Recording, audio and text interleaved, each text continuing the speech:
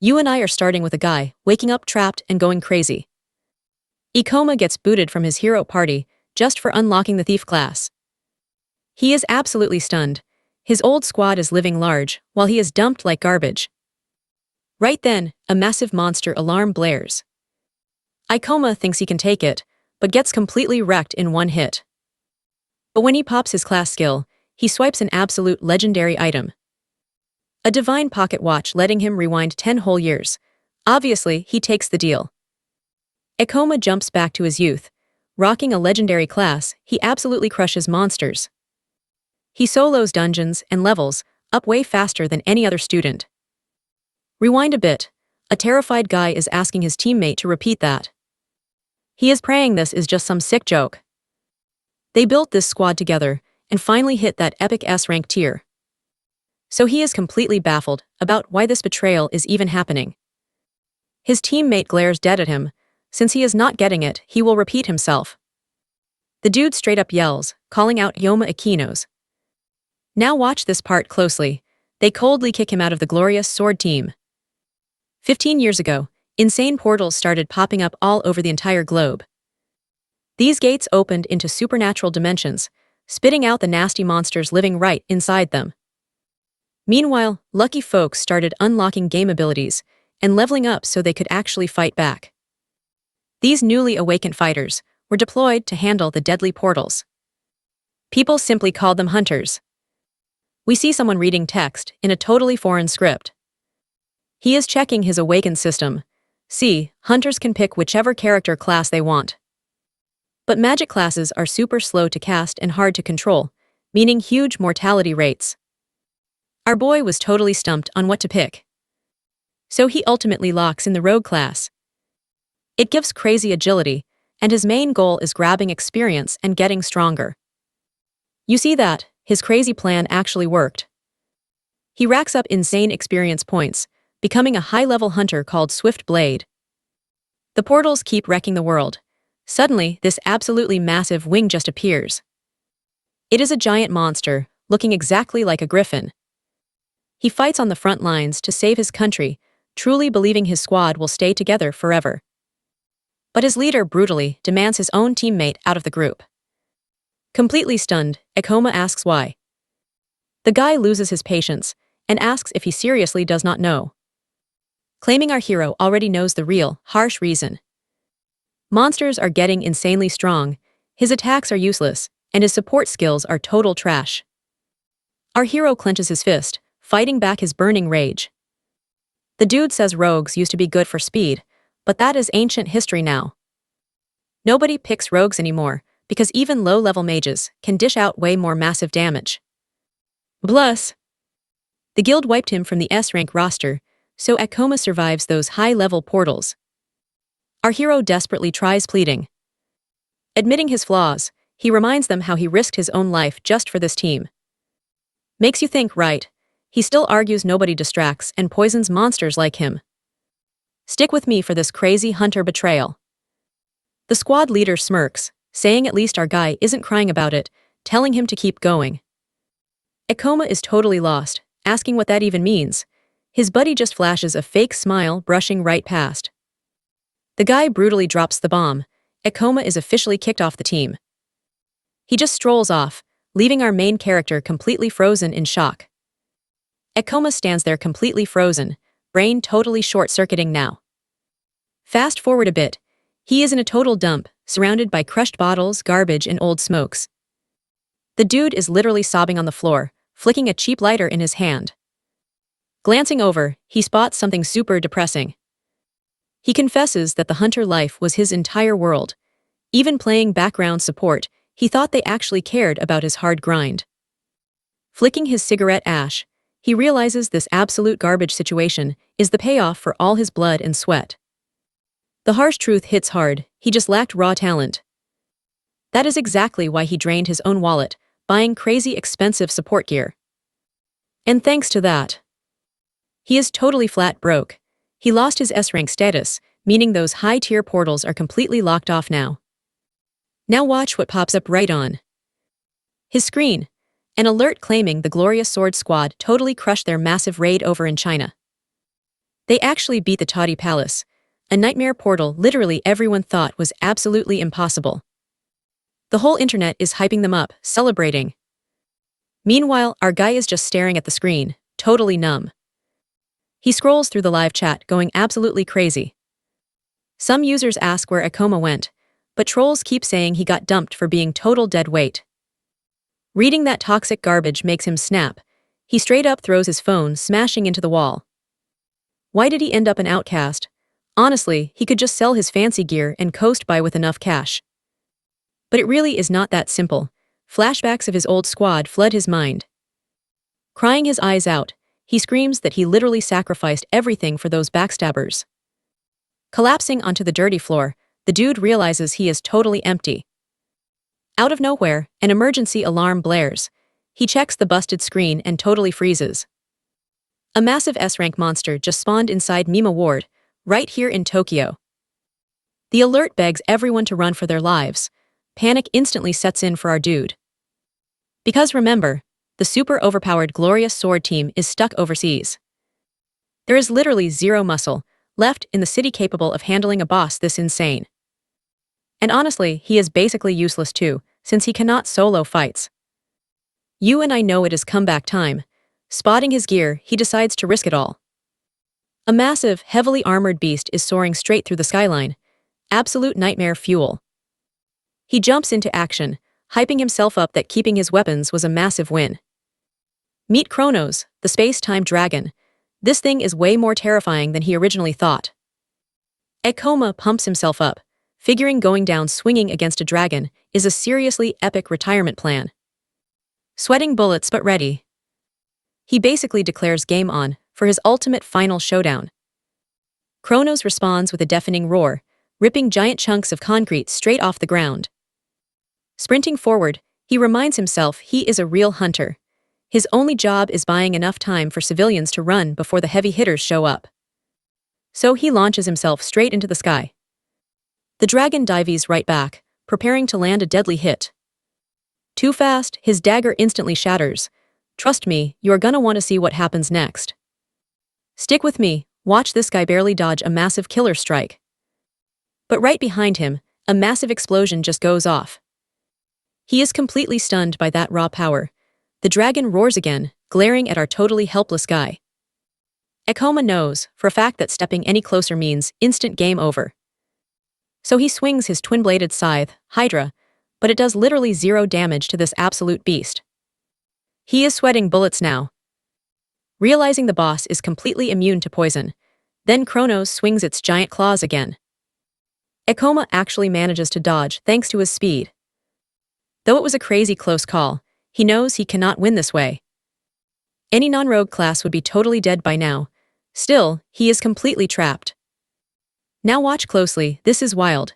He starts spinning a rope with a sharp blade. And just chucks it straight at the monster. It is a klepto claw used for stealing loot. He figures maybe this giant boss dropped something good. Anything that might give him a tiny chance to fight back. His eyes go wide as those massive claws swipe down. The hit is ridiculously fast, and totally shreds his gear to pieces.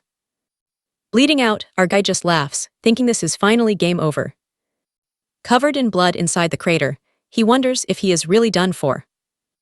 His vision is fading, eyes rolling back from the insane amount of pain. After a whole life of saving everybody else, this is how he bites the dust. He mutters that a simple do-over would be awesome. Wait, he feels something in his hand. The klepto claw actually managed to snatch some loot. An epic tier item, the straight-up divine pocket watch. Can you believe this? A one-time ticket to jump back 10 whole years. He is completely mind-blown, wondering if 10 years is actually on the table. Coughing up blood, our guy wonders if this crazy thing actually works. Suddenly, the dragon lines up for another killer strike. Seeing that fatal blow coming, Akoma realizes there is zero time left to hesitate. Pushing through all the intense pain, he crushes the watch, screaming to rewind time just as that giant paw crashes down on him. A claw stabs right through his chest, and everything just goes totally black. Boom, loud noises wake him up, and he is super confused. Opening his eyes, he realizes he is just chilling on his bedroom floor. He is holding an alarm clock that reads the year 2030. Friday at 8 a.m. Totally freaked out, he wonders if he is dreaming. He yanks the curtains open. The former S-Rank pro is absolutely shocked by the view outside. Checking his phone screen, it confirms the date is exactly 10 years ago. He remembers that godly watch. So he pops his status window open. Crazy enough, his class is totally unassigned. Knowing this proves he actually time-traveled back to his rookie days. Our guy cracks a smirk. He gets a real chance to do this perfectly. Trust me, we are watching him vow to become the strongest hunter of all time. On TV, a reporter talks about massive death tolls over there, warning folks to completely shut down public entry into the portals. He watches this while brushing his teeth. Another expert claims monster numbers are seriously skyrocketing. Sending regular people with zero powers. Yeah, that just means way more casualties. Akoma realized his watch actually sent him exactly 10 years into the past. He noted that eventually, everyone just completely stopped arguing about the situation. Stick with me here, because in this world, everyone has to learn self-defense. Having future knowledge like he does, oh, that is insanely useful. Only he knows which monsters drop the biggest experience points, or where to farm those ultra-rare items. But first things first, our guy needed to pick a class. To do that, he had to hit level 10. Problem is, low-level portals for classless newbies are rare. So the Hunter Guild heavily regulated all the uncleared ones. Right now, he's stuck inside an F-rank goblin den. He figured killing this last monster would push him to level 6. Suddenly, some dude started slicing up goblins nearby. The man chuckled out loud, claiming he showed up perfectly on time. He asked if our MC was okay. Meanwhile, Akoma is just thinking, who is this guy? Watch closely, this dude insists the kid can't solo it. He explained goblins are super weak, but deadly in swarms. Flashing a huge smile, he introduced himself as Kenji. A level 16 hunter, swinging a massive greatsword, totally dedicated to keeping rookies alive. He proudly mentioned, everyone calls him the tutorial guy. Akoma just thought, does this guy seriously have zero hobbies? Kenji then explained that hunters actually never officially retire. So he figured carrying noobs was an easy way to make cash. But our boy looked totally exhausted, questioning his own life choices right now. Booms, he yelled out in pure hype. He finally hit level 10. The system popped up, confirming the level up and dropping 2 shiny new skill points. Kenji started loudly slapping Akoma on the back, cheering about the level 10 milestone. The kid politely said thanks. Kenji hyped him up, saying if Akoma kept grinding, he'd be famous soon. Akoma quietly thought to himself about reaching S-rank, while Kenji explained he could finally pick his class and absolutely count on his help. Our MC just stood there thinking. You and I both know how this works. Every class has unique skills you buy using points. The old guy heavily pushed the swordsman class, wanting the kid to slash monsters together. But honestly, since Akoma was super fast, Rogue would be awesome too. Still, Kenji was really confused why the kid was taking so long to choose. Kenji straight up asked if he had no clue how skill points worked. He wondered if nobody told the rookie to grab the mandatory skills first, light steps and fortitude. Basically, those 2 abilities massively boost a person's raw physical base stats. They're basically absolute must-haves for beginners, since new hunters have zero real defense. But come on, Akoma's goal is to become the absolute strongest hunter ever. He refuses to waste points on basic stuff. He only needs one specific thing. As he finally locked it in, Kenji totally panicked and tried to stop him. The old guy started screaming that damage-resistant skills are completely useless. Plus, who in their right mind ever actually needs fall damage resistance? Nobody. Ding, the system cheerfully confirmed he had successfully unlocked fall damage resistance. The old man asked if he was scared of heights, begging the kid to be way more careful with his future upgrades. But Akoma just left him completely speechless. Our crazy MC dumped 10 more points to push that resistance to level 2. We're watching a madman. Akoma just blew 15 more points, pushing it to level 3. Stick with me here. This guy is crying because the kid wasted all his points on fall damage resistance. He tells the boy he only has two choices left: be a swordsman or a regular civilian. But our boy smiles. There's a secret third option. The old man is absolutely stunned. Ikoma just locked in the Gravity Master class. It's a super rare hidden class. It only unlocks if you dump every single point from your first 10 levels into fall resistance. For the longest time, literally nobody knew this existed, because the unlock requirements are insane. Even when it got discovered, barely anyone picked it. I mean, controlling gravity is ridiculously hard to master. But hey, Ikoma used to be an S-rank hunter. He knows for a fact this is the absolute best class. The old guy is screaming at him to stop. Because picking this path officially turns the kid into a mage. He begs him to cancel and just pick swordsman, but Ikoma brushes him off. This is exactly what he wants. Just like that, the system notification pops up. New class acquired, unlocking gravity manipulation and some heavy magic abilities. Seeing the success screen, our boy starts hyping himself up. He yells out that he is finally a full-blown mage. This time around, he is hitting S rank again, and he is never dealing with that absolute humiliation ever again. But Kenji is still sweating bullets looking at this rookie. He yells over to the kid, warning him that he clearly doesn't realize the mage class is actually a total nightmare. The old man drops the hard truth. Mages are super squishy, and their death rate is way higher than anyone else. Honestly, he tells the kid to just quit being a hunter entirely. Ikoma just shrugs it off internally. He totally expected this reaction. People always hype up the other standard classes. Suddenly, the guy starts freaking out, screaming about what is happening. Now pay attention. A level 17 Red Hood Goblin just randomly spawned. Completely terrified, he panics. A high-level monster spawning in this zone is basically impossible. The beast instantly targets a female hunter, while Kenji desperately tries to buy her some time. But in his head, Kenji knows he is completely useless against stronger monsters. That is literally why he hides out in this low-level area. And the other hunters, all level 10 or lower, there is zero chance anybody here can stop this absolute tank. Shaking, he suddenly remembers our main guy. He charges in, sword drawn, screaming that he will take down this ugly goblin himself. Ikoma is shocked to see a Red Hood too, but he figures, hey, Kenji's level should easily be high enough to handle this thing. Except, the old guy is just blocking, while the goblin goes absolutely wild. You see it too, right? The guy has zero actual experience fighting stronger monsters. The old dude starts screaming for backup, begging for any hunter level 15 or higher to jump in. Someone yells back, wait, aren't you level 16? But Kenji cries that he can't fight anything higher than himself. Ikoma knows he really shouldn't get involved here. Let's be real, this monster is way out of his league right now. He can't even track its crazy speed. One single hit and it is game over for him, completely making things worse.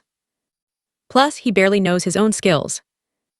Gravity Masters have garbage-based stats, but then he remembers Kenji actually helping him earlier and genuinely worries for him. It hits him hard. Letting a good guy like Kenji get wiped out would be completely wrong. So he grips his sword, smiling. He always did love a ridiculous challenge. Let's find out together if he can actually overcome his class's biggest weakness. Panicking, the guy warned that his level was just way too low. Plus, mages are basically glass cannons against close-range attacks. A monster like that could wipe him out in a split second. Stick with me. Our boy ignored him and provoked the Red Hood. Still totally frenzied, the beast locked eyes with him, but the kid just smirked, ready to use it as his ultimate gravity master test dummy. He honestly believed this was the absolute best class. So he was betting his whole second chance on it. No way he's running from such a weak mob. As he charged right in, he figured there was no point picking this class otherwise. The old man screamed at him to run, right as the monster whipped out its sword and rushed the rookie. Now the absolute worst part about being a mage, garbage physical stats. You always have to depend on hunters from other classes. But he was built different. As a gravity master, he can totally manipulate and buff his own stats. So, he manipulated the area to cut gravity literally in half. Boom, he effortlessly dodged the enemy's brutal strike. Even Kenji was completely stunned, wondering how he moved that fast. Internally, the kid noted that having gravity gives the user a massive speed boost. Sure, you can only move in straight lines, but who cares if you can easily read the enemy's attacks? The vicious monster attacked again. But our guy dodged it like it was absolutely nothing. Here's what you and I gotta remember. He'd fought thousands of mobs before using pure rogue speed. Meanwhile, the Red Hood took a nasty hit and definitely felt it. The old dude was just totally baffled. How was a rookie mage landing such lightning-fast hits? With top-tier mana management and mastering the class itself, true gravity masters can totally max out their physical stats. The boy smirked, saying low-level monsters have super predictable patterns, making them a total joke to fight. Just crank up your speed. The old man asked Toma how that was even possible. Out of nowhere, the kid yelled right at him. He told him to finish the goblin off. Hearing that, Kenji charged forward, sword ready. The boy locked eyes with the monster, while the beast turned to face the old man charging in for the kill. Grinning like crazy. You and I both know you never turn your back on Aoyama. He immediately unleashed his gravity magic, locking the creature completely in place. Totally paralyzed, the goblin suddenly heard something above. It was the old man, dropping down to deliver one epic final blow. Bam, he struck, and our guy instantly leveled up 2 whole times. Looking at the goblin's dead body, Ikoma breathed a huge sigh of relief. His crazy plan worked. He declared this fight proved he was destined to be the strongest hunter of all time. The crowd nearby noticed this hunter was totally new. Yet he just wrecked the Red Hood without breaking a sweat. In his head, Kenji realized Aoyama totally blitzed the monster's speed, despite being completely low level. Watching him, he couldn't believe the kid was completely clueless about the insane stunt he just pulled. Still shaking a bit, he admitted the rookie had some seriously crazy talent. He wondered who Aoyama really was. Suddenly, our hero winced from a sharp pain. Leaning back against a rock to catch his breath, he realized his mana was completely drained. He figured he seriously needed to grind a bit more to handle spamming these overpowered skills. Meanwhile, on the flip side, the old man was just ridiculously hyped to see the kid still breathing. That's where we leave it. The old man thanked him, literally offering the kid a piggyback ride. He admitted it was super embarrassing but accepted it. Tons were inside that portal. Let's dive right in. Out of everyone, only our brand new rookie MC stepped up to help. In his head, the guy just kept thanking our boy. Saying the MC totally gave him the courage he needed.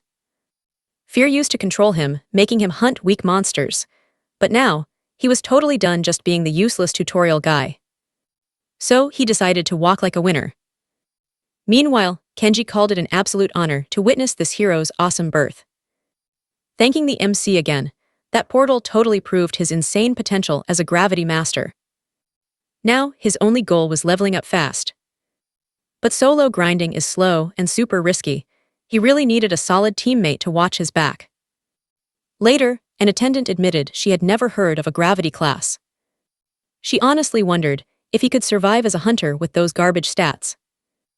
Our guy just brushed it off and asked if anyone was recruiting for a party. She nodded, mentioning a group that took literally anyone, no matter their class or level. Looking a bit nervous, he asked if she could hook him up with them. She warned that his mage class and terrible stats might still get him totally rejected. He noted that rare classes are super tricky to master. So he fully expected people to hesitate before letting him join. The MC asked for their contact info so he could go sort things out himself. Now pay attention here. Some absolute jerk rolls up, telling our guy to stop bothering the attendant and leave. Our boy asked who he was. The dude laughed, calling him funny and saying he should definitely know him. He introduced himself as Kakeru from the Thunder Knights. Apparently, every hunter knew them. The MC quickly figured they probably only ran close combat classes. Kakeru smirked, agreeing because mages are totally useless anyway. He called them massive cowards who are too scared to approach any monster. Basically, they didn't deserve to hunt. Kakeru mocked him for not researching classes first. And on top of that, his stats were straight garbage. He felt insulted seeing him ruin rare classes' reputation. The MC asked if that meant he had a rare class too. Kakeru confidently agreed. Pointing his shiny sword right at our boy, he told him to witness his true power. Raising his blade, he cast Lightning Summon. Then he bragged that this was the ultimate class, packed with insane stats and skills. The surrounding crowd gasped, amazed that such an epic class even existed. Seeing their reactions, the jerk looked ridiculously proud. The attendant panicked because using skills was strictly banned, but Kakeru claimed it was a necessary lesson. Smirking, he claimed it wasn't his problem at all. You and I both know who's really arrogant, but he blamed our MC for trying. While this clown kept bragging, our MC was quietly analyzing the whole Thunder Knight class thing. Sure, it deals heavy damage, but the movements are super predictable and terrible for complex fights. Meaning, he'd be absolutely destroyed against monsters, with high speed or lightning immunity. Meanwhile in the background, the crowd kept whispering that mages were garbage, and this whole mess started just because our boy wanted a team. So what do you and I make of this? Everyone else was just blindly worshipping Kakeru. Let's dive right in. Portals were still totally new back then, so Ikoma wasn't really shocked. He mentioned he almost totally forgot how mages were treated back in the day. Folks always thought crazy stats and wild skills were everything. So he'd probably have to just fight completely solo. The front desk attendant hollered at Kakeru, saying he totally didn't need to talk like that. Our main guy just thanked her, saying he probably shouldn't have asked, and confirmed he'd be flying solo for now. Some dude warned him to seriously rethink this whole hunter gig before it's too late. Saying he definitely didn't want to stumble across his dead body. Walking away, Ikoma actually thanked him. Kakeru kept watching the dude walk off, later, chilling in the Hunter Guild's back archive room. Ikoma was flipping through a book, realizing it'd take ages to build trust, meaning random temporary squads were totally out of the question. So, he basically had to find a reliable long-term partner, or at least some dude, with a totally compatible class build. But before pulling that off, he seriously needed to grind levels and do something insanely epic. Taking down Red Hood was honestly a breeze, and he finally saw firsthand what a gravity user is capable of. Now watch this. He actually considered risking everything inside a crazy high-level monster portal. Hunting for the perfect spot, he figured the level 25 Temple of Statues looked like a totally solid bet. The Hunter Guild literally manages these controlled portals, leaving them wide open so rookies can grind some sweet experience. The absolute toughest boss in that zone is the Stone Knight, making it the ultimate spot for low-level hunters to make easy cash. Plus, if he actually manages to body that boss, some legit teams might finally recruit him. Hunters can totally walk right into these portals, even being super underleveled. And he could safely farm experience by clapping monsters right near the entrance. Snapping the book shut, Ikoma hyped himself up, knowing he got this. So he basically locked in on grinding levels at the Temple of Statues before scouting for a real squad. Meanwhile, deep inside a sketchy dungeon, some dude was literally sprinting downstairs. Bleeding out, the guy was screaming that this was completely unfair and made zero sense. Out of nowhere, he brutally tripped. The kid hit the dirt screaming, staring at something absolutely horrifying. Then, boom, a massive, earth-shaking impact went off. A bloody stone beast. You felt that right, the attendant was totally shocked. Freaking out because he was only level 12, but wanted to solo the brutal Temple of Statues. But our guy casually pointed out, there was literally no rule against it. Still super anxious, she backed off, but totally insisted he was just begging for a death wish. After all, the recommended level for that insane portal was literally 25.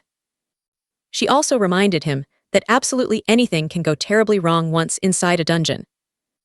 As Ikoma just casually walked off, our boy promised he was just going for a quick peek and wouldn't hang around long.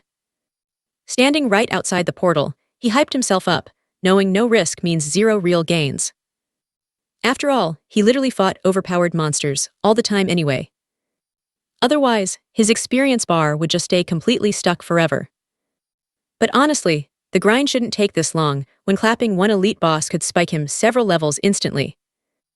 Inside, he strolled past these weird statues, One actually had a glowing crystal stuck right on its forehead. The thing totally exploited his blind spot and went in for a super cheap shot from behind. He dodged, claiming he saw it coming. Trust me, we're officially hooked. Alright, stick with me here. Ikoma checks his status window, spotting a level 20 stone monster ahead. He grins, totally confident he can take this thing down.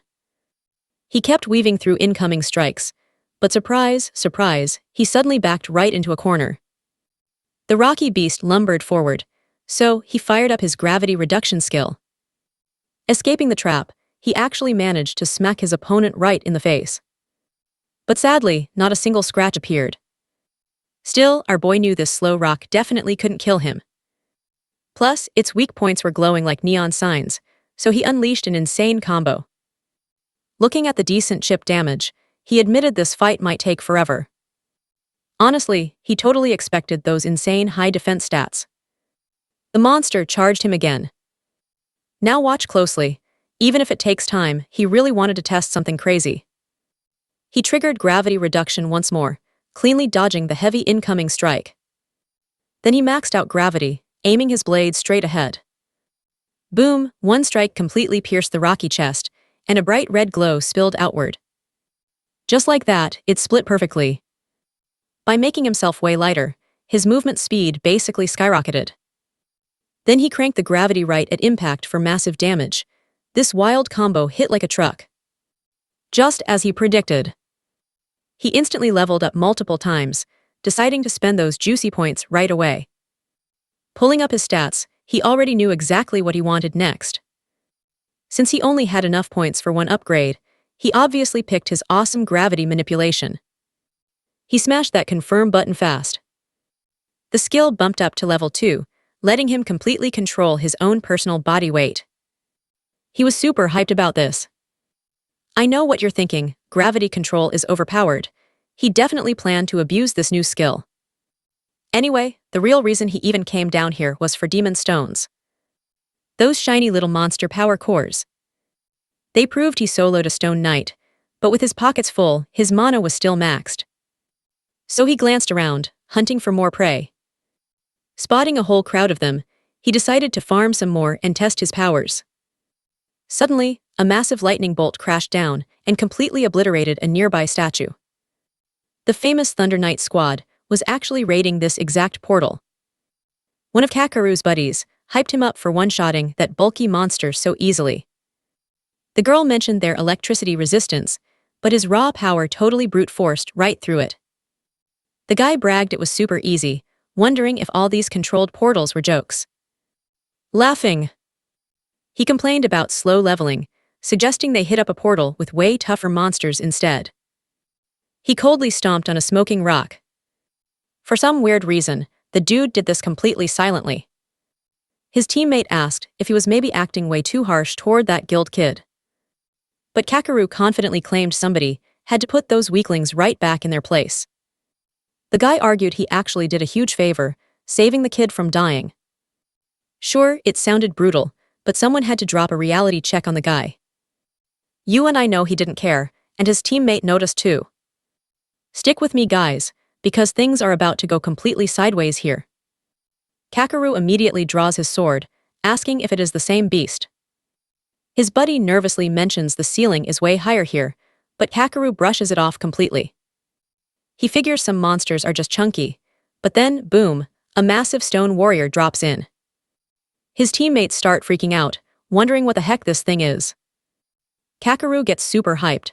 He realizes this is a level 30 statue and gets excited. Way higher rank than the trash mobs they fought earlier. Terrified, his friend yells that fighting a level 30 beast is suicide. Totally unfazed, Kakeru admits he has been thinking about something recently. Monsters around his current rank are just way too easy to be fun.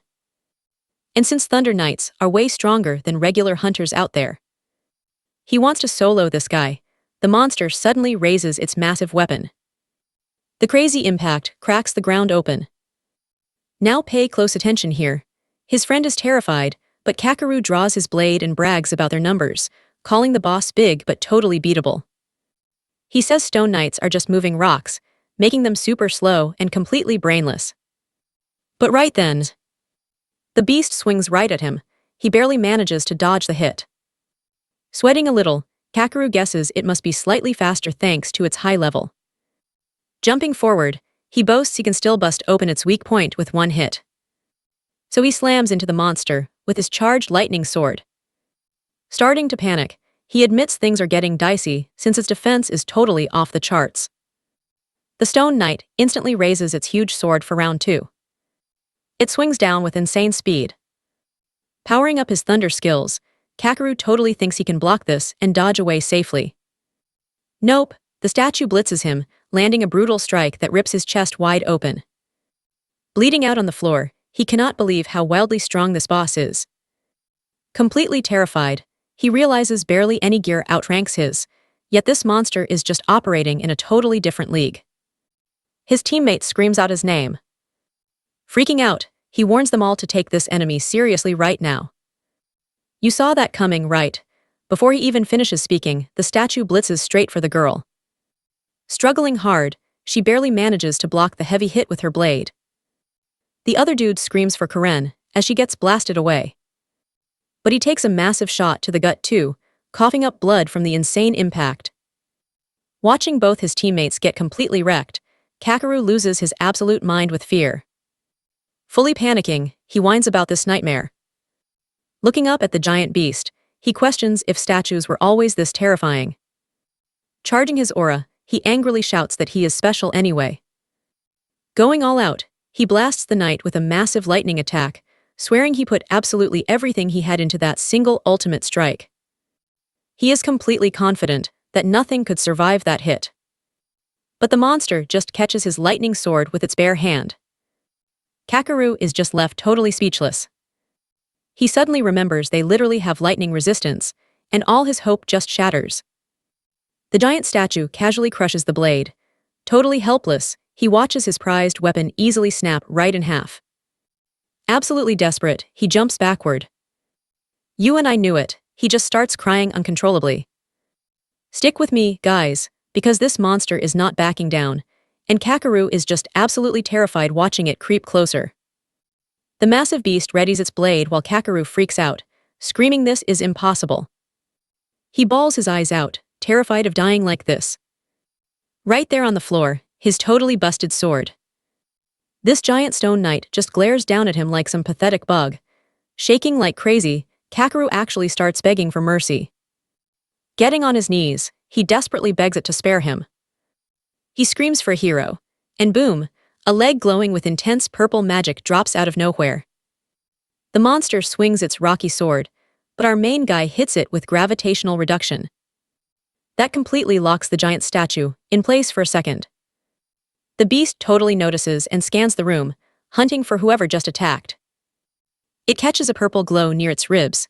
Landing right over there is our boy Ikoma. Ikoma sighs, kinda figuring that move wouldn't do much. Kakeru is stunned.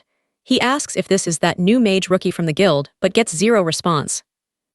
Now watch this. Kakeru snaps, yelling that Ikoma is insane and there is absolutely no way he beats this thing. Our guy is already level 16 and honestly, he thinks the hunter makes a fair point.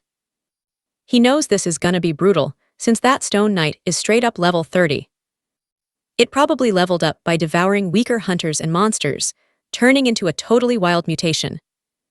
But still, he really has to admit, this monster is absolutely massive. He literally says he just wanted a super chill walk, looking for one basic mob to wipe out before leaving. Instead, he never expected to stumble onto something this huge. Still glued to the floor, Kakeru screams at him to stop staring and just bolt. Reminding him, this boss wrecked their whole squad before they even blinked. With the other guys knocked flat, Ikoma completely ignores the screaming and fires up gravitational reduction. The giant beast locks in, winding up to unleash a massive strike too. But wait. Ikoma is too fast and dodges perfectly. The statue instantly pivots, trying to smash him with a totally different combo. The second his boots touch down, Ikoma launches straight up.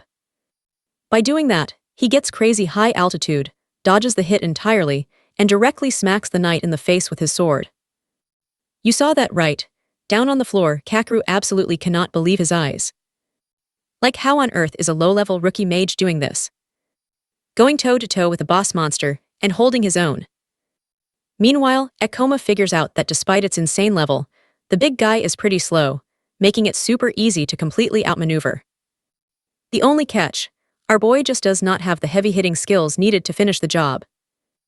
This stone giant is practically a walking tank, so normal slashes are barely making a dent. Plus, that massive level gap is a nightmare. Also, spamming gravity magic is gonna drain his mana bar fast, meaning the clock is seriously ticking. Suddenly, the beast winds up for another swing. Dodging it, Ekoma admits this plan is super reckless, but whatever, he has gotta go for it. The beast swings its massive blade as he slips past. Kakeru thinks it was a total long shot, but prayed Ekoma could pull it off. Unfortunately, that counterattack did basically zero damage. His gravity reduction skill is eating through his mana pool. But he literally cannot survive this huge boss without it. Trust me, you are gonna want to see this finish. He decides to end it right now, just as another massive slash comes flying. Ekoma perfectly dodges again, triggering his magic to catch air for a second jump. He totally spins midair, building up crazy momentum for impact. Stick with me here, this gets wild. He suddenly uses his own gravity to pin the enemy's sword down while the monster throws a punch. Ekoma jumps again, dodging the hit perfectly. He lands right on the beast's head. Totally shook, Kakeru asks how he moves like that. Wondering if it's his class, our guy just bounces on its head again.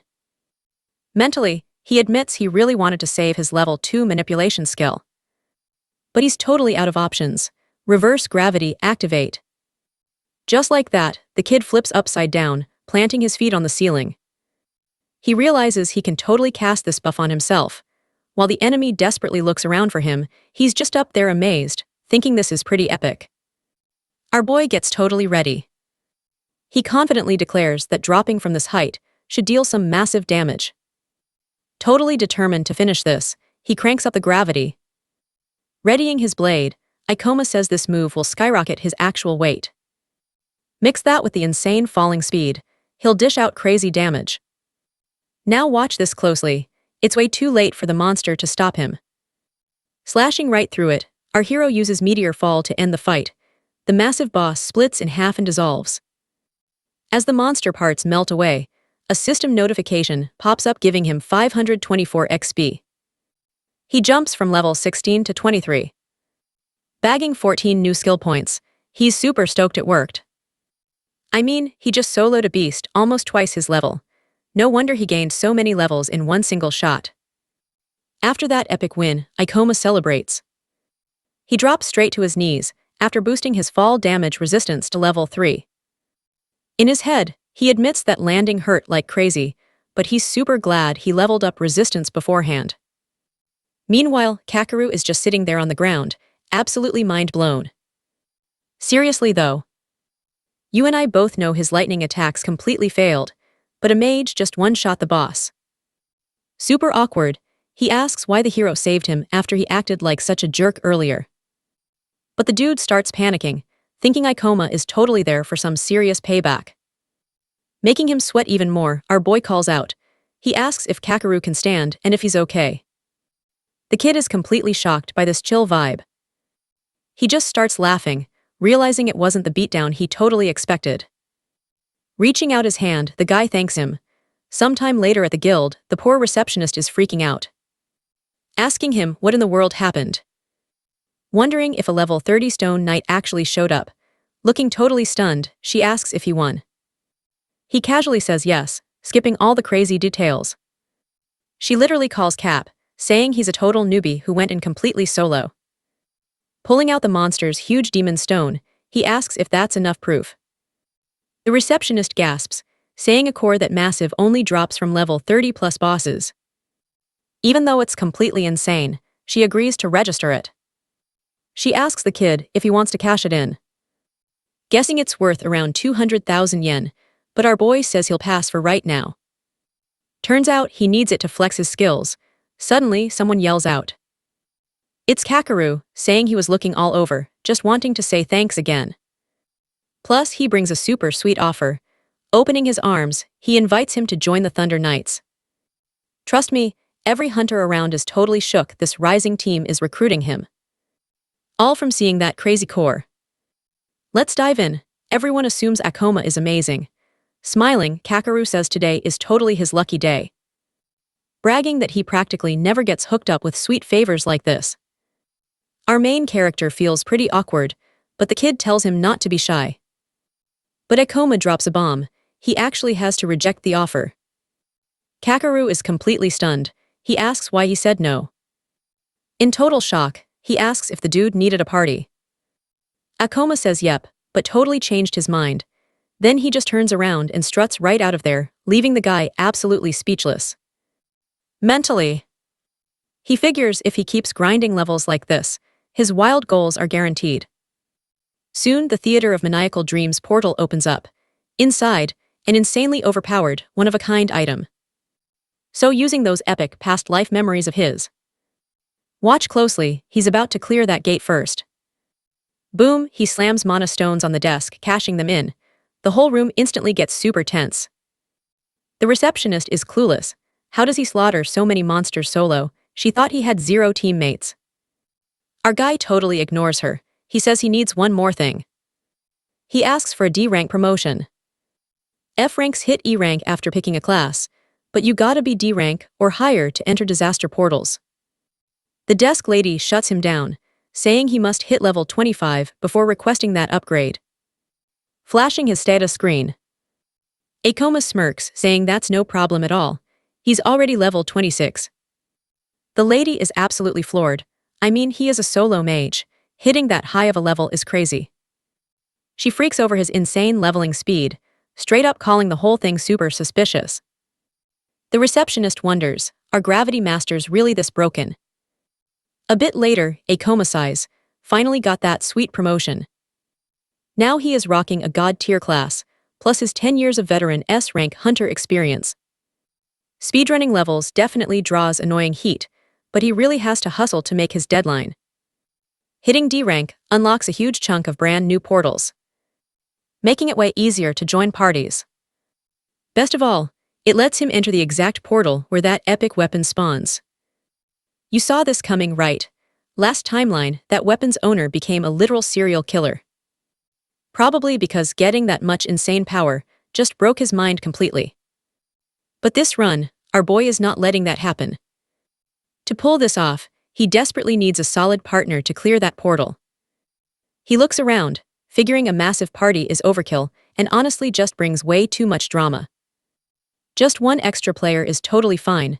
Playing it safe is the smart move right now. But first, he needs someone to perfectly balance out his wild gravity powers. He thinks hard about what abilities will actually survive the insane portal coming up. The perfect match, a lone wolf who is surprisingly chill with doing some quick teamwork. Our guy zones out for a second, groaning that his standards are way too high. To find this unicorn, he has to scout every single local guild. A while later, he realizes he totally wasted half his day guild hopping. This spot is literally his 4th stop. Walking inside, he thinks about lowering his crazy high standards, but suddenly, he spots some jerk straight up calling their teammate completely useless. A girl, almost crying, apologizes. Her partner rejects it. Stick around, we absolutely need to see how this drama unfolds. Stick with me here, this girl just fired Satsuki. Satsuki totally begs her, promising she will try harder. But the annoyed leader roasts her terrible skills and long cooldowns, calling her moves absolute trash. She literally says Satsuki should be paying them for carrying her dead weight all this time. Satsuki is completely speechless. Meanwhile, our boy Ikoma is watching everything go down. He remembers getting booted from this exact same squad. But he figures he cannot help her. Teaming up just out of pity is a really bad idea. His actual life depends on it.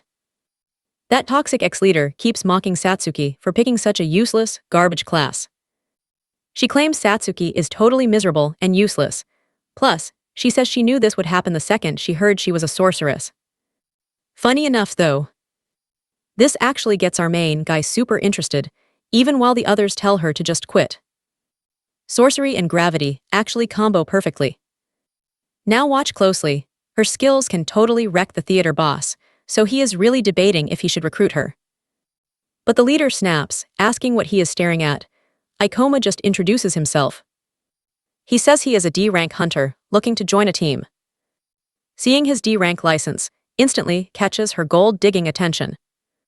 She immediately tries flirting with him, purring that a spot just opened up in their squad and asking if he wants in. But wait. He ignores her and hyped up asks Satsuki to join his team instead. Satsuki is completely shocked and confused. Meanwhile, her toxic ex-leader is super confused. Mentally, Ikoma knows he cannot fumble this epic chance to grab a sorceress. She is exactly the partner he was looking for. The mean leader tells him again not to waste time on trash and begs him to join them, but acting a bit shy. Satsuki thanks him, but points out he is D-rank and she is not even level 20 yet. He grabs her hand. He swears it will not take long to level her up, straight up saying he needs her help. She argues her class is useless and refuses to drag him down. Still, Ikoma repeats that he can totally carry her. Satsuki admits she has zero confidence in her own skills. She suggests just quitting for real, but he promises he will not ask for anything crazy. Begging for one shot, he swears he will help her build up that missing confidence. Bowing politely, Satsuki finally says that if he really wants her, she would love to join up. You saw this coming, right? The ex-leader fumes, claiming he will definitely regret picking someone so totally useless. Ikoma sarcastically thanks her for the tip, adding there is one more thing. Walking right past her, our guy flexes that he knows way more about hunter classes than anyone alive. His new partner follows right behind him. A sorceress perfectly covers a gravity master's biggest weak spots. Plus, this class does absolute madness inside the theater portal, making her just as overpowered as his own crazy weapons. A little later, they arrive somewhere else. Ikoma thanks her for tagging along, but she still mutters that sorceresses are not very useful. But he reminds her that he is also a mage class. He promises she might feel weak right now, but give it time and that will completely change. She shyly asks if he really thinks so. Ikoma says absolutely, things will get way better. But for now, they have a specific portal to hit.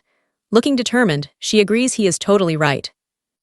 Here is the crazy part, he admits it is an uncontrolled portal. Wild right. Let's dive in.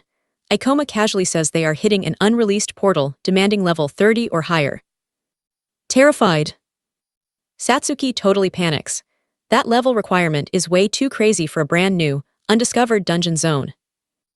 These raw portals basically mean zero intel, zero guides, and absolutely nobody has analyzed them. Sweating bullets, she reminds him she is only level 17 with a garbage class. But our guy just tells her to chill out, promising she is completely safe because he will solo everything. Back in his past life, he literally memorized every single portal record. That massive brainpower helped him cook up a flawless strategy to win. He drops the mic, saying they will easily crush this whole dungeon. He promises she just needs to put all her faith in him. Yeah, dragging her along sucks, but he absolutely must secure that weapon, no matter the crazy risks. Satsuki asks how he knows about a dungeon that literally does not exist yet. Ikoma plays it cool, saying he cannot spill everything but basically. It is all thanks to a super rare item. She absolutely does not buy it. Come on, no random item could possibly predict a huge portal spawn that early. Now pay attention. Right on cue, every single phone in the area blasts an emergency alert. She nervously checks hers. Our boy does the same. The whole street goes crazy over the alert, especially since it spawned right in Seiko. Satsuki turns to him, asking if this is his mystery portal. But Ikoma just smirks and says they move out tomorrow. He casually adds that nobody else could possibly clear this thing within a week. But taking down the boss gives an insane reward.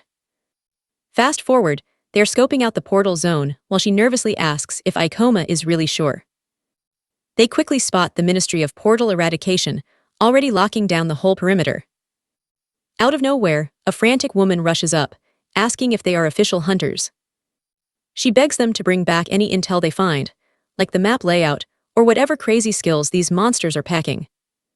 Still, she warns them to play it safe, since unknown portals usually mean massive body counts.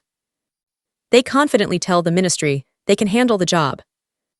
Satsuki asks why he hid their boss raid plan, but Ikoma admits the officials absolutely would have blocked them from entering. Stepping inside the dungeon. You and I can see this dungeon hits different. He checks on her, and yep, she is completely terrified, stuttering like crazy.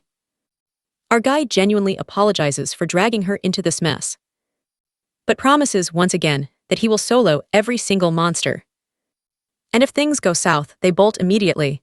He knows she hates feeling abandoned. Satsuki pumps herself up, saying she will try her hardest, even offering to be monster bait. But Ikoma shuts that down fast, telling her she just needs to sling her spells. She admits her skill list is pure trash, so he asks if she unlocked something called Mana Drain. That wild move steals magic from targets, which is totally clutch for grinding down super tough bosses. Plus, you can literally pump that stolen magic straight into your own teammates. It is the ultimate buff for awesome gravity users. With that trick, Ikoma basically gets infinite magic energy while wrecking any monster they can siphon from. She complains the skill is insanely slow and wastes energy, arguing she should just use normal attack spells instead. In his head, Ikoma admits that makes sense, but only for highly specialized damage dealers. Trust me, we will witness absolute peak combat today. Alright, stick with me on this one. That should give her time while he distracts the clown bear. Dodging heavy hits left and right, he yells at his partner to drop her skill. Boom, she charges up a massive shadow orb and hurls it straight at the beast. A direct hit, the monster completely freaks out, screaming in pain. Our boy spots an opening. The monster drops its guard, and he immediately readies himself to launch a counterattack. In a flash, he's airborne, hovering right over it. He cranks up his own gravity and smashes its head. Threat neutralized. Ikoma sheathes his blade, casually calling the fight a total joke while bagging another 212 experience points. Easy money. Totally shocked, the girl realizes she just jumped 3 levels. But she still feels super guilty for totally coasting while he did everything. He brushes it off, promising her that he'll absolutely need her backup as they push deeper. Plus, they're a squad now, she has to get those stats up. She genuinely asks if they're a real team, since this vibe feels completely new. Her old party with total garbage. Smiling now, Satsuki promises herself she's gonna actually pull her weight in the next fight. Ikoma, being the chill guy he is, just tells her to relax a bit. Sweating a little, he secretly hopes they'll be okay, planning to crush the big boss and snatch up all that sweet rare loot. Now pay close attention to this guy. Keo grabbed this item in his past life, becoming the absolute worst portal criminal in history. That psycho didn't even get strong until way later, so our heroes probably won't bump into him just yet. It's only been 2 days since the crazy theater actually opened. Cut to somewhere else. A dude swings a massive hammer at someone but completely whiffs it. The target just laughs like a maniac, popping a skill called Life Eraser. One clean strike, he lands a totally fatal hit, his dagger dripping with fresh blood. The heavy dude just drops. Keo smirks, mocking the guy for challenging him. Then, he realizes he just scored another sweet level up. This absolute psycho happily notes how many experience points these random losers actually drop. Since most humans refuse to fight back, farming them for kills is basically a cakewalk. Hitting level 36. Anyway, back to our main squad, he's spamming his gravity boost again. Ikoma quickly conjures up a pitch-black energy orb and absolutely body slams a weird jack-in-the-box clown right into the dirt. Feeling super awkward, the girl admits she's gaining crazy levels just by safely tossing spells from the back. She's already level 22. She feels like a total freeloader, betting he could have easily soloed this entire dungeon by himself. But you and I know better. He tells her it's only easy since they haven't hit a strong boss. These early monsters just have basic patterns. He reassures her that sorceresses are insanely strong. She totally doubts him, saying it definitely doesn't feel like it. Switching gears completely. Satsuki asks if they're dipping out, since he's been burning through his mana pool. His tank is practically on 0 right now. He explains that using his gravity magic to buff his stats is exactly why he's draining energy so fast. She reminds him the guild strictly says to evacuate once mana hits below 50%. Smirking, our guy decides it's the perfect time to test something out. Right ahead of them stands a freaky clown goblin. He asks if she's good to go, locking the ugly monster down and kicking off their next phase. Akoma orders her to hit it with mana drain. The poor girl is totally confused. See, tying up enemies and siphoning their energy lets them basically farm infinite magical power. Makes perfect sense to us, right? Then she transfers that stolen juice straight to our guy. Stick with me, she completely gets it. But begs him to cover the monster's face. He shoots that down, he can't do it without popping a skill. Out of options, Satsuki triggers her mana drain ability. Our main character grins and says they are good to go. Meanwhile, she pities the poor beast. It is completely laid out on the dirt after a brutal beatdown. She announces she is starting the mana transfer. But Akoma asks why her face is totally red, telling her not to make things weird. She officially funnels the magic energy right over. Akoma checks his stats. His mana hits 25 from 16. She figures it is pretty inefficient, taking way too long just to squeeze out a measly 9 magic points. He shrugs, saying they will just drain 6 more goblins. That totally freaks her out, asking if he is actually serious about this. But the guy calls it the perfect farming session. Soon enough, he slices right into another ugly monster. He calls out goblin number 6 and checks her mana pool. She says she is practically full. Satsuki jumps from level 20 to 22, but Akoma only levels up a single time. Absolutely hyped. She says they could literally grind and explore forever. But Akoma warns that dragging out mana recovery is just asking for a fatal accident. Still, he could thrash these mobs all day long, zero chance they ever take an L. Checking her status screen, Satsuki realizes she power leveled like crazy in just one day. This run is wildly different from any portal raid she has ever been a part of. The guild always preached, never fighting monsters above your own level. Watch closely, we know he is scheming. Standing up, he points out the guild just pushes that for basic safety. But honestly, you never get truly overpowered unless you fight high-level bosses for the crazy experience drops. She just stares, totally absorbing his speech. Suddenly, a spark of pure determination hits. Later, they wander through this spooky cathedral. Satsuki asks if they are seriously clearing the whole portal. He suddenly stops dead, confirming they hit the jackpot. Facing a massive door, he declares the Theater of Maniacal Dreams boss is waiting right inside. Without hesitating, he reaches right out to crank it open. Grinning huge, he brags they made it in 2 days, betting the Eradication Ministry is totally clueless. She physically shakes, asking if he means a literal boss monster is in there. She has never seen one, she is terrified. He checks to see if she is panicking. He calmly offers that if she is scared, they can bail, but Satsuki completely refuses, flashing back to AI getting furious at her for constantly quitting fights. She catches herself, wondering why she is even hesitating. We can all feel that she is totally done running. She firmly declares she wants to level up and help. She will literally do anything. Seeing her fire up, he flashes a proud little smirk. Crossing his arms, Akoma praises her hype. He guarantees they are trashing this boss. Still, she nervously asks if his crazy plan is enough. Pushing the doors open, he tells her to trust his words and chill out. With her sorceress class, this boss is toast. They step straight into pitch-black darkness. Suddenly, a creepy laugh echoes out of nowhere. Trust me, you are not ready for this level 35 maniacal clown. Terrified, Satsuki points out the portal's main boss. Akoma, he stays completely silent, just watching it. Stick with me here, because right after crushing the sky, he finally bags that legendary loot he wanted in his past life. He tells her to stick to the plan. Satsuki agrees, totally unaware of the shadow creeping right behind them. Kao is hiding in the shadows. The total psycho smirks. This is going to be way easier than he thought. That giant clown starts waving its hands, laughing like an absolute maniac. Our boy gives his partner a hand signal, and they both sprint straight toward the big bad.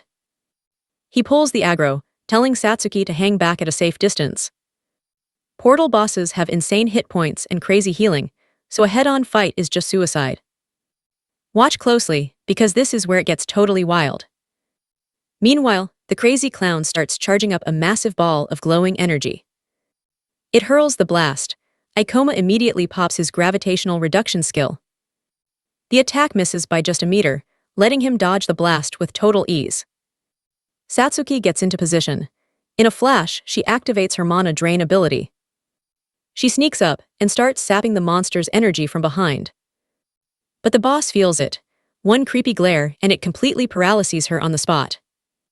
Ikoma screams at the top of his lungs, telling her to run. He warns her the giant clown is about to spam its teleport strike. Once that nasty spell is cast, there is absolutely no canceling it. Run to the center, but suddenly the clown's creepy eye starts glowing bright red. Satsuki freezes as the massive monster's shadow drops right over her. It is right on top of her, jaw wide open, charging a massive, deadly fireball. It fires, but Ikoma blitzes right into the danger zone, shouting that he is the real target. The psycho monster just keeps laughing maniacally. Somehow, our boy Ikoma manages to completely deflect the roaring flames. Watching from the sidelines, Satsuki realizes that fire attack was lightning fast. Ikoma decides it is time to fall back, leaping right behind the massive clown again. The monster's giant eye glows again, snapping its attention straight to our boy.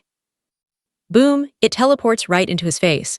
Sweating bullets, Ikoma realizes it just spammed the exact same skill twice in a row. The freakish giant clown winds up for a brutal attack. Panicking, Satsuki screams for him, but unexpectedly, Ikoma pops his gravitational reversal skill. Suddenly, a massive, screen-shaking explosion goes off. The clown keeps laughing, totally confused. Surprise, our boy is literally chilling, hanging upside down.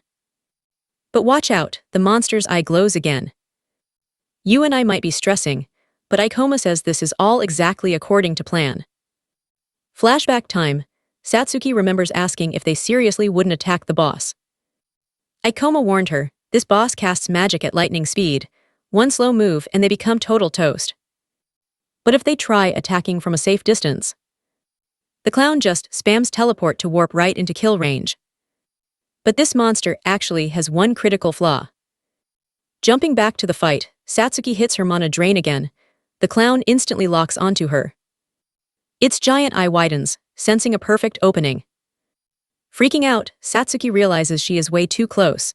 Ikoma won't be able to protect her now. Ikoma smirks perfectly on time. The boss raises a hand and trust me, you want to see this. She shuts her eyes, totally lost, but stick with me here.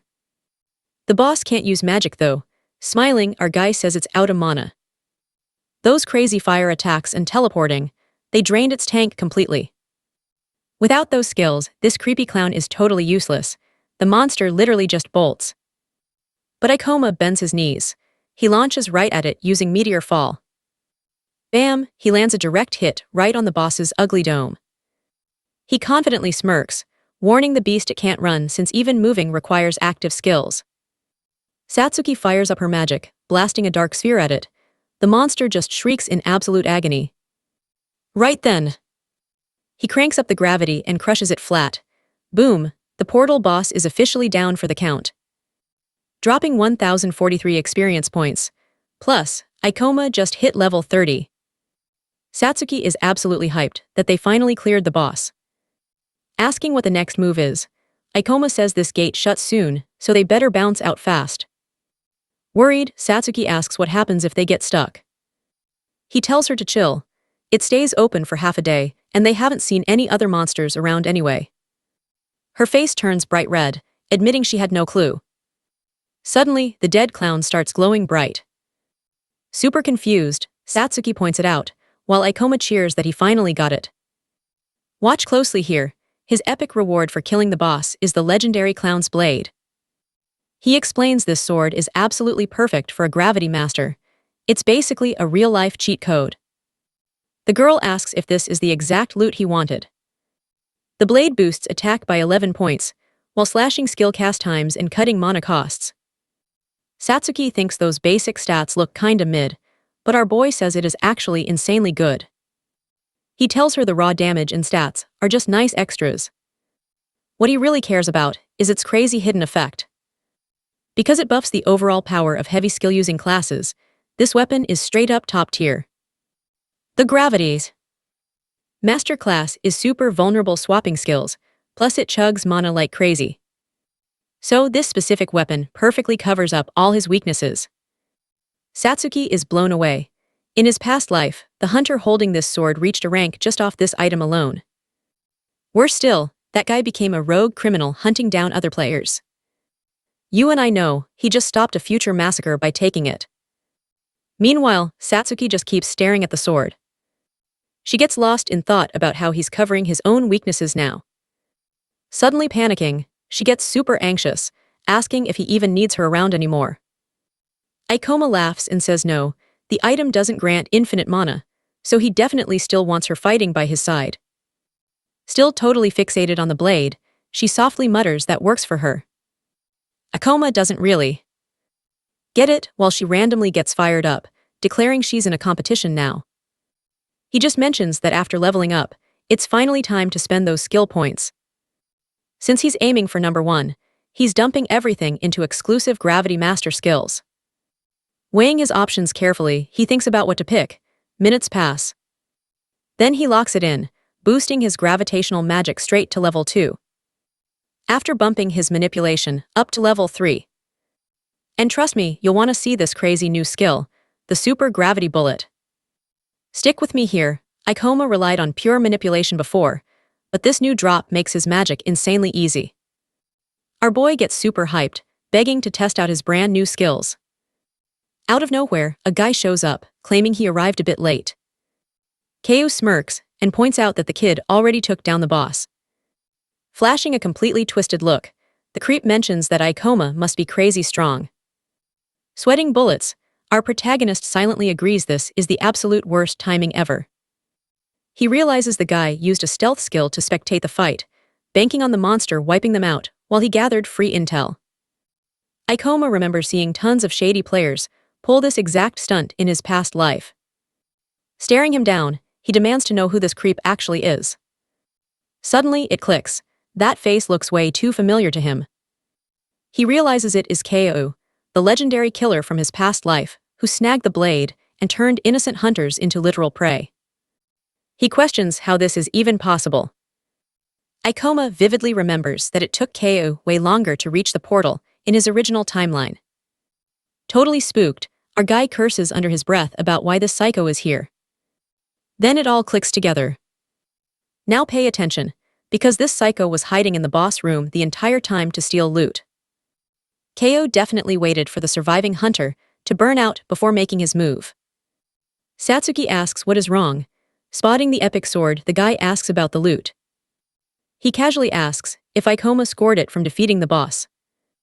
The weirdo requests a closer look. Playing along, Ikoma says sure, slowly extending his hand outward.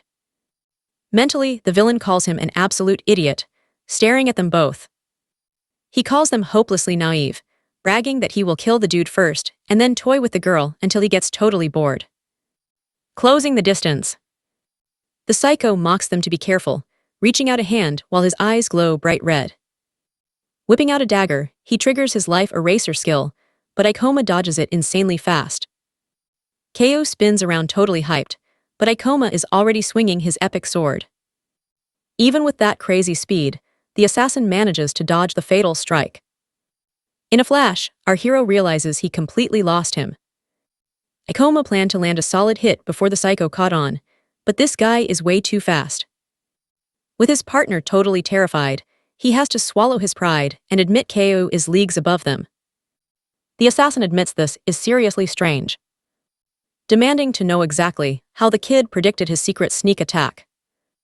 I know what you are thinking, the assassin totally underestimated him.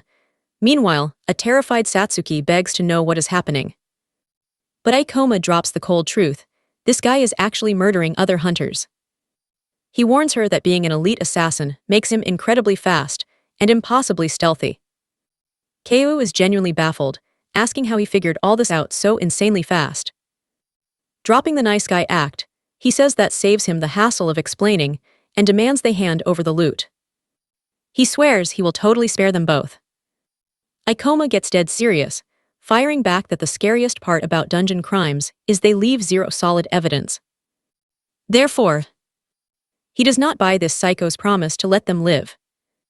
Ko goes dead silent for a second, then cracks a massive grin, claiming this is absolutely perfect. After all, the kid is surprisingly smart and insanely brave despite being completely weak. Getting ready to strike, he declares he wants to watch Ikoma spit blood on his one-way trip to hell.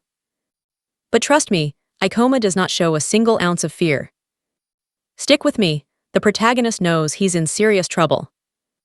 This is the notorious serial killer who wiped out countless hunters, the dude who snagged the clown's blade in his past life. He honestly never even imagined this psycho could be camping inside the portal the whole time. But the second their blades clashed, he realized winning with pure strength was impossible. Satsuki desperately yells out to him.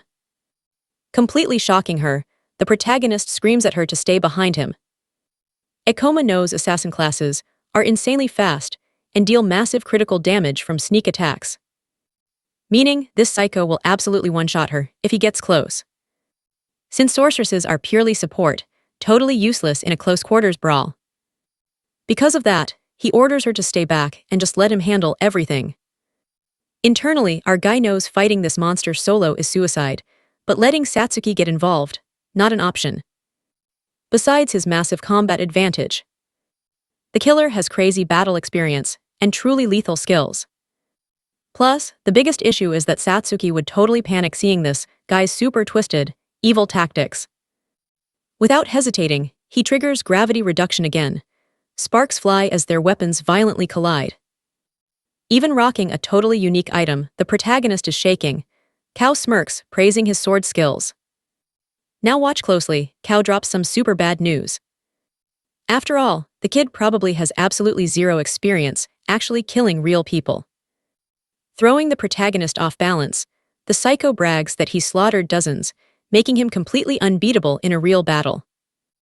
Kao silently gloats that normal people freeze up, but the protagonist just readies another brutal strike.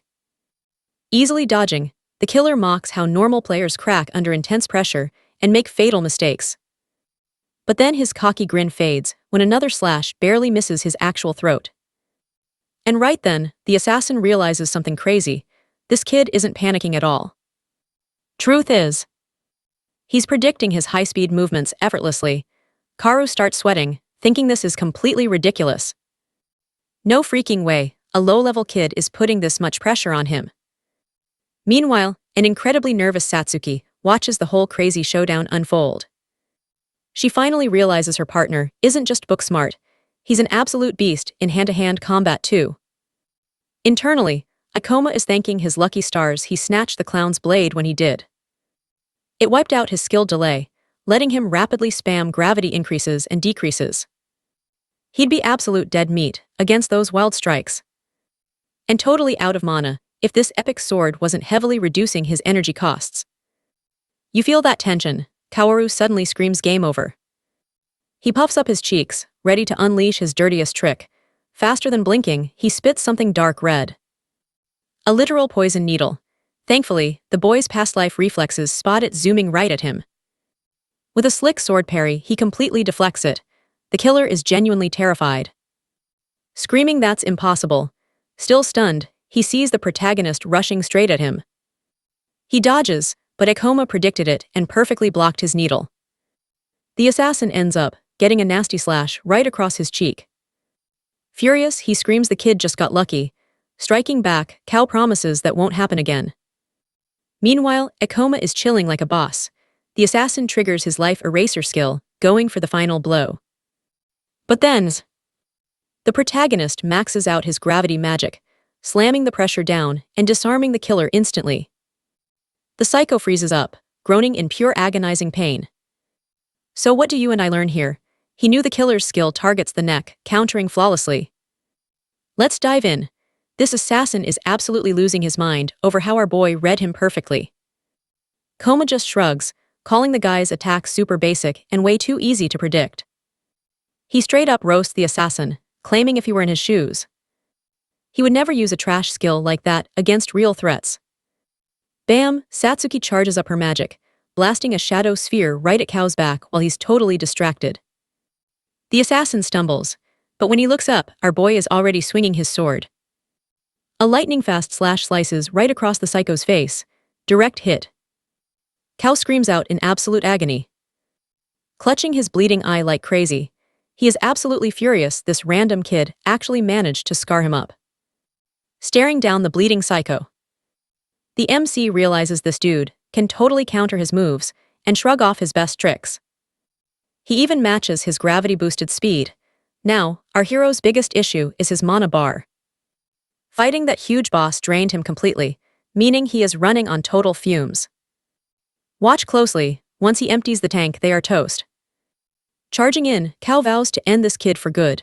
Grabbing his blade, the assassin gears up, but honestly, he is actually terrified right now. He whines about why taking down one brat is so incredibly difficult. Because somehow, the MC keeps predicting every single move and dirty trick. Plus, the kid hits super hard. Watching Ikoma zip back and forth in a blur, Kao freaks out. The kid is making a dead sprint straight into his blind spot. Desperate to dodge the incoming strike, he activates shadow steps. With his energy bar flashing red, Ikoma starts genuinely sweating. He goes for another wild slash. Kao spots this and wonders why the kid is acting so desperate when he has the upper hand. Then the psycho busts out laughing, bragging about letting our boy finish the boss first. He shouts that the MC's power is absolutely off the charts. Claiming he could have been a legendary hero if he actually survived this, he stomps the ground, cackling like a total lunatic. But Kao cruelly insists that happy ending is never gonna happen. He swears the kid dies right here. Ikoma and Satsuki watch this guy totally lose his marbles. They keep clashing in an epic blur, but our hero is clearly running out of steam. Satsuki steps up, summoning another massive shadow sphere for backup. She chucks the attack, but the assassin simply spams shadow steps to dodge it clean. You feel that panic. Satsuki is absolutely terrified seeing him dodge everything perfectly. Her anxiety kicks into overdrive. She is totally convinced she's just dead weight in this fight. Watching her friend throw hands with a massively overpowered enemy, she realizes that despite holding the advantage early on, Ikoma is getting seriously pushed back. Meanwhile, the psycho just keeps screaming about how fun this is. Blocking another strike, Kao smirks, saying it is super rare to find a fight where either side could literally drop dead anytime. He mocks them, telling the duo to enjoy the adrenaline rush while they still have a pulse. Ikoma swings for the fences, but Kao completely dodges. Now our boy is visibly sweating and panicking big time. Pivoting off the heavy sword, he throws a desperate flying kick right at him. Bam! The kick connects beautifully, smashing right into Kao's chin. The assassin gets totally triggered, quickly jumping back to create some breathing room. Kao laughs, admitting this kid has an insane amount of sneaky tricks saved up. So what do we take from this? Ikoma is literally reducing his own gravity to stay alive. Stick with me here. He's flipping, using a crazy skill to dodge almost anything. But there's a huge problem. His opponent realizes the kid's mana is draining fast. The dude just stares at him, laughing like an absolute psycho. He figures Ikoma is spamming an active skill right now to buff up his raw physical stats. He knows the kid can't keep this up forever. Once he gasses out, it's over. The assassin taunts him, saying he's clearly running on empty at this point. So he goes all in, rushing the boy from every single angle. Right in the chaos, Ikoma hits zero mana. He knows this is it. One final strike to end it all. The kid launches himself into the air. Kao is completely stunned by this crazy jump. He looks up. He wonders if it's a hidden skill, but then he mocks him, shouting that jumping is useless since you can't dodge in midair. Here's the part you and I need to watch closely. He only has one shot left for gravity. It's all or nothing. He has to bet his entire life here. Gripping his blade, he squeezes out every last drop of mana for this strike. Bam! He unleashes Meteor Fall, absolutely crushing his opponent straight into the dirt. Struggling under that massive weight, Kao is freaking out over this insane power. He pushes back with everything he has, but he literally cannot budge the kid. His defense shatters completely, and Ikoma's blade slices a massive, brutal gash right across his chest. Ikoma is totally wiped out. A system alert pops up saying his mana is officially 0. His teammate rushes over, frantically screaming out his name. She's so happy, cheering that Ikoma won, but he just apologizes. He passes out, whispering sorry to Satsuki, but look right behind him, bloody and beaten. Keiyo actually stands back up, cursing. You and I both thought it was over, right? Nope. The assassin gloats the kid is drained. Kneeling, Ikoma begs Satsuki to run. Running on absolute fumes at this point. He promises the psycho is too hurt to chase her, but she has to leave right this second to stay alive. Even the villain is impressed. He admits the kid is amazing for fighting after surviving a boss. But despite that, he threw hands just to keep this creep away from the girl. Satsuki is completely speechless. The psycho laughs, saying it's crazy Ikoma fought so hard for some pathetic dead weight, openly admitting he actually respects him now. Hearing him trash talk her makes our boy ridiculously angry. The creep even jokes about how stubborn Ikoma is for hiding his full name. But meanwhile Satsuki, frozen. She's stuck wondering if she really is just useless dead weight, dragging Ikoma down. Crying her eyes out, she tells herself that guy was totally right. She really should have quit being a hunter a long time ago. Without her holding him back, Ikoma would never have lost to this total trash. Flashing back to when he saved her, she desperately screams out in her mind for help. And then a massive shift. Her face goes totally blank. The very air around her starts feeling super heavy. Ikoma spits that he'd never give his name to vermin like Keiyo. The psycho just sighs, saying it's a shame because he actually likes him. Calling him the very first person he has ever genuinely admired. Because of that respect, he'll remember his face forever. He raises his dagger ready. Out of nowhere, Satsuki summons a massive shadow sphere. You feel that right, even the assassin knows this shadow is different. He tries dodging, mocking her that she'll miss, but suddenly a crazy sharp pain hits him. Stick with me here. Satsuki just whacked him, and he is mentally cursing her. I mean, he is already wrecked. Plus, she straight up attacked from his blind spot. She rushes over to Ikoma, who asks what she is doing. He literally just told her to run away. Activating a wild new skill, Satsuki vows she is done running away. Why? Because he finally convinced her she has the power to fix this whole mess. Boom, mana transfer activated. This gives our guy exactly the boost he needs to recover. Seeing all that raw energy, Keiyo has zero clue what is going on, but yells that she is dying first. The psycho quickly activates Life Eraser. Ikoma stares him down, completely unfazed. Zero fear, just absolute cold indifference. Our main character casually thanks Satsuki for the save. Just like that, he is back standing, completely blocking the enemy attack. Ikoma finally starts getting his own mana back. Freaking out, Keiyo wonders if Ikoma has enough juice to spam that skill again. He mutters that this is pushing the absolute limits. But our boy smirks. They have been a team since day one. Long before this ambush even happened. Plus, Ikoma is recharged, while Keiyo is still totally wrecked. Now watch closely. Let us see who actually wins this crazy fight. He instantly launches another wild attack. The psycho totally panics, desperately trying to dodge. But Ikoma leaves zero openings. His speed and raw strength just keep ramping up.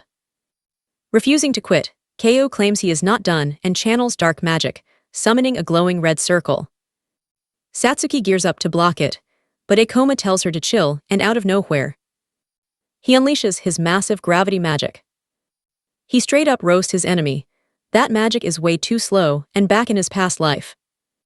He used the Jester Blade just to cover up the horrible casting delay of that attack. You and I both knew this was coming. A massive black sphere, literally a black hole, speeds toward him.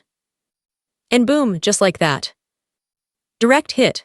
Keiyo actually cries about losing to some low-level kid. Ikoma stands tall with his weapon while Keiyo eats dirt. Now, the government had zero laws for portal crimes yet. So the Monster Eradication Ministry usually just ignored them entirely. Thanks to that, hunters had this unspoken rule to keep their mouths shut. But with Satsuki watching, Ikoma knew he absolutely had to play the hero here.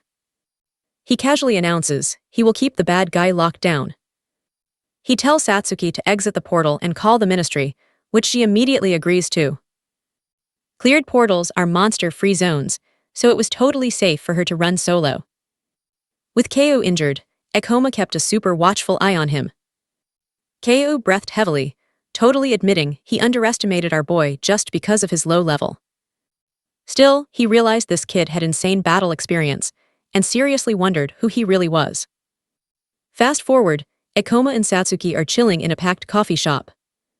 Suddenly, a breaking news alert pops up. That serial hunter killer finally got arrested.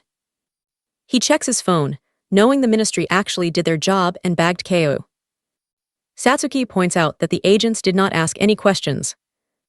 Ekoma smoothly explains that portal crimes are incredibly hard to actually prove. And the ministry rarely investigates unless they already know exactly who did it. The whole portal chaos and all the messy countermeasures completely flipped the nation upside down.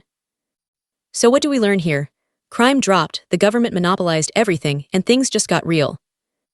Plus, this massive society shift basically skyrocketed the poverty levels. And shocker, the government absolutely ghosted everyone who needed help. Trust me, you'd freak out too. Satsuki knew portal laws were basically non-existent, but a literal serial killer, total shock. Ekoma totally checks in, asking if she's terrified. He drops some hard truths. Stay a hunter, and wild encounters like this are pretty much guaranteed. Staring at her, he totally gets it. Things are super rough lately.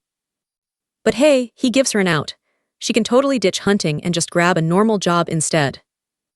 Gripping her cup super tight, Satsuki flat out admits she'd be totally lying if she played brave. He honestly thanked her for the help. She opens up, saying inside that portal, they felt like actual partners, a vibe she completely cherishes. So yeah, even with super crazy challenges ahead, she fully wants to stay right by his side and go all out. Cue the cutest smile. Ekoma is basically like, if you really mean it. He holds out his hand and says he's counting on her. Nodding happily, they seal the deal with a handshake. Inside, Ikoma's just thinking she's genuinely super sweet. Meanwhile, Satsuki is secretly thinking about how completely naive she was. Always struggling to keep up, and basically never stepping up to help anyone else out.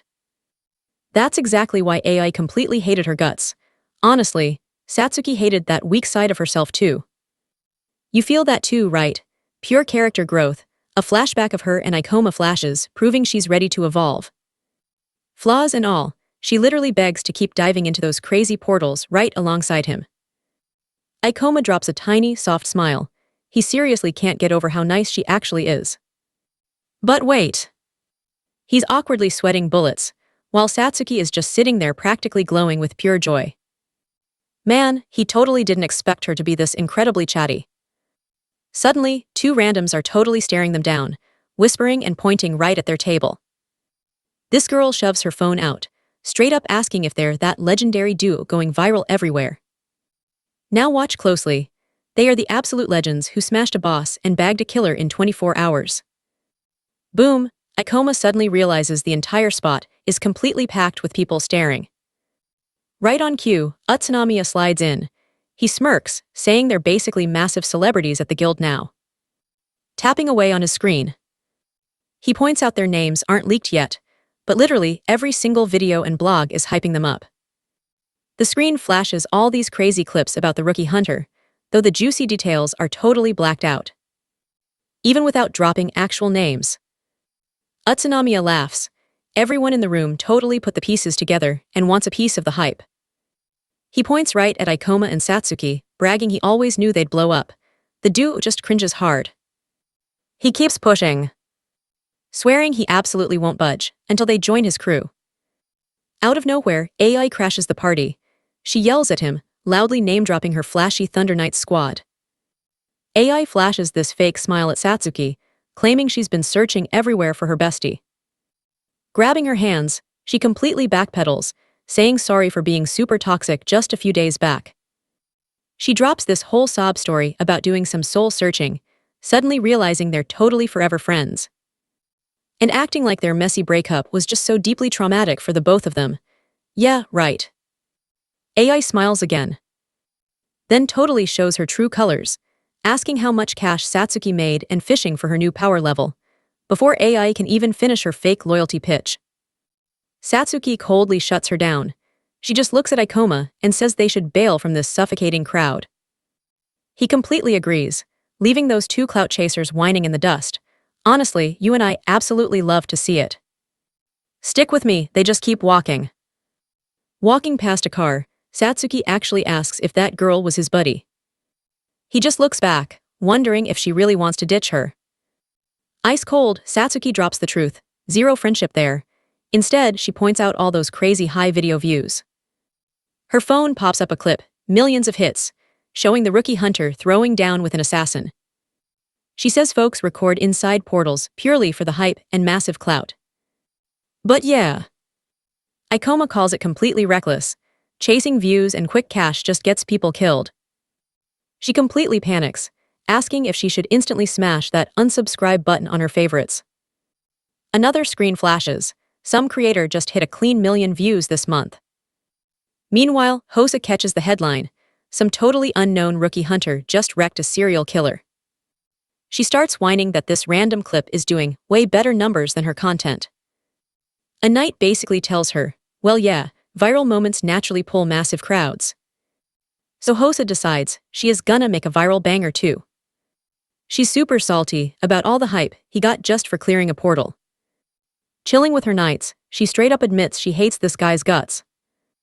Now pay attention here, this part is awesome. Sitting indoors at a table, Satsuki asks about the weapon. Ikoma nods, explaining the ultimate hack. Farming big boss monsters levels you way faster than grinding weak ones. He says top-tier weapons are everything. Enchanters hit like wet noodles, so she desperately needs pricey gear for damage. Then he pitches the plan. They need to go portal hunting for fat stacks. Satsuki totally tries backing out, saying he shouldn't drop serious cash just for her, feeling super guilty, but Ikoma chills her out, saying zero apologies needed. Hooking his partner up with crazy gear is a massive win for his own survival. Hearing that, she practically gasps out loud. Eyes literally sparkling at the word partner, she gets so incredibly hyped up, confirming they are totally partners. While he mentally notes her innocent vibe, swearing to keep her safe from all the shady users. Satsuki asks where the heck they find a money portal. He just taps the tablet right there. He flexes that he already got one locked in, flashing the screen at her. His target, the legendary tomb of the ancient king. Basically, an untouched goldmine packed with insanely high drop rates for epic loot. Typing away, it turns out special zones are super rare, and literally nobody knows this tomb is one of them. I know what you're thinking, how's he know? Past life memories baby, total cheat code. Hey. Knows selling dungeon drops is crazy profitable, and wants to flip it for cold cash. Plus, you can score ultra-rare gear in spots like this, like that sick weapon on screen.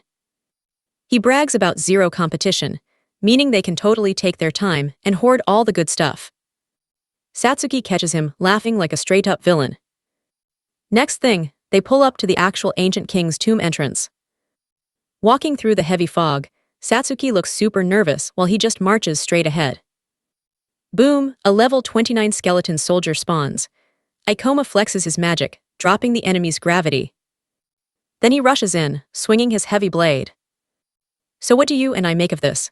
Ikoma is an absolute beast in battle. Listen up, guys. Ikoma knows regular attacks will not scratch undead monsters. So he tells his partner to back him up with long-range spells. She is totally down, and instantly drops a magic glowing circle right on the ground. He vaults right over the skeleton while it launches its attack. Then bam! Satsuki blasts that bony creep with a summoned shadow ball. Ikoma checks his screen and sees he just scored 240 sweet experience points. The skeleton dissolves into nothing, leaving a shiny glow behind. Satsuki spots a dropped demon stone and some loot. Ikoma calls it a massive lucky break as they see a weapon glowing in the dirt. She is absolutely floored that this loot goes for 400,000 yen. She cannot believe the crazy price tag, but he explains rare weapons like this are super hard to find. Zero flashy effects, but still worth a total fortune. She asks what their ultimate cash goal is. Ikoma says they need 3 million yen to bag a top-tier weapon that will basically last forever. Hearing 3 million yen makes Satsuki gasp in pure, absolute shock. Pay attention here. He explains that rare portals dropping easy loot are super scarce, so they gotta milk it entirely. Koma points out it is going to take serious time hauling all this gear around. For the next 3 whole days, they will be grinding hard, carrying loot in and out of this portal. Totally stunned. Satsuki does the math, that is 1 million yen per day. She admits that kind of insane cash completely wrecks any normal salary she even knows. Suddenly, loud combat noises echo nearby. Ikoma decides they better go check out the crazy action. Up ahead, a knight guy and Hosa are gearing up to fight a mummy. The knight rushes straight in and smacks the mummy hard with his weapon. He tells Hosa to take the final shot, and she checks if her manager has the camera rolling. The knight, who is actually her manager, gives the thumbs up that the camera is recording. He tells the girl to hurry up and pop her fire magic. Hosa gets fully ready, posing with her weapon glowing in a sick fiery aura while the camera gets it all. She jumps right at the mummy and bashes the monster with her flaming hot weapon. And boom, just like that, Hosa finishes the enemy. Making it hit the floor hard, she flashes a huge smile straight for the camera. She tells her viewers she decided to test out an unexplored portal for the day. Hosa brags about dropping the monster with literally just one single sword strike. Acting like clearing this portal is way easier than she even thought. You and I know the type. Watching this, they realize she is a portal streamer, and Satsuki actually recognizes her channel. Ikoma just glares at her, looking completely annoyed.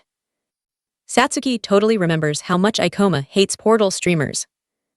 She knows he cannot stand Hosa acting like this, caring only about views and fast cash. He wonders if she even gets how deadly portals truly are. Hosa spots something off and gets confused. She starts whining at Ikoma and Satsuki, who are totally visible chilling at the top of the stairs. Hosa yells at them, crying that they are in the shot, and completely ruined her chance at getting massive views. Ikoma calls her out for stealing a kill on a monster someone else already beat up. She snaps right back that it is just Shoba's baby. She explains the entertainment world is all about looking cute on camera, not actual combat skills. She then begs her manager to somehow save this perfectly good video footage. But trust me, her manager straight up admits editing them out is completely impossible. Stick with me here, you are about to see a perfectly good streamer intro get absolutely wrecked. She hits them with a classic "Do you know who I am?" introducing herself as Hosha Seonji, an elite portal streamer. Ikoma instantly apologizes, introducing himself and his companion, Satsuki Kisaragi, who gives a polite little bow. He promises they totally didn't mean to mess up her video. Hosa just waves it off. She decides to let it slide, since she's desperately hunting for some fresh content anyway. Ikoma then asks the real question, why would anyone become a portal streamer? Her answer, oh, completely obvious. It is strictly about the cash, and she flashes a cheeky money sign with her fingers. Ikoma knows portals are insanely hype and super dangerous.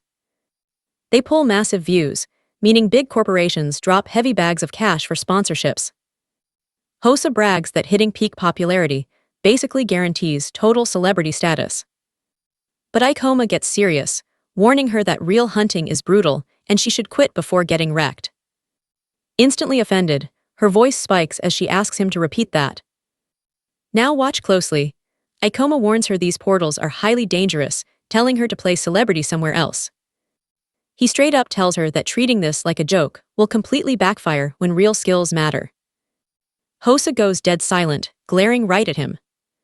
She snaps, complaining that this guy ruined her perfect intro and is now openly mocking her hustle. Satsuki whispers that he is being way too harsh, but Ikoma shrugs it off as just some friendly advice. Her poor manager steps in, desperately trying to calm her down and ignore the haters. She scoffs, saying she already knows she should brush off the negativity. Suddenly, plot twist, she demands her manager start rolling the cameras, asking if his name was really Ikoma. Getting right in his space, she smirks. He must be insanely strong to be handing out friendly life tips. Right then. You and I both saw this coming. she challenges him to a demon stone gathering contest, stating if she wins, he has to completely swallow his pride, take it back, and apologize. Oh, and she is absolutely filming the whole humiliating defeat for her channel. Ikoma notes her petty promise. She will slap a tiny censor bar over his face so he doesn't get completely embarrassed online. The title, some random hater picking a fight, but if he actually wins, she promises to give him literally anything he wants. Hearing those stakes, Ikoma casually accepts, while a totally shocked Satsuki tries to stop him. Hosa laughs, locking in the deal, and telling him to meet at the portal entrance in exactly 3 hours. With a wicked smile, she dares him not to chicken out. Meanwhile, the dark torchlit dungeon passage stretches endlessly ahead. Her manager frantically asks why she challenged him. Hosa just daydreams about the absolute gold mine of a video, where she crushes a random hater. She claims this is the exact viral content she needs to blow up and rake in massive stacks of cash this month. But honestly, more than anything, she just desperately wants to teach this guy a painful lesson. Trust me, you and I know what happens next. She remembers his insult, swearing to make him eat his words. Ikoma and Satsuki watch a creepy mummified monster stumbling ahead. Without hesitating, he launches an epic meteor drop attack, slamming right into the beast. Boom, Ikoma instantly scores 364 experience points. He levels up to 31 and grabs 3 new skill points, realizing these undead targets are basically moving in slow motion.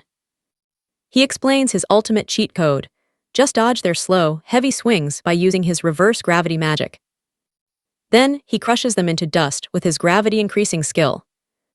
Flash, the monster completely shatters, leaving behind a shiny new demon stone. Alright, stick with me here. Ikoma celebrates another win as a rank D ancient relic gauntlet drops. Satsuki asks why he even accepted her challenge. Ikoma explains he totally hated the idea of her filming a video where he lost their bet. Plus, he wasn't going to lose anyway, hoping she'd quit recording in portals after getting completely crushed. But get this, that wasn't even the real issue. If they kept pulling this much insane loot, carrying all these items would be a huge nightmare. The two of them push forward toward a blinding, intense light ahead. They hit a giant sphinx statue, making Ikoma wonder if they just walked into a dead end. Suddenly, the massive stone sphinx seems to wake up. Its eyes light up with a fierce glow, catching Satsuki totally off guard. Boom, the exit seals shut, trapping them inside with 0 escape routes. Ikoma quickly figures out they triggered a trap, explaining portals are packed with these wild setups. Most are super basic, but some drop incredibly rare loot. Especially in epic portals like this, the glowing-eyed creature demands answers to test their brains, threatening to rapid-fire trivia questions until they literally cannot respond anymore. Now pay close attention, it threatens to wipe out anyone who fails 3 questions. High stakes. Satsuki nervously asks if this stone creature is a monster. Ikoma warns her that a brutal boss fight might kick off if they fail, so stay ready. She looks completely shocked. But he totally plays it cool, boasting about his massive brain. The creature powers up, eyes shining bright as it drops the first trivia question. It asks how many experience points you actually need to hit level 10 from level 1. Boom, Ikoma instantly drops the right answer, leaving Satsuki standing there completely stunned. The creature locks in his answer, and Ikoma realizes he just needs 2 more wins. Thank God he studied all this portal trivia in his past life.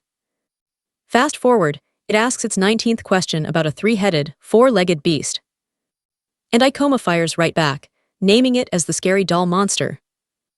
Chilling next to Satsuki, he casually asks if the boss really wants to keep going, flexing that it promised to ask trivia until he literally ran out of answers. I know what you're thinking, Satsuki even whispers he should throw one just to be nice. The creature, getting super tilted, yells out question number 20. It asks him to identify a monster, leaving a green slime trail. But Ikoma smirks, firing back that 0 portals exist with that specific creature. He breaks down how green slime is purely alchemy, so he isn't falling for a trick question. The creature literally screams, 20 for 20, it cannot believe he just flawlessed the quiz. With rocks crumbling down everywhere, the boss is absolutely mind blown by Ikoma. The massive door finally swings wide open, leaving the giant statue looking totally lost and confused. It felt like it literally just handed him an open book test. He apologizes as things calm down, but Satsuki suddenly points at the statue's hidden drop. Ikoma totally freaks out when he spots a glowing rank B storage ring sitting right there. He grabs the ring, hyping it up as an insanely overpowered and super rare drop. She asks if the item is honestly that valuable. And Ikoma explains that to the right buyer. This ring could sell for 10 to 100 million yen. Satsuki questions its rarity. You and I would be totally hyped too. Stick with me here. Ikoma absolutely didn't expect to find top-tier loot in a low-level portal. He figures the system totally rewarded him for acing all those questions, while flashes of that angry monster pop up. Satsuki is stressing hard over lost time, worried they'll lose the bet. But he casually explains this new ring speeds things up by acting as a magic backpack. Ikoma just flashes a confident grin. They are totally winning this thing now. Walking ahead, he casually mentions these monsters are basically a total joke. Boom, he smashes a skeleton warrior head-on. Explaining they actually resist melee damage, so he gets up close and personal to break them. Satsuki hangs back, blasting powerful magic from a distance to wreck the incoming mob. Cut to Hosa. She realizes these mummies are super slow, making them easy targets for her heavy gravity attacks. Plus, she points out they are absolute goldmines for draining extra mana. Meanwhile, Ikoma is blown away by the insane drop rate in this dungeon. He already jumped from level 31 to 33 and snagged 2 rare weapons. He activates the magic ring, tossing all the new gear straight into his storage. He tells Satsuki the ring is insanely clutch, and they've already bagged 6 demon stones. That's enough to win the bet, but honestly, they're here for the cash. You and I know what's coming next. He grins, ready to wipe out every single monster. The camera cuts over to Hosa, completely winded, hyping herself up for finally beating that monster. She vents to her chat about how annoying they are, super tanky and constantly attacking. Her knight buddy points out they've only killed 2 so far, and the clock is definitely ticking. He totally agrees that normally, they would have cleared this whole area by now. Then he mutters that they shouldn't sweat it, since the other team is probably struggling too. Hosa seriously considers just bribing Ikoma's team to fake a loss. But the warrior immediately shuts that down, telling her to quit making fake content. Right then, Ikoma and Satsuki roll up, completely surprising Hosa. He throws some shade, saying she must be crushing it if she's just chilling here. She snaps right back, claiming she's doing great and hopes he isn't falling behind. She even offers to cancel the bet if he just apologizes right now. Ikoma completely ignores her flex, casually activating his shiny new storage ring instead. Can you believe this? Hosa literally screams as a blinding mountain of epic loot bursts from his ring. Absolutely stunned. She completely freaks out, demanding to know how he bagged all those stones and what that crazy ring does. Ikoma just hits her with a smirk and asks what's wrong. Completely humiliated, Hosa suddenly remembers trying to make him apologize just 5 seconds ago. Furious, she yells that this bet is far from over, ordering her manager to follow her out. Satsuki asks why he had to roast her so hard, and he claims he's just giving her some extra motivation. But then he admits he really hopes she doesn't do something insanely stupid just to win. Satsuki asks why he hates these dungeon streamers so much. He explains it's not actually about hating them, but how they treat the deadly reality of hunting like a big joke. People literally die in these gates every single day, so treating it like a game is insane. He points out that Hosa is only doing this for the online clout. Ikoma warns that if she doesn't take this seriously, she's going to deeply regret it when real danger actually hits her. So what's our takeaway? Hosa desperately needs a massive game-changing move. Alright, you and I are jumping right into the chaos. She realized he was totally winning the contest, so she desperately changed the rules. Her buddy practically begged her to stop, warning that their mana was running dangerously low. But nope. She brushed him off, swearing they had enough juice to return. No quitting yet. She fired back, offended that anyone thought she wasn't taking this hunter gig seriously. Flashback 8 years, total chaos, Explosions, screams, a city burning to ash. The world was an absolute mess back then. Gate breaks dropped massive monsters, racking up way more casualties than today. Little Hosa was crying out, desperately begging for help. She and a little boy were cornered. An orc had just wiped out their parents, leaving her screaming. She grabbed the kid's hand and just absolutely booked it. Cut to the survivors huddled in a sketchy makeshift shelter, trying to keep the little ones safe. A couple of adults kept an eye on the two kids, knowing they just became orphans. Hosa tightly gripped a phone. Locked onto a broadcast about Ms. Quan, the nation's newest top-tier hunter. You and I both know that crushing helplessness, right? That tragedy sparked her absolute drive to get insanely strong. She confessed she never pictured herself making it big or talking to a camera, but she absolutely loved it. Being able to deal out hope to people terrified of these monsters, that was everything. She totally admitted she didn't expect to hit that legendary hunter's power level. But her ultimate goal? To be exactly like her idol, bringing hype and pure hope to her viewers. Fired up, she vowed to prove the haters wrong and make anyone doubting her absolute dedication completely eat their words. Back to reality. She complained to her partner about their garbage footage. They desperately needed to hunt down a much bigger boss. Hearing a loud noise, she bolted forward, hyping it up as the giant monster they needed. Sprinting ahead, she completely bragged about her insanely good luck. Her buddy cheered her on, secretly wishing they could bail. Now watch closely. Peeking past that wall, she hyped up an absolutely insane viral filming opportunity. But right in front of her, a massive golden monster. Looking exactly like a decked-out pharaoh, dual-wielding weapons right over a helpless victim. The system screen flashed. A level 40 undead pharaoh, literally the final boss of the ancient King Gate. Completely spooked. She freaked out, screaming that a B-rank boss had zero business being out here. Way above her pay grade, her buddy guessed some poor runner had accidentally kited the aggro boss straight to them. He yelled to ditch the video, scrap the bet, and just run for their lives immediately. Hosa totally agreed, banking on the fact that Big Boy couldn't squeeze down their narrow escape path. But then, the fallen guy desperately cried out for help. Boom, trauma activated. She saw her tiny, helpless self facing that orc, right as an image of the legendary Ms. Quan flashed by. Right then and there. You see it right, it finally clicked why she loved that idol's message. She wasn't about to turn her back when someone was dying. Sprinting straight into the danger zone, she yelled a quick apology to her buddy. Clang, she perfectly blocked the giant boss's attack with her sword. She screamed at the victim to run for it. She was gonna hold the line against this absolute beast. The guy sobbed a thank you, just as the pharaoh started swinging wildly. Then her buddy stepped in, blocking the hit and smirking that those blows wouldn't work on him. All right, stick with me, this guy yells he's Hosa's biggest fan. Leaving her totally confused. Mr. Manager shouts that he's not running or leaving her behind. He totally admits his combat skills are trash, but volunteers as bait while the pharaoh creeps up. Panting hard, she holds her ground to protect the downed manager.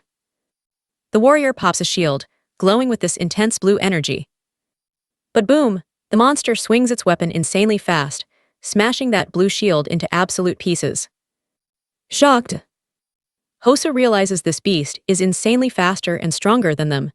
She finally gets why this thing is a legit boss-tier monster. You can see her trembling as the massive enemy closes in. The terrifying pharaoh flexes its dual weapons right up front. Staring at that, she looks totally freaked out. Now watch this insane save. Ikoma drops in, calls her reckless, and instantly blocks that boss's attack with a barrier. Opening her eyes, she realizes Ikoma is actually holding her. Mind blown, she asks how he even got there. He says he rushed back just in case. She pulled a crazy stunt, since the hunter she saved spilled everything. Ikoma just lets out a sigh. He warns her again to take hunting seriously, or she'll regret it, reminding her about their bet if she won. He'd have to eat his words, and totally apologize to her. Smiling slightly, he admits she won the bet. Still holding her tight, he actually apologizes for calling her a fake hunter. Next up, Ikoma says he's dropping the gravity. Then he totally charges the monster, still carrying Hosa like a boss. The beast lunges right at them, but he perfectly blocks. He explains his gravity drop lets him easily deflect that heavy hit, making some solid space. Meanwhile, Satsuki launches a dark shadow sphere straight at the beast. Bam! The raw energy blasts the creature. Satsuki yells she distracted it from a coma, even though her magic literally did 0 damage. Seeing those two wrecked hunters, he realizes he almost never fights with any backup, especially against an insanely high-level boss. This level 40 undead pharaoh looks absolutely terrifying right now. At coma figures, he can use his blade to boost his gravity powers. But honestly, there's no easy win here.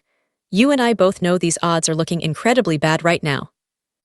But Hosa says those hunters only came because of her, meaning ditching them is totally off the table. Akoma smirks, saying he actually loves a wild challenge anyway. He immediately tells Satsuki to help restore Hosa's low mana. He steps up, ready to play distraction while she gets her strength back. Seeing her fire magic earlier, he pieces together that she's basically a magic swordswoman, using spells to cover her weak spots in combat. Thinking deeper, he bets she's definitely packing some kind of healing skill too, so she can heal up while he tanks this epic monster's aggro. Thanks to Satsuki, her mana starts glowing back up, completely ready for round 2. He knows dropping gravity gives him godlike speed, even if it nerfs his attack power. Akoma zooms around like a blur, thrilled he doesn't even need to stress about landing damage right now. Trust me, our level 33 guy just needs to keep dodging. He totally admitted this dude's level was way too high. Let's dive right in. He figured gravity powers would keep him totally untouchable. Right then and there, the downed hunter begged to help Hosa, and our guy said he had it covered. He dodged a massive hit, noting this huge boss was stupid fast with 4 freaky arms.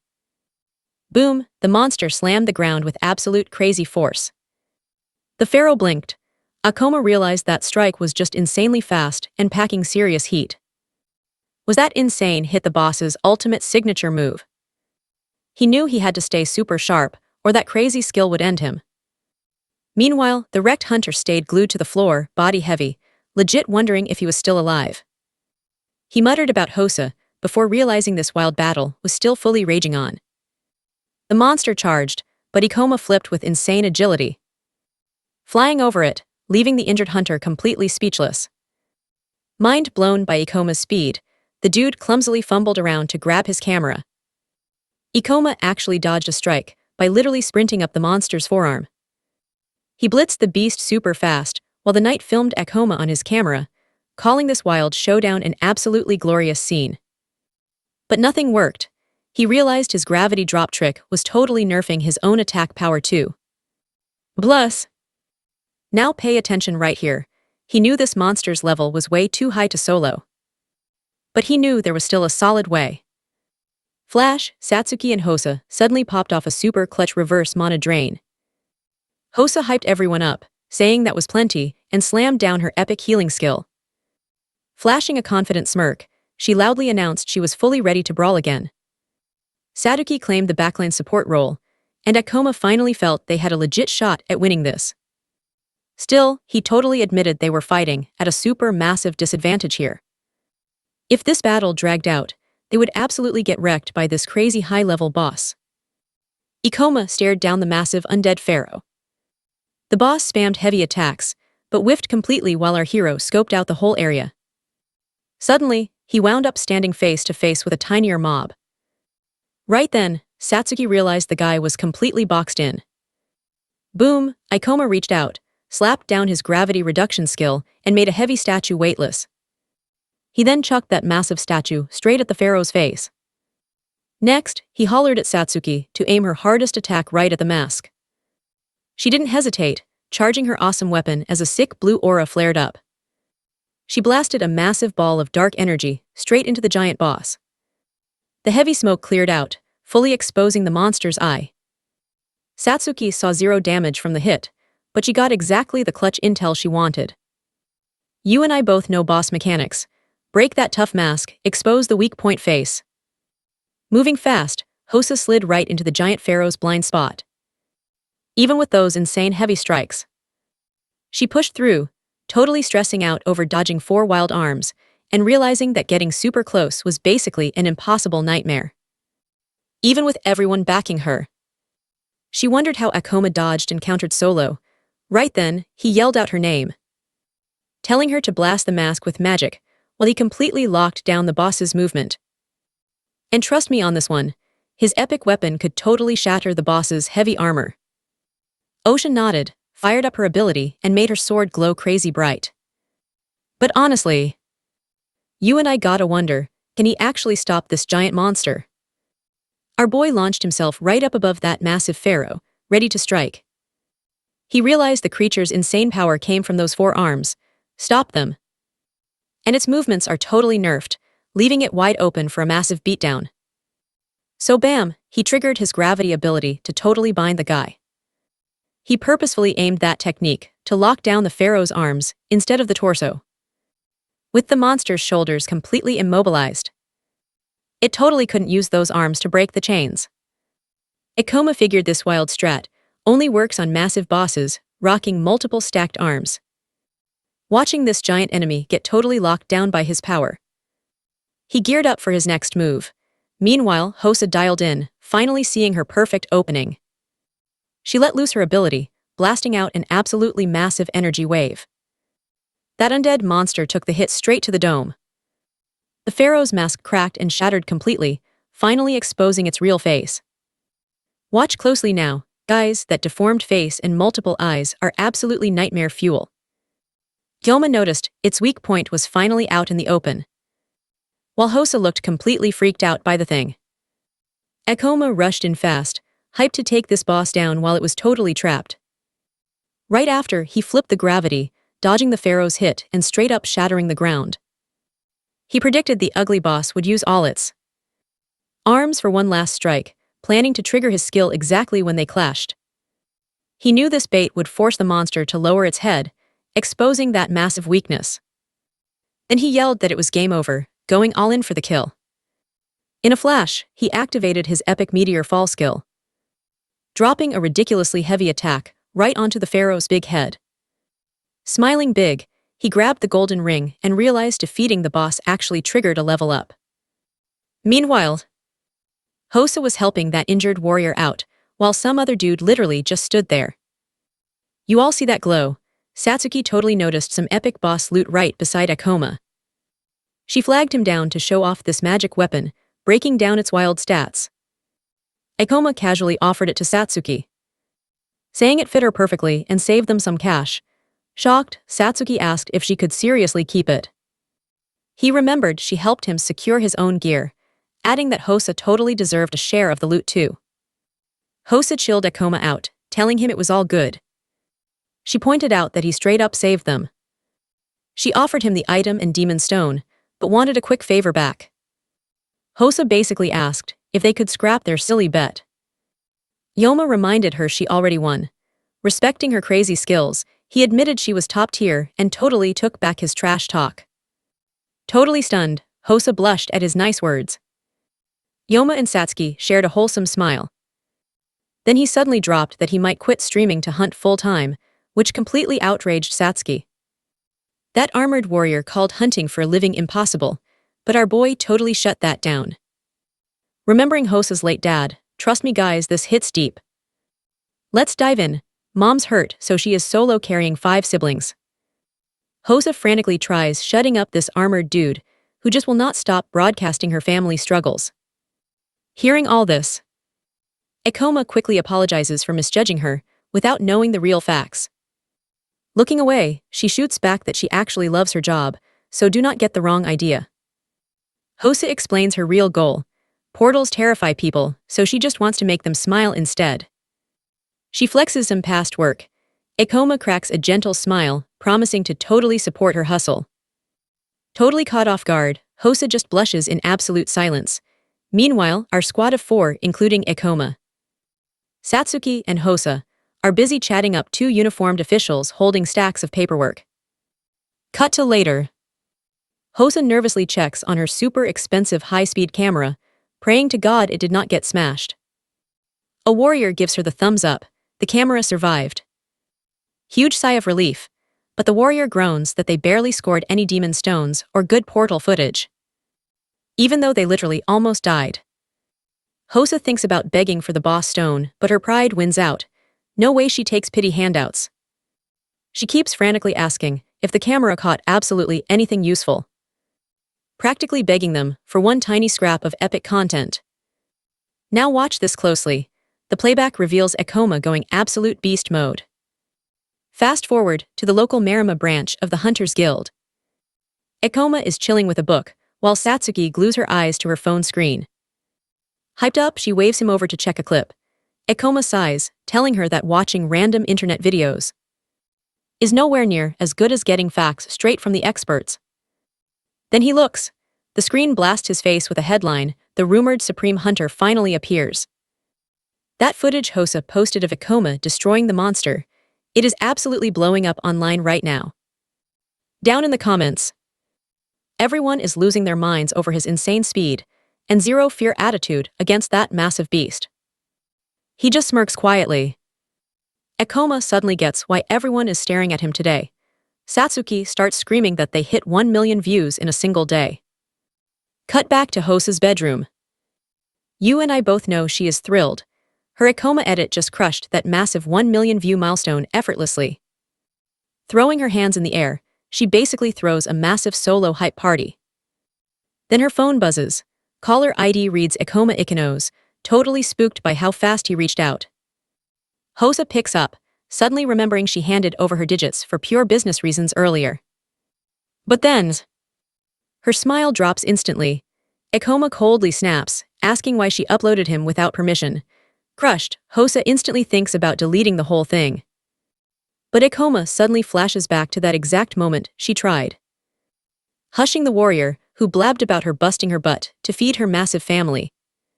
So he just sighs, saying whatever. Playing it cool and claiming he merely noticed the upload, Hosa exhales, completely relieved. Quick pivot, she cheerfully brags about how insanely viral the footage is getting right now. Grinning ear to ear, she actually suggests they film a spicy portal date next. Suddenly, he completely hangs up on her. Satsuki asks if the caller was still talking before he disconnected, but Ekoma just brutally ignores the question. Anyway, Ekoma thinks to himself that if he keeps leveling up this fast, he might actually accomplish his ultimate real goal. Trust me, you will want to see him hunt down that impossible rare artifact called the Ring of Wisdom. Keeping that in mind, our boy clenches his fist. Trust me, you and I are watching history change here. A second later, the desk clerk points at her screen.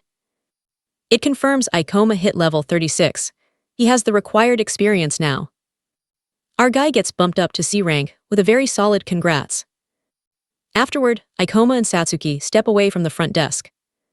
She is totally amazed by his crazy fast leveling. He says thanks, hoping she ranks up fast too. Back there, the receptionist is absolutely mind blown by his insane speed. She has never seen anything like it. Ekoma knows his wild progress comes straight from his past life knowledge. Explaining the ultimate cheat code to level up is just fighting high-tier monsters. Anyway, Satsuki calls him a top-tier C rank hunter and promises to grind hard so she can catch up. Hearing that, he casually drops that he will hit B rank before the month is even over. Satsuki gets super worried about this crazy goal. She asks if he is overworking himself, since hardly any guilds have someone that strong. Then, Koma reveals there is a very specific item he is planning to get his hands on. To grab it, he has to enter a top-tier portal named the Library of Illusions. Watch closely now because this next part is wild. B rank. He explains the undefeated boss monster inside drops the Ring of Wisdom. That is exactly the prize he is chasing. Totally shocked, Satsuki asks how the heck he knows about the loot drops. She wonders if his obsession with this rare item connects to what they talked about earlier. Ekoma says yep, exactly. He guesses this Ring of Wisdom might literally explain why these crazy portals even exist. Leaving Satsuki completely speechless at how massive this item actually is.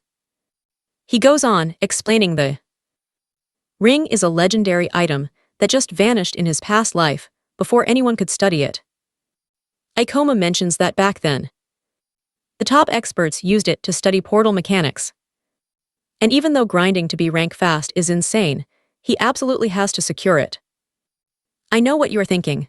A solo mission, right? He basically tells her she can totally bail out. But Satsuki says she is totally down, reminding him how much he carried her. She is just glad to be useful, and Ikoma really appreciates it. She still has doubts about him hitting B rank before the month ends, since promotions are totally based on portal clear records. Even so, he flashes a confident smile. Our guy already has a master plan. He declares their main goal right now is setting a completely unbreakable portal record. Soon enough, a level 32 boss monster, the Red Troll, shows up. Ikoma launches a brutal attack and one-shots it. Next up, Satsuki completely wrecks a level 30 mermaid chief. Then, a level 36 arachnid ogre gets completely obliterated by a meteor fall. Just like that, she jumps from 32 to 35. You and I are probably just as shocked. 3 portals in 2 short weeks. Even knowing these bosses were lower tier. Satsuki asks why it was so easy. Ikoma admits they are usually super tough. He explains that low-level boss monsters just spam simple movement patterns, and their attacks are not really that devastating. He also casually reveals that stick with me here. Our guy knows every easy portal around the capital and even cooked up a complete cheat sheet for quick access. He pulls up a portal map right on his phone, bragging that they've already crushed 5 portals past level 30. Later on, hitting the guild front desk, the receptionist is totally blown away by Ikoma's crazy portal record. She can barely believe his insane clear count.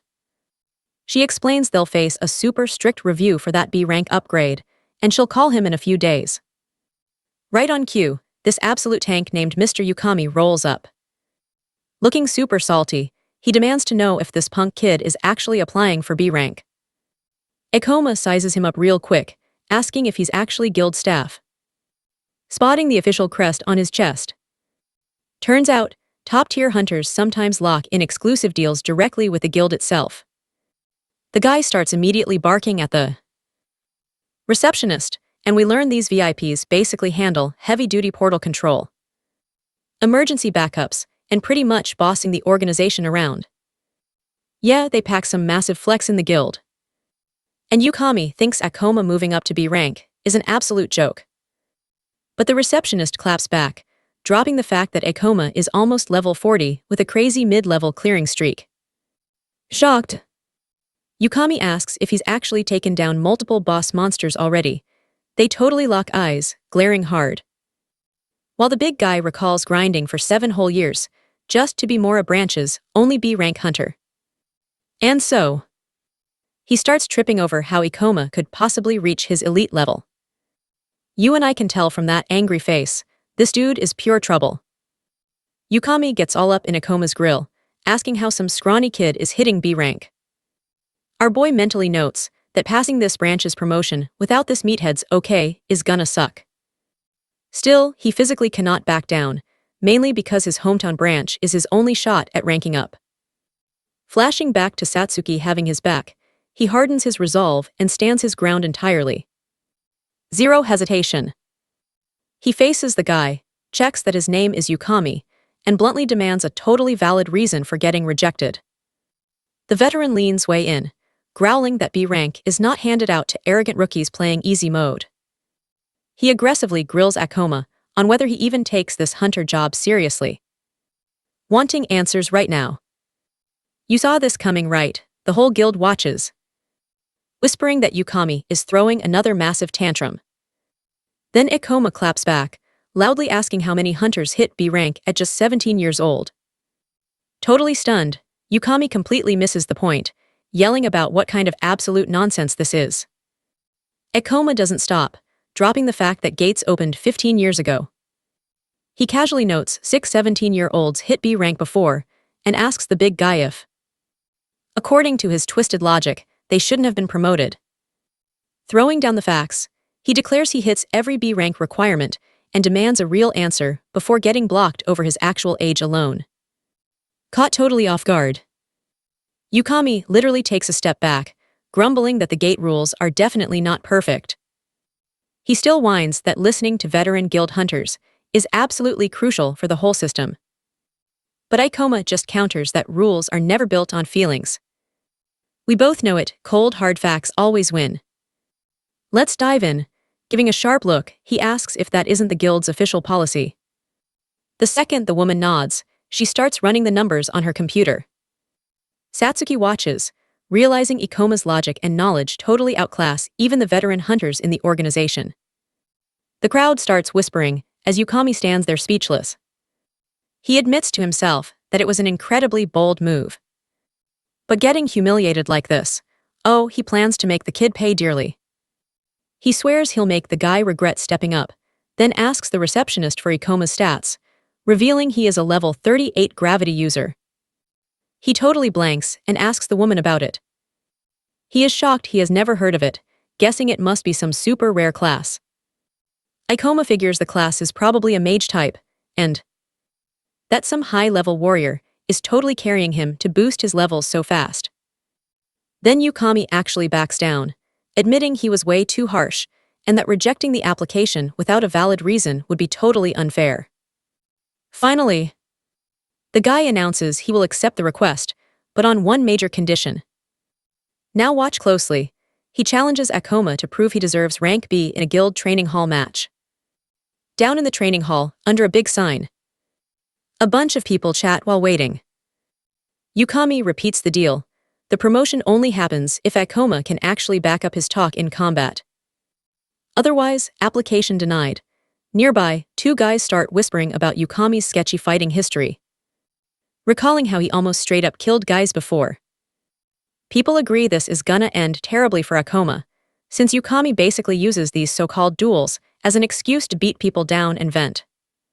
Satsuki immediately looks super worried for him.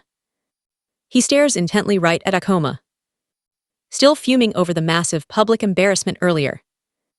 Looking at the stats, he notes the kid is level 38, while he is already sitting at 47. Realizing he is fighting a mage, Yukami assumes the kid only reached that level because some insanely strong hunter carried him.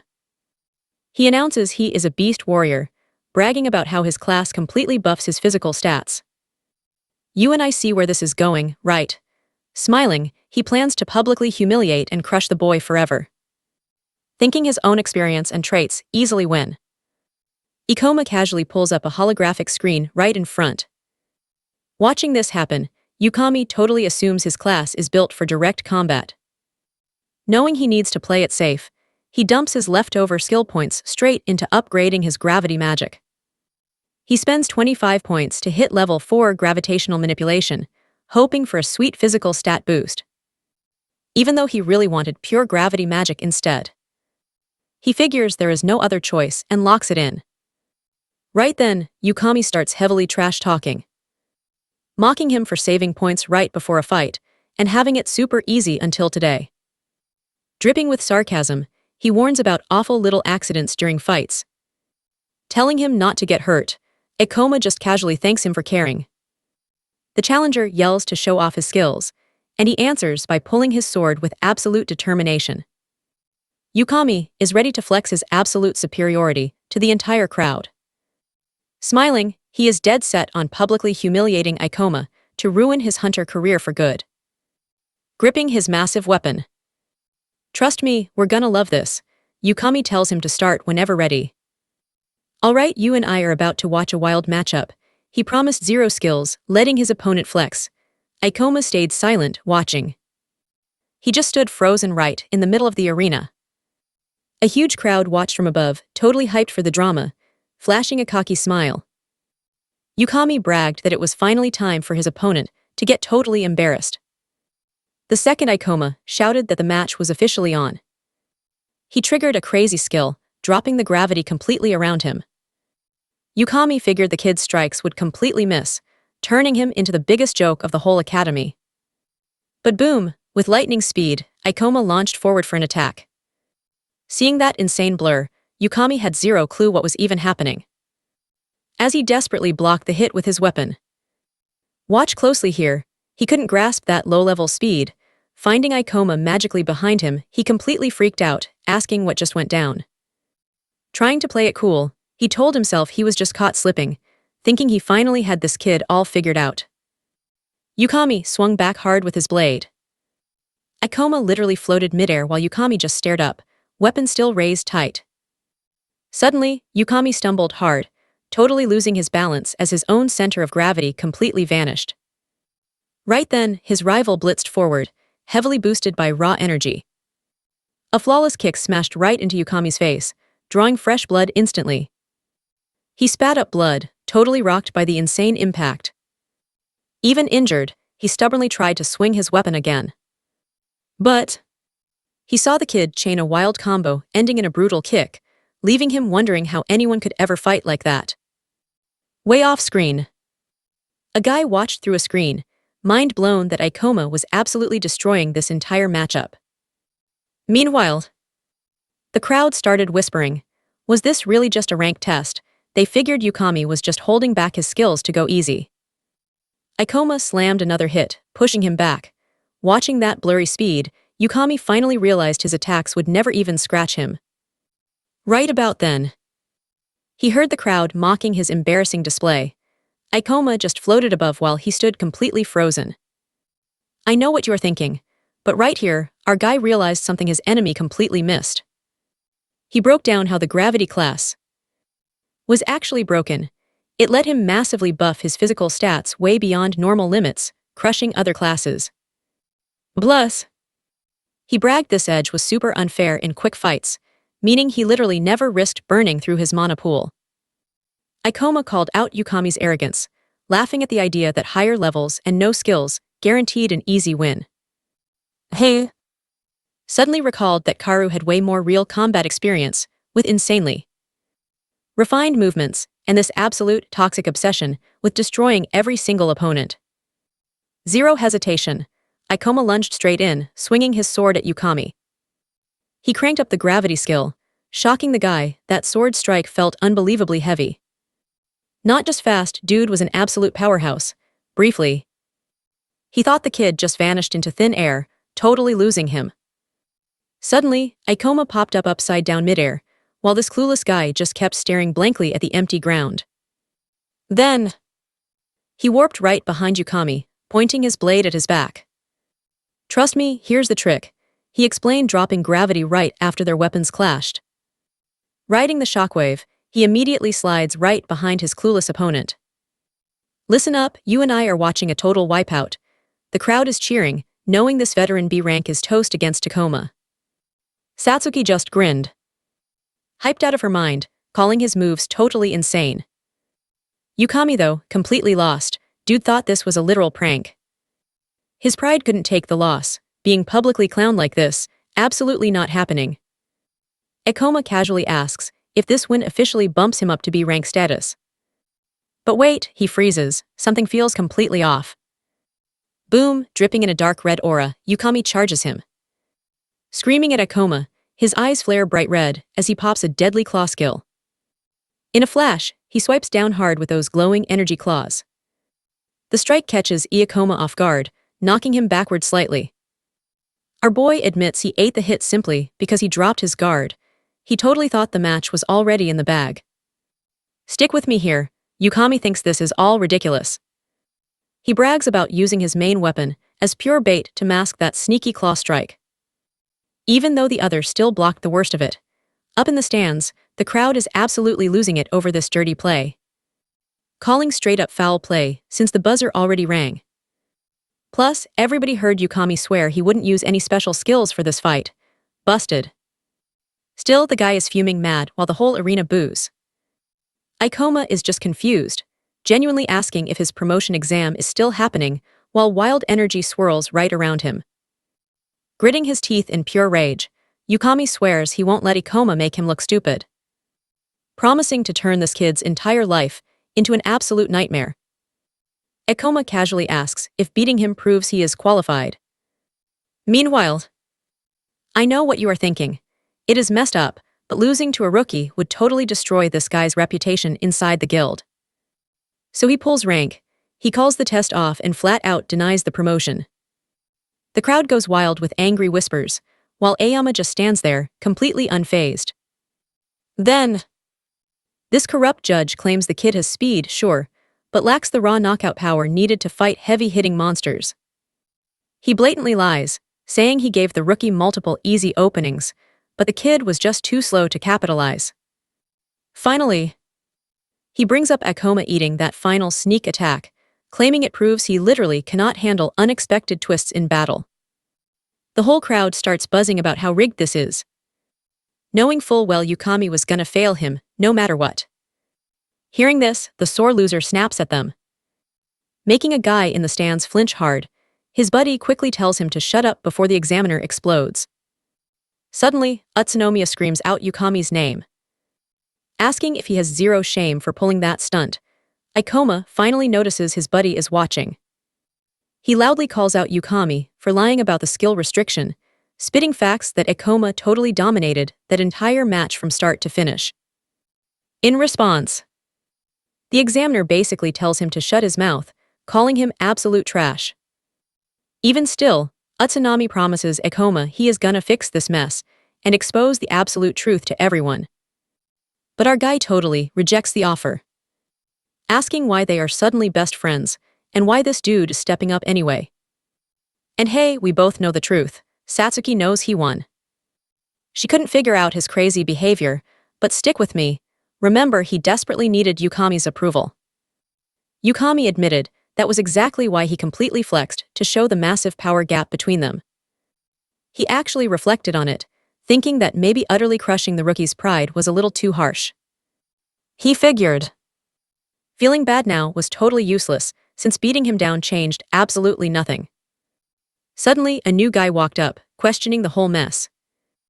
Yukami instantly recognized Deputy Guild Master Sarzawa. He asked why he was there, and the boss said he was looking for him. Yukami brushed it off, saying he was just testing a new hunter who ended up being a total waste of time. Sarzawa glanced over at Ikoma, asking if absolutely destroying another hunter like that was actually necessary. Though he knew accidents totally happen in combat, Yukami just laughed it off, calling them tiny scratches.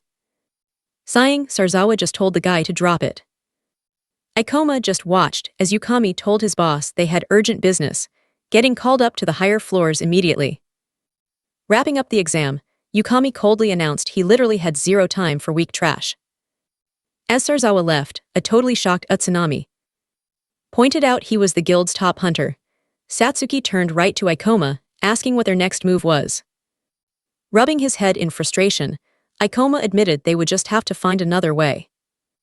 When the elevator hit the 13th floor, Sarzawa again pushed if that brutal beatdown was really needed for a basic test.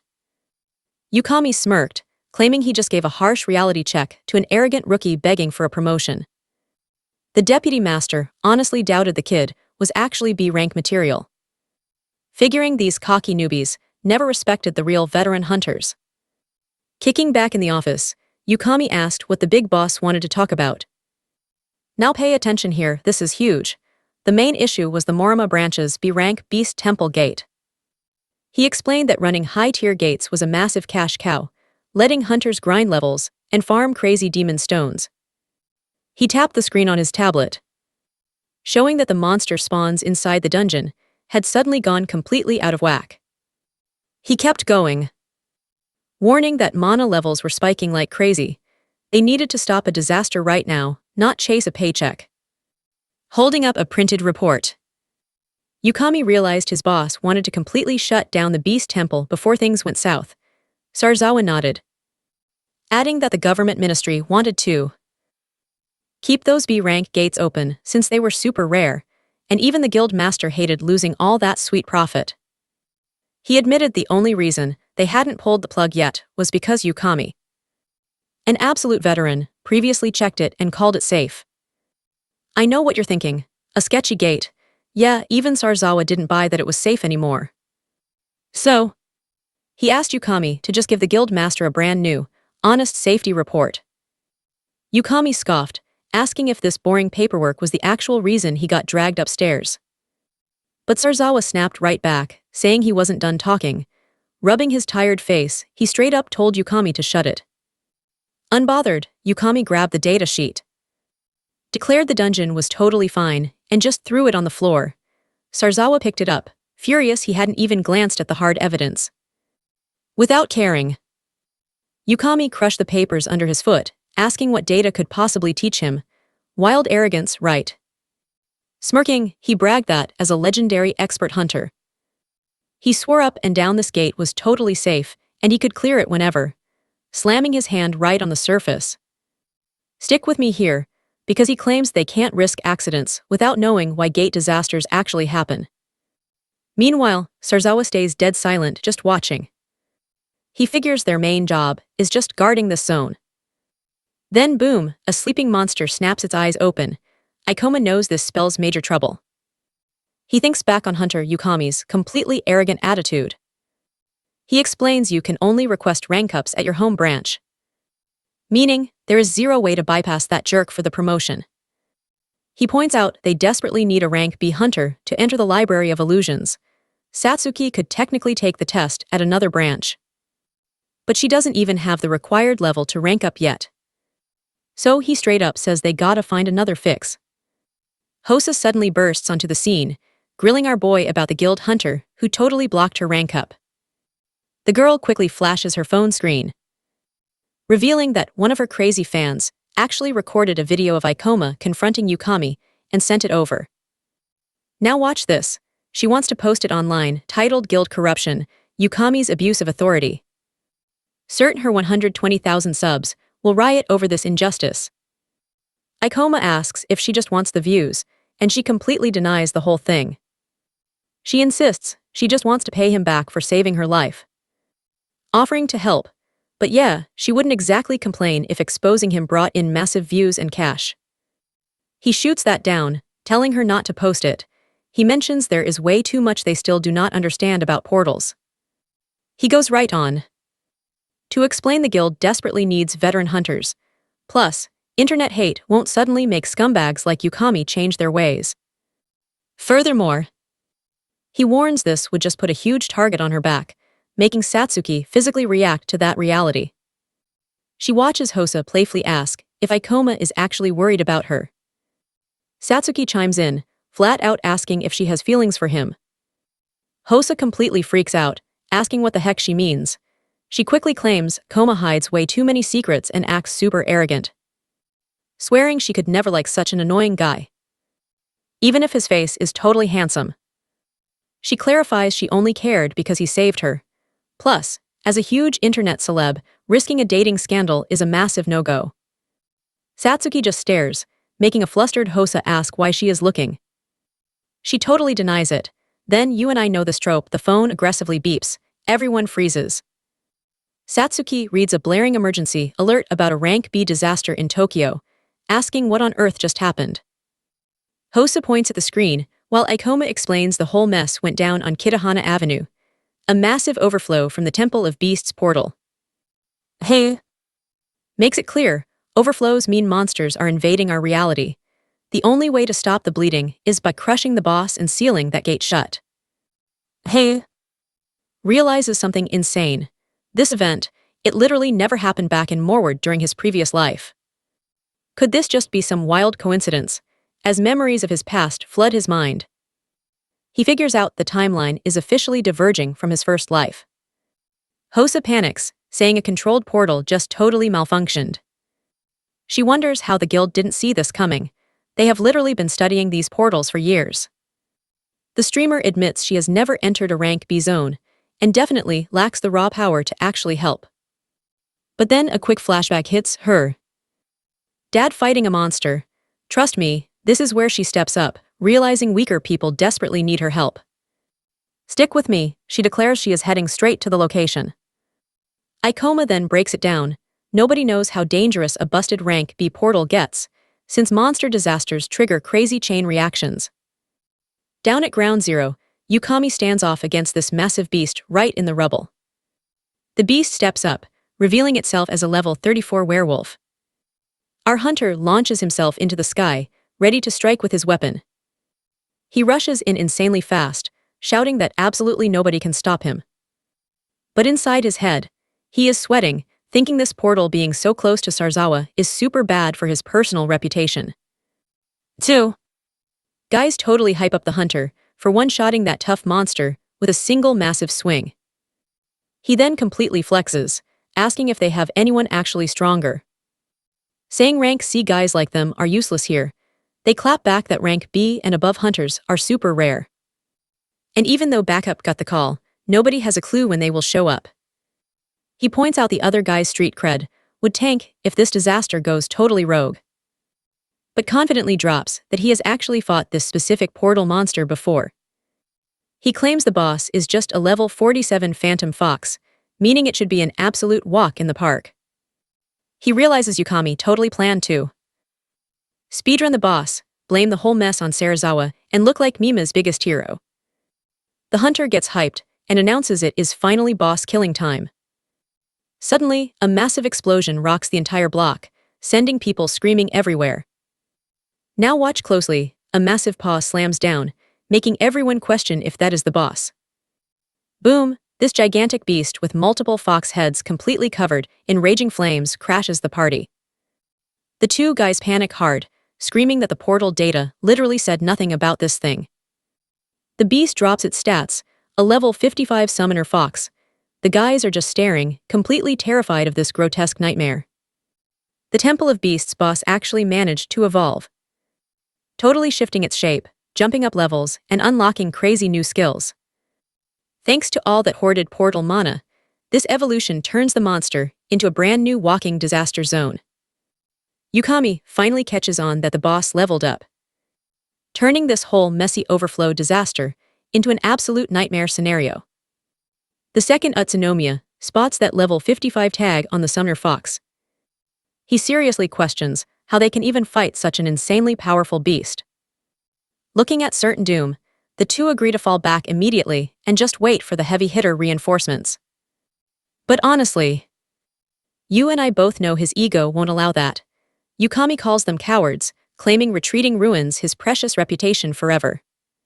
He snaps back, reminding the guys that he is literally a rank B hunter. He brags about surviving crazy life or death situations like this before, then flashing this super twisted smirk. He tells them to play distraction so he can swoop in, hit the ultimate strike, and steal the kill.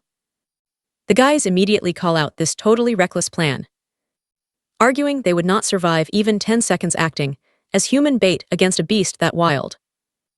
Yukami gets insanely mad at them backing down, realizing these dudes refuse to follow his sketchy orders. Smiling like an absolute psycho, he figures he has zero choice but to forcefully give them some extra motivation. He activates the Berserk skill on the spot, blasting a bright beam of red energy straight from his palm, hitting them both dead on. Wrapped in glowing red aura, the guys crash hard to the dirt, gripping their pounding heads. This Berserk move is a pure Beast Warrior class spell, trading away all logical thinking for a massive, aggressive, temporary attack boost. Here is the wild part we leave on. He constantly uses this to make human bait and escape. Stick with me, we're jumping right back into the absolute madness. Our guy boots one of his pawns, launching him straight ahead. Then he barks an order, attack that freaky monster. His plan, let them be bait while he steals the final kill with a sick, twisted smirk. He figures it's a harsh lesson. Nice guys always finish last in this brutal hunter world. Brainwashed by his skill, the two dudes blindly charge forward. They swing their weapons while he just chills.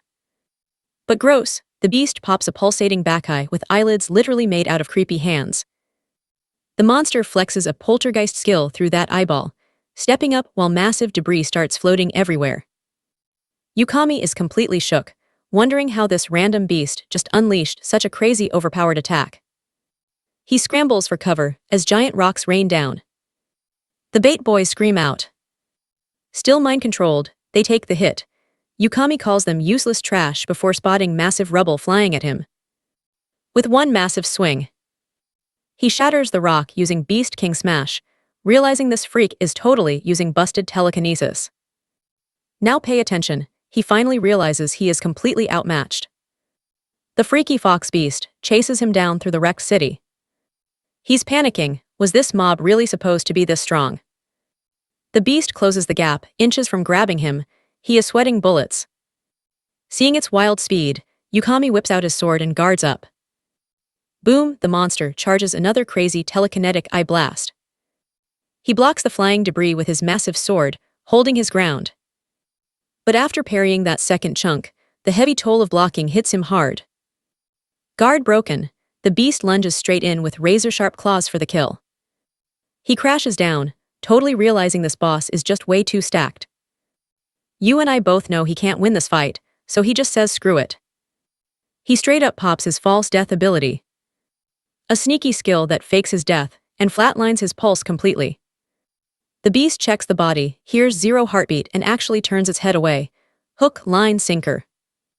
The second it looks away, Yukami knows it is time to bounce.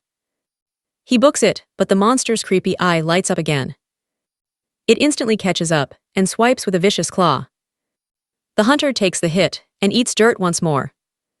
Turns out, that nasty eye on its back has perfect vision. Escape is impossible now.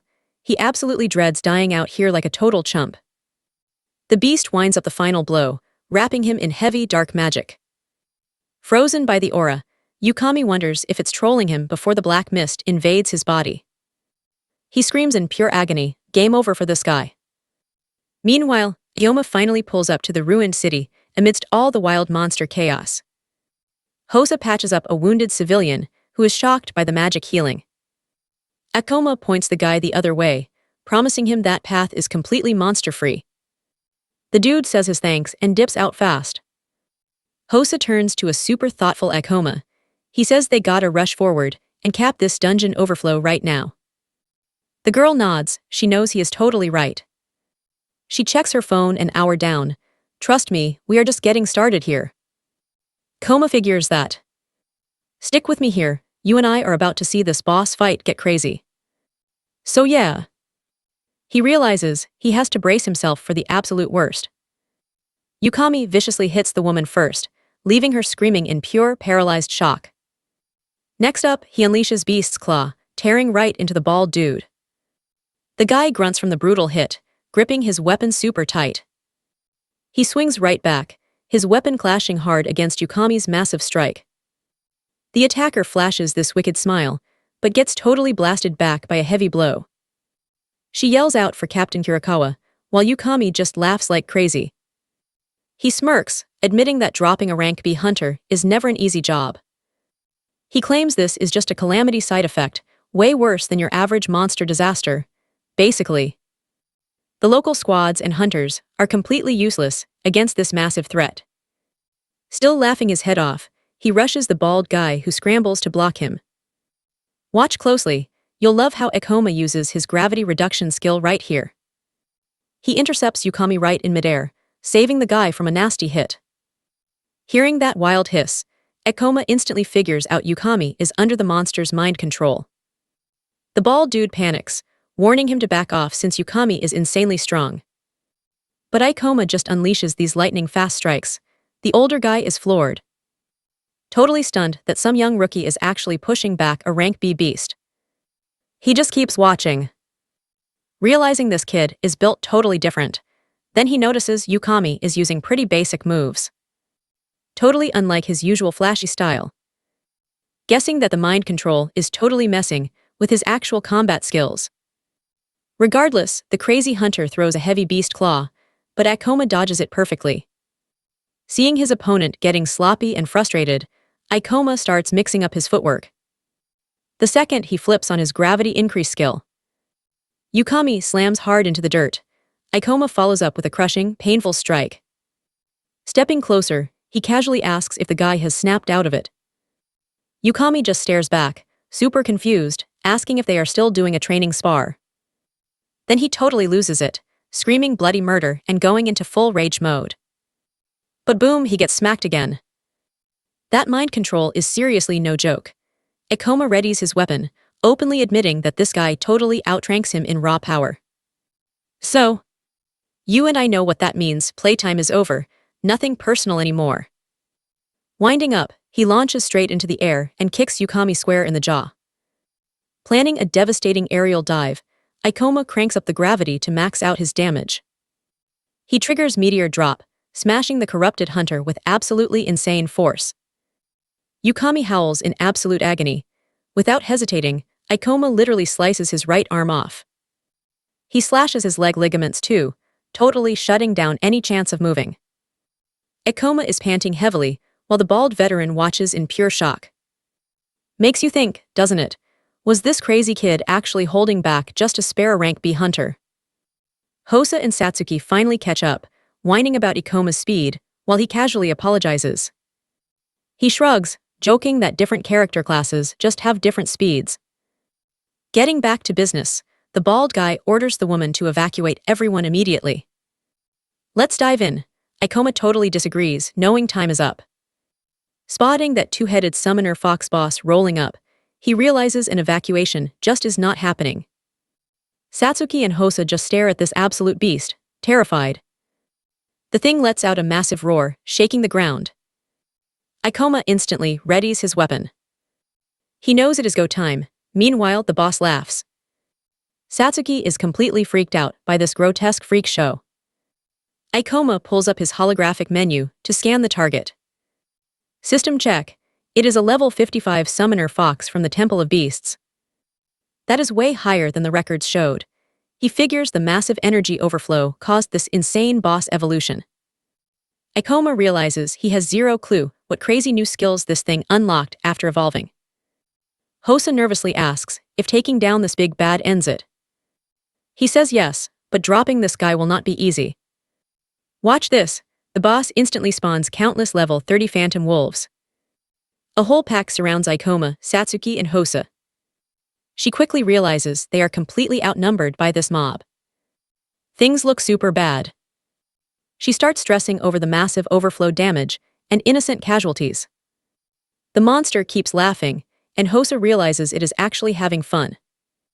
Ikoma tells both of the girls to handle the wolf mob and protect everyone while he pushes up. She asks what his crazy plan is. He says he is rushing the boss to end this fast. Hearing that, Hosa just holds out her hand. Then she actually bursts out laughing. She turns back, admitting it sounds completely impossible, but he totally gives off main character energy. She takes the mission, promising they will crush the mob and keep the injured safe. Ikoma instantly dashes forward, while Satsuki and Hosa hold the line. Captain Kurikawa starts freaking out. He yells that soloing a level 55 boss with zero backup is pure suicide. Meanwhile, Ikoma spots two howling phantom wolves. He vaults right over one while the girls prep below. He yells that he is counting on them, and Satsuki shouts back that they got this. With that, he goes full speed straight at the boss. You know it gets crazy here. The boss pops poltergeist. Massive chunks of buildings and debris start floating up and crashing together. Ikoma spots all the floating rubble and admits the skill is pretty sick.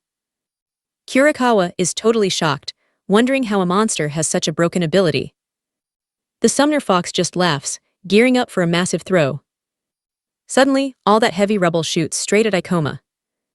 Satsuki screams his name, while Hosa panics, thinking nobody could dodge an attack like that. Over by Yukami, a wolf spawns, proving this boss is just straight up trolling them. Ikoma realizes this freak treats humans like literal toy soldiers. He kicks into overdrive. He starts parkouring through the flying debris, closing the gap. Kurikawa is absolutely mind-blown by his speed. He cannot believe a human can move like that, saying no hunter has ever been this fast. You and I saw this coming. His past life thief skills are exactly what makes him so completely overpowered right now. He just keeps rushing forward. The two-headed summoner fox fiercely grinds its teeth. Watch this. Ikoma asks if it's nervous because its special move completely failed on him. Both monstrous heads just snarl with pure fury. The second he steps closer, the creature lets out an absolutely terrifying roar. Right after that, Ikoma triggers his gravity reduction skill the exact second he touches that final massive stone. Boom, he launches the giant rock straight into one of the monster's open mouths, causing an absolutely massive, bone-crushing impact. The beast bites down, shattering the stone, but it definitely takes some heavy damage. Ikoma instantly teleports right beside the creature, completely roasting it for failing to defend itself. He charges up and fires a devastating blast called Grant. The strike hits dead on, followed by a blinding flash and a deafening shriek. Kirikawa, absolutely shocked, realizes Ikoma is basically soloing a level 55 boss monster. He seriously wonders who this crazy kid actually is. Quickly guessing that these insane skills mean he must be a top-ranked hunter in the entire country. Ikoma figures that by totally eliminating this beast, the gate will shut, and every single escaped monster will vanish, meaning he literally has zero time to waste here. Hosa watches the wild scene unfold. Ikoma raises his weapon high, declaring he is going to finish off this giant beast immediately. Massive debris hangs dangerously overhead. Now pay close attention here. The furious monster tries to crush Ikoma using massive wreckage from above. But he effortlessly dodges the crashing fragments. Noting the beast's attacks are super heavy but incredibly sloppy, adding that dodging is basically his #1 specialty. He lightly lands on the ground, only to instantly leap right back up. Moving crazy fast right above the huge beast, Ikoma focuses all his energy and cranks up the gravity. Right on cue, he unleashes a savage meteor drop, hurling massive rubble straight at the huge monster. The beast screams in agony as the rock smashes the back of its head. Both heads shake violently, swinging around wildly to figure out where he went. He cranks the gravity down on the enemy while delivering another brutal strike. The monster hisses angrily, and Ikoma literally asks if it thought he was just totally helpless midair. He then quickly circles around it. He just laughs, explaining he can move however he wants up there because he controls gravity itself. The twin heads growl, and Ikoma jokes that it definitely isn't having fun anymore. In response, the monster unleashes a deafening, high-pitched shriek. He immediately dashes in to deliver even more heavy attacks. Mid-fight, he realizes brawling a beast boss is way easier than fighting human-like enemies who actually use complex dodging and crazy combat skills. Ikoma slashes hard with his weapon, making the creature scream out again as dark blood splatters everywhere. You see that? The beast roars, and Ikoma knows he absolutely controls this entire battle. But then, he realizes the beast level is still way too high for him, and notices his mana is quickly running dry. Its natural defenses are built like a tank, and it's acting way too aggressive for its rank. Even though he literally hasn't taken any damage yet. He knows the absolute second his mana hits 0, dodging these massive killer attacks will be completely impossible. So he quickly wonders if he should start conserving energy. But he instantly drops that idea, knowing he'll never win if this huge boss gets a chance to passively heal. Ikoma briefly considers calling Satsuki and Hosa for backup, but totally scraps the idea since neither of them can dodge massive area of effect attacks. Besides, their main priority is saving the wounded. Here's what I love about this. Thanks to his past life experience, he basically perfectly predicts the entire fight, considering the attacks, defense, recovery ability, and the exact hit points of summoner-type monsters. Let's dive in. If his mana hits 0 here, it's totally game over. He just pushed way too hard to finally back this giant boss into a corner. The smart move, running for his life. Instead, our boy takes a bold step forward. Hosa looks absolutely terrified on screen. This monster overflow is just going to completely wreck everything. Ikoma locks his eyes. A crazy grin spreads across his face as he gears up. Bailing on this fight right now, yeah, not his style. He sprints straight at the beast. Time to focus, max out his skills, and dodge like crazy. Instantly, he launches over the enemy. Memories of his past life fighting for his squad fuel him. Smash, a direct hit. Honestly, he has survived way crazier stunts than this before. The beast absolutely screeches in agony as the heavy gravity attack crushes it. It actually backs up, completely spooked, but then one head turns back, eyes glowing with pure rage. Suddenly, the boss calls in backup, spawning a massive horde of creepy phantom creatures everywhere. Ikoma realizes this insane boss just triggered another huge wave of annoying minions. He can see the giant fox is still packing crazy amounts of mana, but it is burning through it fast. The monster throws floating rubble using a wild poltergeist skill. Chief Kirikawa yells out in total shock. Now pay attention, spamming skills like that. No normal hunter could ever take this boss down solo. Hosa panics hard, screaming that Ikoma absolutely cannot survive this massive army alone. Seeing that, Satsuki insists they need to jump in immediately. He is clearly in danger, but weirdly enough, the boss monster looks genuinely terrified of him. The enemy snarls in fierce anger. Instantly, phantom wolves launch straight at Ikoma. He readies his weapon, completely locked in. He channels every single ounce of his energy. Ikoma smoothly dodges the ghost wolves, wiping them out with absolute lightning speed. Boom, he lands a massive strike on the boss. Making it roar in agony, Yukami flips out, wondering how this kid moves so insanely fast. The beast growls wildly, suddenly realizing it just made a huge defensive mistake. He jumps sky high, positioning himself right above the giant creature for an attack. That weird creepy eye on its back totally loses track. You feel that tension, right? The perfect opening just dropped, and he is going all in. He drops like a meteor, slamming his weapon straight into that creepy demonic eye. The massive boss shrieks as it hits the ground. Then, its giant body just completely fades away. With the monster totally gone, Ikoma cracks a quick, relieved smile. The city around him, an absolute war zone, completely wrecked with rubble everywhere. He grips his sword tight, as a sweet holographic system menu pops up. Boom, it announces a crazy huge XP drop, and 6 whole levels up at once. By taking the boss out, he got 6,480 XP, jumped from level 38 to 44, earning 23 skill points. Then, all the annoying spawned wolves and overflow monsters just vanished. The city literally lit up. Ikoma glanced back, realizing that even though he won, this fight was absolutely insane. His mana was at 0 after risking it all on that last strike. Meanwhile, Satsuki cheered wildly. She desperately asked if killing the boss finally stopped the monster overflow. Hosa just sat there wondering if she actually helped save someone today. She remembered her dad holding her, and trust me, we are all as stunned as Kurakawa that he soloed it. He honestly wondered who that insane kid was. Stick with me, a few hours later we're at the guild. The admin tells Ikoma that despite his basic C-rank status, he soloed the entire monster overflow. She says he totally prevented a massive disaster. Giving them a huge bow, she deeply thanks the trio for their epic service.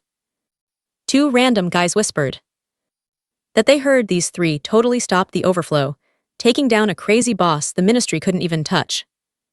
Satsuki quickly corrects them, claiming it was literally just Ikoma who stopped the overflow. Our boy gets super embarrassed, saying he definitely couldn't solo it. He explains that without them fighting off those summoned wolves, he'd be totally out of mana to fight the boss. Hosa then jokes that she feels like an instant celebrity. Ikoma whines about not filming the fight, but she snaps back that filming people suffering in disasters is seriously messed up. He thinks to himself, wow, she can actually be reasonable. Meanwhile, Hosa points out that civilians actually got hurt during this. Sarazawa and another dude walk through the busy guild. He's thinking about the disaster and how the monster eradication squad completely failed, wondering what would have happened if that hero hadn't defeated it. The crowd starts whispering, gossiping that those 3 apparently destroyed the boss.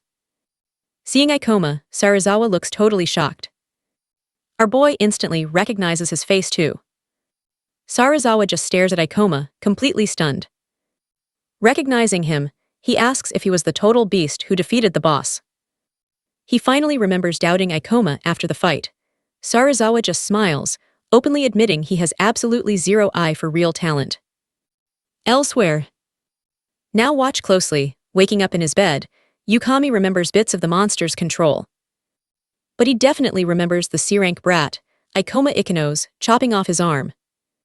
He's absolutely furious. People think Ikoma stopped the overflow, calling the whole thing totally absurd. Plus, he swears Ikoma is gonna pay the ultimate price for his missing arm. Yukami declares he'll use all his power and nasty influence to ruin the kid, vowing to make him completely regret it. But Chief Kurakawa snaps back that he should be thanking Ikoma. As Kurakawa and his buddy walk up, you saw that too, right? Barely anyone can subdue a B-rank without killing them. He adds that if it wasn't for Ikoma, this guy would literally be dead.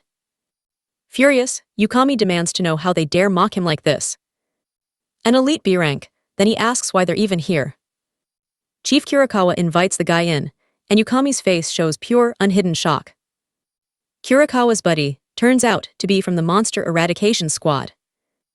Yukami suddenly remembers casting his dirty berserk skill on those squad soldiers, sweating over whether they actually survived that insanely chaotic incident.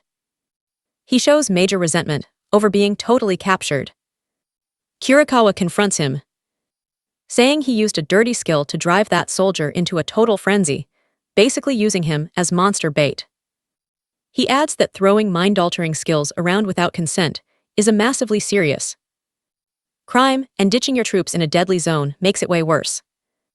Laying there, Yukami gets told he definitely knows the brutal punishment for portal crimes. We'll leave him here, cursing absolutely everyone. Alright, let's jump in. At the guild, Ikoma's promotion gets flat-out rejected, leaving our guy totally confused. The attendant just apologizes, claiming the guild values its hunters' opinions above all. Because some corrupt hunter tanked his last request, he's gotta wait 3 whole months to apply again. Absolute nonsense. Ikoma is completely stunned. He's level 44 now, he shouldn't even need a review to apply. But the attendant just apologizes again, politely telling him to come back in 3 long months. Ikoma panics, 3 whole months. If he waits that long, someone else will definitely clear the illusion library first. He's furious. That jerk Yukami completely ruined his master plan. Satsuki steps up, reminding everyone Ikoma is a hero, who literally beat the guy who denied him. But the attendant reminds them that the guy was already fired and arrested for illegal skills. She's super sorry, but rules are rules. Realizing it's a total dead end, Ikoma tells Satsuki to just drop it. Still, there is no way he's giving up right now. Now pay attention here. He needs the Ring of Wisdom to literally change the world's fate. He has to score this promotion, no matter what happens. Suddenly, a voice interrupts, saying they heard the whole thing. Both of them turn, totally surprised. Even the attendant is completely shocked. It's Serizawa, the literal vice master of the entire hunter guild. Ikoma asks if this guy can actually help, but the attendant nervously says it's really complicated. She warns that other hunters might riot, and the guild would take all the massive heat. Plus, there's no way the actual guild master is gonna sign off on this rule-breaking move. The camera pans to Serizawa, who calmly states he's read all the reports about this mess. He knows that loser Yukami only rejected the promotion out of pure, petty spite. Serizawa assures him that making a massive talent like Ikoma wait is a huge loss for the guild. Sure, the big boss might throw a fit, but he promises to handle him later on. Ikoma is totally lost. Why stick your neck out just to help a random hunter? Here's where it gets awesome. Serizawa drops the facts. The guild must keep the world safe. He brings up that massive gate incident, which the guild totally mishandled. He's incredibly grateful that Ikoma stepped up and saved the day right there. The vice master reaches out his hand, wanting to officially show his thanks and offer solid backup. Smiling like an absolute boss, Ikoma accepts the offer. They shake hands, locking in the deal, cut back to the desk, where Satsuki nervously waits for the official paperwork to clear. Boom, the big approval stamp hits the paper. He is officially in business. Satsuki goes absolutely wild, hyping Ikoma up for his massive B-rank promotion. She can barely believe it. Hitting this high tier is insanely rare for anyone. Ikoma just flashes this cool smirk, looking confident as hell about his rank. But inside, he realizes he's leveling up way faster than in his past life. He stays totally sharp. Things are just moving a little too fast right now. Satsuki catches his serious vibe and asks if something's wrong. But he shakes it off. Still, an ominous hourglass drops on screen as he admits his worries. Yeah, he stopped the last major disaster just in time. But a B-rank disaster, trust me, we aren't ready. Since this all went down in Mora, he absolutely would have remembered it happening in his past life. Let's dive in. You and I know something major just changed. He starts wondering if going back in time caused it. But figures maybe the gates just spawned completely differently. The dude barely understands his own time travel, so this is probably just some massive butterfly effect. Even so, he cannot shake this super heavy, anxious gut feeling. He lets out a huge sigh. He is totally falling back into his pessimistic habits. Whatever, he clenches his fist, getting totally hyped because he finally snagged that sweet promotion. Suddenly, Ikoma gets a loud beep. Major news notification pops on screen. He tenses up, realizing the exact gate he was waiting for just showed up. The news broadcast reveals the Library of Illusions. A fresh gate that literally just spawned down in Kanagawa. Satsuki asks if this is the crazy gate he kept hyping up, and he nods. He knows the boss monster drops the Ring of Wisdom, the key to stopping disasters. But Satsuki points out you need to register and test for a B-rank gate. With a smirk, he says he is registering right now, asking if she is down to go. Blushing and totally hyped, she immediately replies that she is 100% in. Now pay attention here, because things are about to get super shady real fast. Inside, this older dude is sitting completely alone, until his phone suddenly starts ringing. He whispers that a gate is opening, and that boss item cannot reach the wrong hands. The caller actually suggests snagging the loot and completely blocking the gate. But the guy completely rejects that, calling it ridiculous. He cannot do anything suspicious without a perfectly solid legal excuse. While a caged bluebird chirps, he brags about having plenty of perfectly obedient dogs available. But he decides it is not their time yet. Instead, he needs some serious mercenaries. Hey! Stands up, ordering them to contact Chimera's Fang the second that gate finally spawns. Their mission: wipe out the boss monster, completely destroy the loot. And just slaughter any other hunters inside. That way, they will fake the records to keep their own hands totally clean. But suddenly, a loud knock totally interrupts him while he is still glaring at his phone. He turns around, looking completely unbothered, and just tells the person on the other side to enter. A younger guy steps in, claiming he is here to discuss the ministry's current readiness status. You caught that right. He totally spots the phone and asks if it is a bad time. He brushes it off as nothing important. But man, his aura feels pure sinister. He is finally revealed to be the infamous Kurabi Ho, the Minister of Monster Eradication. Cut to a super fast train, carrying our main heroes straight toward their big destination. Inside, Ikoma and Satsuki are chilling, heading straight to the guild. Satsuki asks about the Library of Illusions, and he literally describes a massive magical library. Inside, tons of magical monsters, plus a massive level 60 boss waiting. She naturally panics, asking if they can survive, but Ikoma promises everything will be completely fine. Flashing a confident smirk, he swears he already mapped out a strategy to crush the boss. They finally pull up to the Hunter Guild branch down in the city of Yoramu. And that is where we leave it. Why the heck are they locked out? The snooty receptionist drops a bomb. The guild is banning all hunters from flying solo. Stick with me here, because this final decision is about to kick off some wild drama. She straight up explains that the branch had too many casualties, and the boss hates bad press. Akoma is pissed. He yells that ignoring it just makes the portal way more unstable. He argues that a B-rank hunter like him easily deserves a permit. But she brushes him off, saying the eradication forces will handle portal stability. Plus, she totally talks down to him, reminding him he is just a brand new B-rank rookie. She even drags his partner, calling her a useless C-rank who doesn't belong. Suddenly, a shady guy in a hat randomly walks up, casually asking if they're here for an adventure too. Akoma is instantly super suspicious, but the dude just smirks.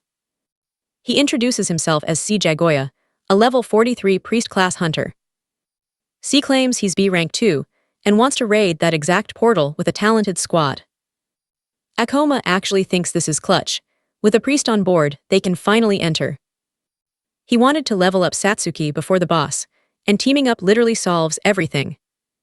Still, watch closely here, our guy finds this dude way too sketchy. Satsuki though, she is totally hyped that they can finally hit the portal. C suddenly turns, grabbing Satsuki's face, double-checking if her partner's name was actually Akoma. Then, he casually invites all the B-rank hunters to join his shiny new party. Satsuki feels super awkward, but nervously asks if she can tag along too. The priest goes completely dead silent, and the vibe turns insanely awkward and heavy. Flashing a seriously evil smile, he mentions she's an enchanter, literally the hardest class to master. He brutally finishes by saying his party doesn't carry useless dead weight. Satsuki is crushed, but Akoma steps up. If she doesn't go, he walks away too. The priest shoots Akoma a dirty look, seriously annoyed he's defending the little mage. He straight up accuses Akoma of using Satsuki just to hijack the entire party. Z brags he already has 2 attack classes and is playing this mission for real. But Akoma claps back. An enchanter provides unlimited mana, making her an absolute must-have. The priest goes dead silent. I know what you're thinking, but he actually weighs those arguments. He flashes a tiny smirk and nods, agreeing to let the girl join the squad. So C suggests swapping phone numbers so he can text them when the team is ready. He says peace out, promising to register the crew and meet at the portal entrance. Cut back to our duo on a bench, stressing out while waiting for his call. Satsuki is still super anxious, wondering if teaming up with that creep is actually smart. Akoma takes out his phone, totally agreeing the guy acted like a massive diva back there. Still, despite all the red flags, he thinks they can kinda trust him. Better to roll with a blunt jerk who probably won't stab them in the back later. He swears it'll be zero trouble. But Satsuki is completely terrified and really hopes he's right. Plus, they know this is literally their only shot. And having 3 high-rank allies is going to be massive when facing down the boss monster. The scene shifts. And you and I are about to see this squad drop into a crazy gloomy dungeon. Let's jump into today's absolute madness. A scythe-wielding girl smashes her weapon down, completely furious about their deal. The hunter, Sion Ibuki, demands to know why Sajay dragged useless classes along. He just shrugs. They needed them for guild approval, a fact she literally already knew. She fires back, calling him a liar for hiding the 2 newbies' exact class types. Sajay just smirks, claiming they are purely here to check off the guild's mandatory boxes. He mentions Ikoma actually rocks a high level. But Satsuki, she is basically just a free bonus attachment. Satsuki is stoked to be included, though she totally notices the team vibes are completely off. She pulls Ikoma aside, whispering in the corner to ask if they are actually safe. Ikoma figures the priest was bad, but these other guys are next-level demanding. Suddenly, Sion whips around, declaring she is about to lay down some totally strict ground rules. She straight up threatens to end them both if they dare steal loot, without pulling their weight. Ikoma plays it cool, saying he totally digs earning extra cash for putting in real work. That cocky reply seriously ticks Sion off, and she calls him a massive, arrogant idiot. Pivoting to her quiet partner, Haru, she asks for his hot take on the drama. Haru brushes it off, saying he literally does not care as long as they stay back. Ikoma silently thinks. Their stats are stacked, but this whole team setup is completely out of whack. Pay attention here, hitting an unexplored portal means grabbing the sickest loot and rarest intel. Sion agrees on the loot, but rants that the priest really botched the team's overall balance. But Ikoma figures it hardly matters, since he also had zero luxury of picking his teammates. Sajay claps loudly, totally getting their gripes since they were rushing to fill the roster fast. Drama paused, he thanks the crew and hypes them up for the Library of Illusions. This priest is pure arrogant ambition, desperate to prove his squad is absolutely top tier. Meanwhile, Sion and Haru are serving zero respect to the total newbies. With vibes this toxic, Ikoma is seriously praying they avoid a total disaster later on. The massive dungeon gate pops up, neon letters spelling Library of Illusions right overhead. The whole squad steps right in, creeping cautiously down the massive main hallway. Sajay notes this dungeon is famously brutal, yet the place is surprisingly elegant, flashing a cocky grin. You know what he is thinking, clear this mega-rare portal, and they become total superstars. Sion glances back, double-checking if their actual names are really Ikoma and Satsuki. She snaps that they are literal seat fillers, warning them to not play the hero today. But Ikoma claps back, bragging about his higher level and dropping that they traveled from Tokyo. Absolutely heated. Sion totally loses it, screaming about how he has the insane nerve to talk back. He coolly clarifies, he is just making sure they get a fat cut of the loot. Ikoma admits they are literally just numbers here, swearing they will only fight if totally necessary. Scoffing, she turns her back, mocking him for knowing his place since they 0% need help. Satsuki is visibly stressed, whispering that they should honestly just focus on beating the portal. Ikoma keeps his face deadpan, already mentally plotting out their absolute next moves. Deep down, he totally knows this cocky squad is going to beg for their help eventually. Right then. So what do we have here? Sajay opens a weird book and looks completely shocked. Alright, jump in with me. Our guy cannot read this weird language and thinks it is realm specific. See, here is the rule, except for gear and demon stones. Everything from inside these portals just vanishes out in the real world. Future nerds only ever figured out the basic cultural differences. None of these weird texts actually made sense, and zero theories had any real proof. But wait! The super rare Ring of Wisdom from this exact library can straight up answer every single question. Ikoma gets completely hyped up, absolutely dead set on snatching that ring no matter the cost. Boom, a massive fire spell blasts out, catching the squad totally off guard. Sajay screams and instantly throws up a magical shield to block those blazing incoming fireballs. Now pay close attention here, the attack absolutely obliterates against his barrier, shaking the entire room. And then the ugly threat finally steps up. A level 40 librarian goblin, absolutely ready for blood. Haru pops his shadow walk skill, and in one literal blink, he is right behind the beast. One clean backstab completely deletes the goblin, before the ugly dude even realizes what just hit him.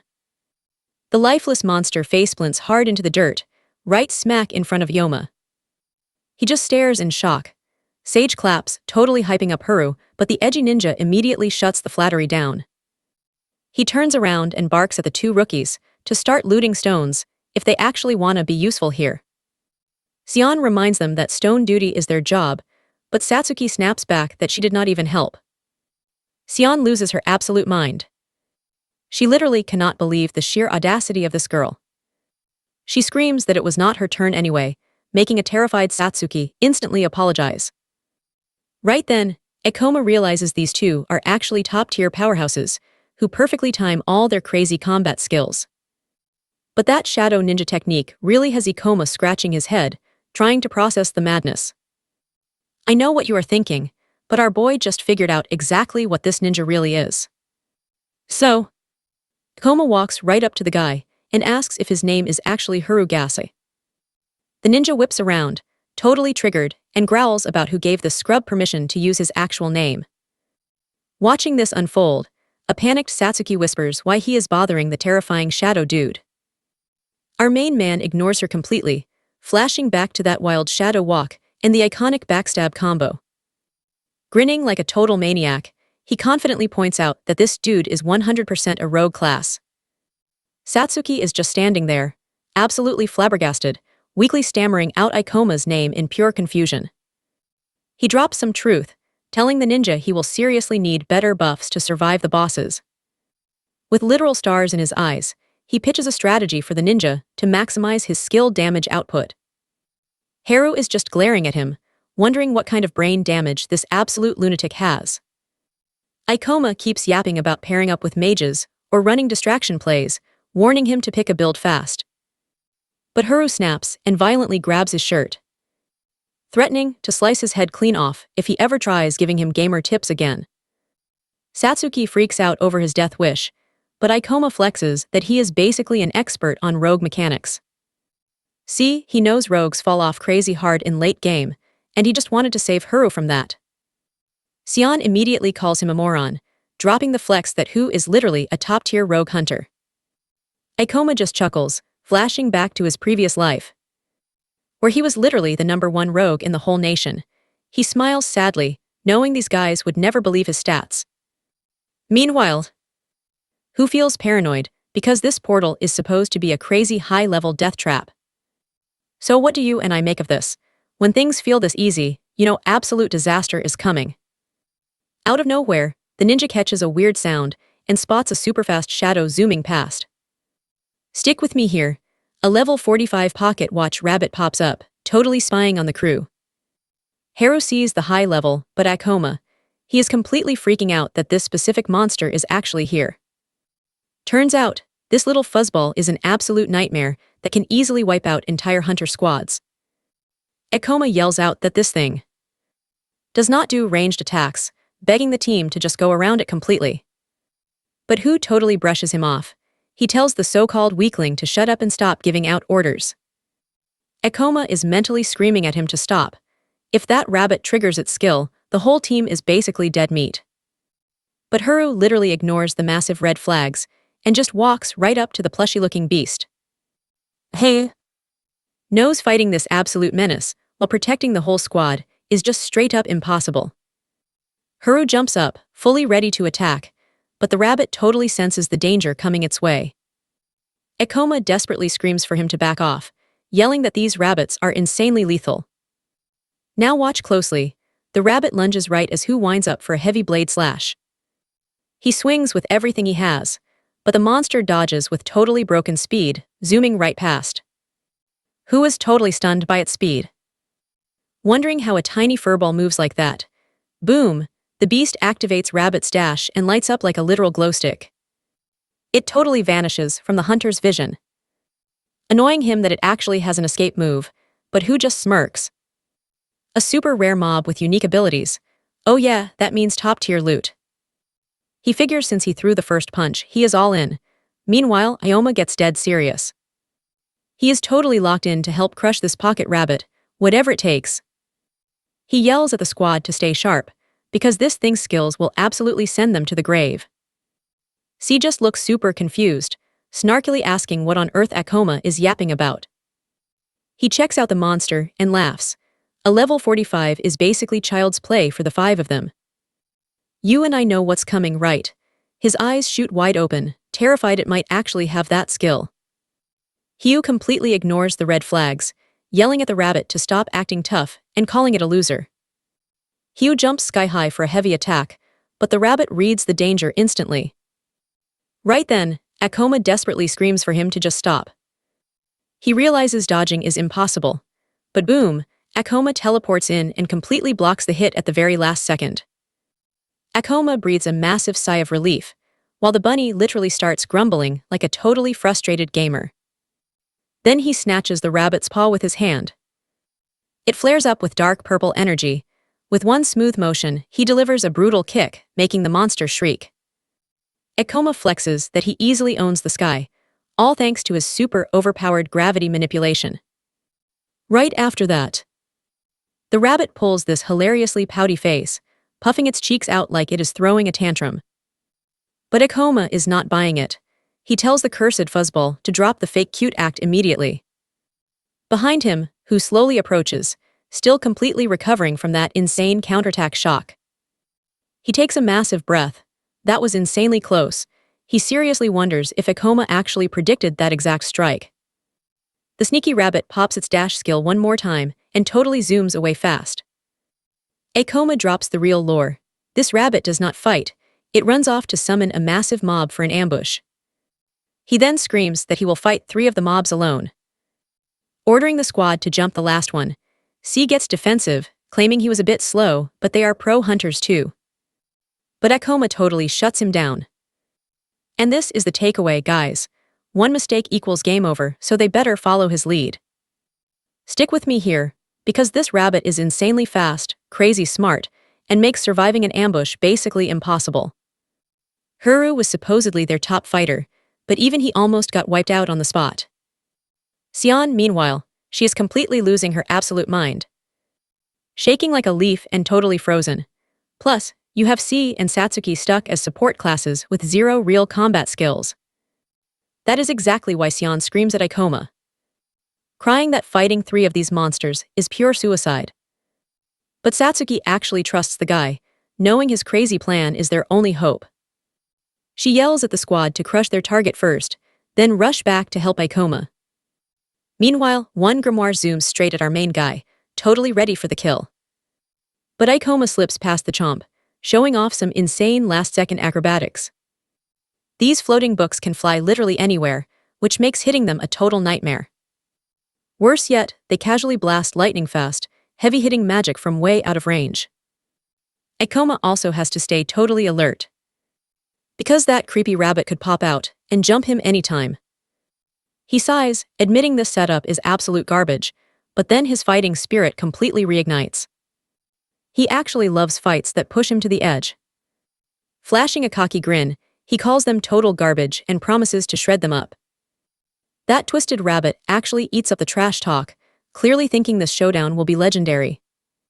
Now watch this. All three grimoires rush Ikoma, trapping him from every single angle. Spotting the danger, C reacts instantly, throwing up a magical shield to cover the squad. A massive attack smashes into the barrier, but the magic defense somehow tanks the hit. Sion grabs her opening, screaming she is done playing nice, and launches herself forward. She lands a brutal, dead-on hit with her scythe, ripping a chunk right out of the book, but she quickly realizes these things hit insanely hard and fast. And to top it off, she remembers that stupid rabbit is still lurking around somewhere. Furious, she wonders how anybody survives 3 of these, and what on earth Ikoma is plotting.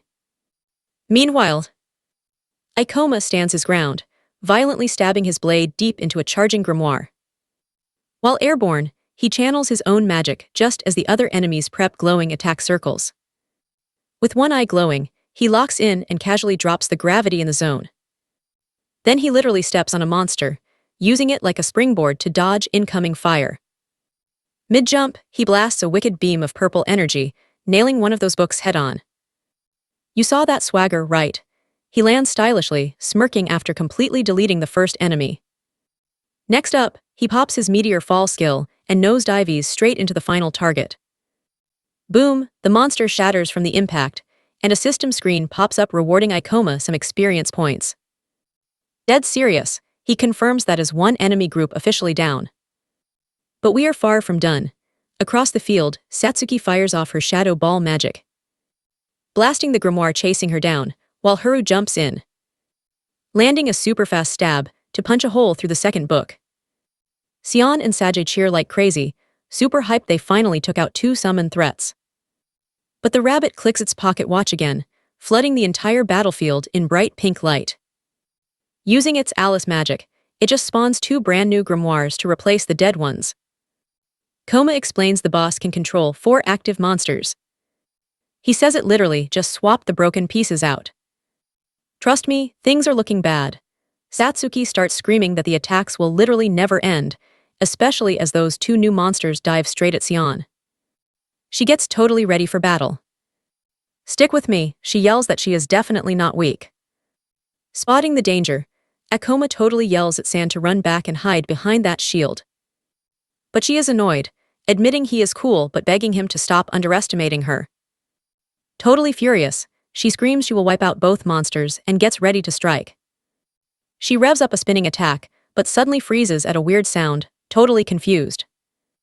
Haru freaks out when he sees this rabbit charging at him with a terrifying face. San whips around toward the noise, just finding this tiny rabbit looking innocent and cute. The sneaky monster taps its foot down, faking like it made that bouncy noise. C literally wonders if the beast is playing mind games. He screams for her to run away, but time is up. And one of those grimoires ruthlessly sinks its nasty teeth into her side. She screams in pure agony, slamming into the dirt from that completely out-of-nowhere ambush attack. The beast refuses to let go, digging its fangs deep as she starts bleeding really badly. Panicking, she realizes this monster is stuck fast, and she is basically about to die. Now watch closely, Yoma drops in, warning they must forcefully rip this monster right off her. He totally readies his attack, warning the hit is going to sting her too. Eyes glowing bright, he triggers his Grant magic, popping out a purple gravity sphere. That heavy magic crushes the beast, making it scream in pain and finally drops Sion. Finally free from danger. She crashes down hard, dropping her scythe while hurting like crazy. She breathes a massive sigh of relief. Yeah, it stung, but she basically just cheated death. That leftover grimoire is absolutely terrified, squealing in pure fear while staring at her down there. Akoma slashes that final monster with his sword, while San just stays in the dirt. He screams at Sage to cast some white magic to heal her. And the kid says he is on it.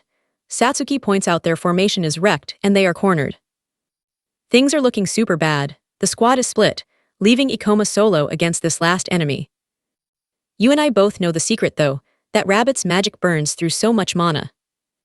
Ikoma locks eyes with it. Figuring the creepy furball totally knows it too. Honestly, the little beast suddenly realizes it has to move lightning fast before running dry.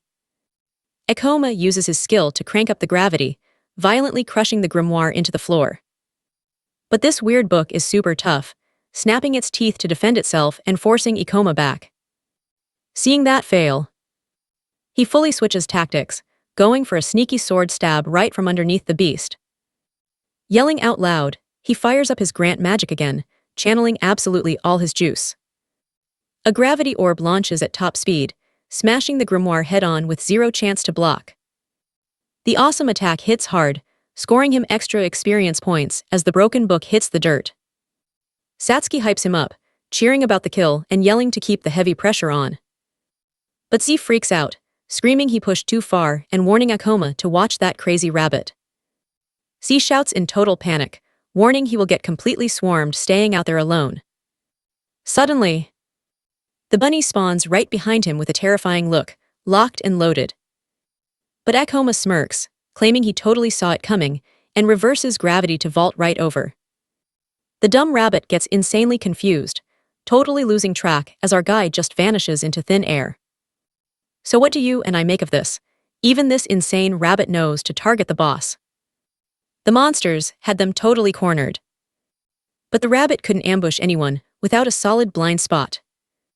Stick with me here, because Ikoma knows exactly how to bait this bunny right into his trap. The plan clicks. He charges top speed at the startled rabbit, ready to strike. But our guy realizes this creature has insane reflexes, barely dodging his swing. Zero hesitation. He unleashes a massive sword slash that covers the entire area around them. Ikoma gets super frustrated. That massive hit, still not enough to finish it. See, his real plan was cranking up gravity and dropping a heavy downward strike.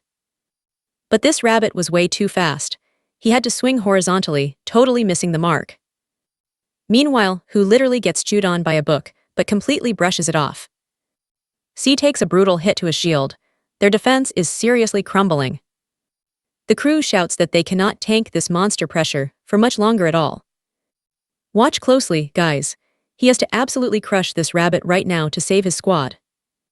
He sprints full throttle, but immediately realizes this stupid rabbit is way too fast to catch. The bunny actually smirks. It already predicted Ikoma's next move and has a nasty counter ready. Then our protagonist loudly shouts out his magic technique, Grant. He launches a fresh attack. The rabbit spams its rush skill, jumping high to dodge it. This troll literally holds up a sign with a score of 10, totally mocking his attack. But that smirk vanishes when the gravity sphere starts sucking absolutely everything into its orbit. The rabbit gets dragged down hard, slammed flat against the dirt by his insane magic. Pinned to the floor, it realizes Ikoma had baited every single one of its moves. Ikoma explains how that jump skill always leaves a massive weak spot right at the end. Hearing this, the rabbit completely loses it, showing a creepy sinister face and screaming in pure rage. He takes the shot and deletes the monster, instantly grabbing that sweet experience and leveling up. With the main boss dead, all those monster books lose their magic and drop flat. Satsuki and Sage stare at the drops with massive relief, knowing the nightmare is finally over. She tells Ikoma how thrilled she is that they actually survived this absolute mess. We all felt that relief. Sion is literally crying, asking if they actually won the fight. Satsuki sees the poor girl getting super emotional and calls her name with a gentle smile. But San yells she is not crying. Classic excuse, just dirt in her eye. C then apologizes to Ikoma, thanking him and admitting he was totally wrong to underestimate him. He totally admits he thought Ikoma was a goner, and the squad would have wiped without him. Suddenly, he spots a weird book on the dirt and asks what kind of loot that is. Ikoma grabs the book explaining it is a demon stone and some super rare loot. It is a rare skill book for the rabbit rush ability. Ikoma casually mentions that it can sell for 10 million. Hearing that insane price leaves Sajay totally shook. C does the math, 2 million for each person. He gets insanely hyped about getting rich. But then rethinks it, suggesting they should probably dip out right now and come back later. They totally underestimated this portal, burned way too much mana, and everyone is seriously bruised up. Ikoma turns deadly serious. He absolutely cannot let anyone else snatch the Ring of Wisdom today. He tells them the rabbit was the final boss, and now Sajay can heal their wounds. Trust me, you want to see this. He mentions a wild mana trick, making Sajay super curious. Alright, stick with me here. Satsuki is absolutely terrified, begging Ikoma to skip the trauma trip. He calmly explains that this librarian goblin is perfect for draining mana, making Satsuki totally desperate. C checks with the rest of the squad and agrees, deciding they should push forward. Who is down too? Saying he is absolutely not the type to dodge a solid fight. He figures Ikoma seems pretty handy, definitely a guy with lots of solid uses ahead.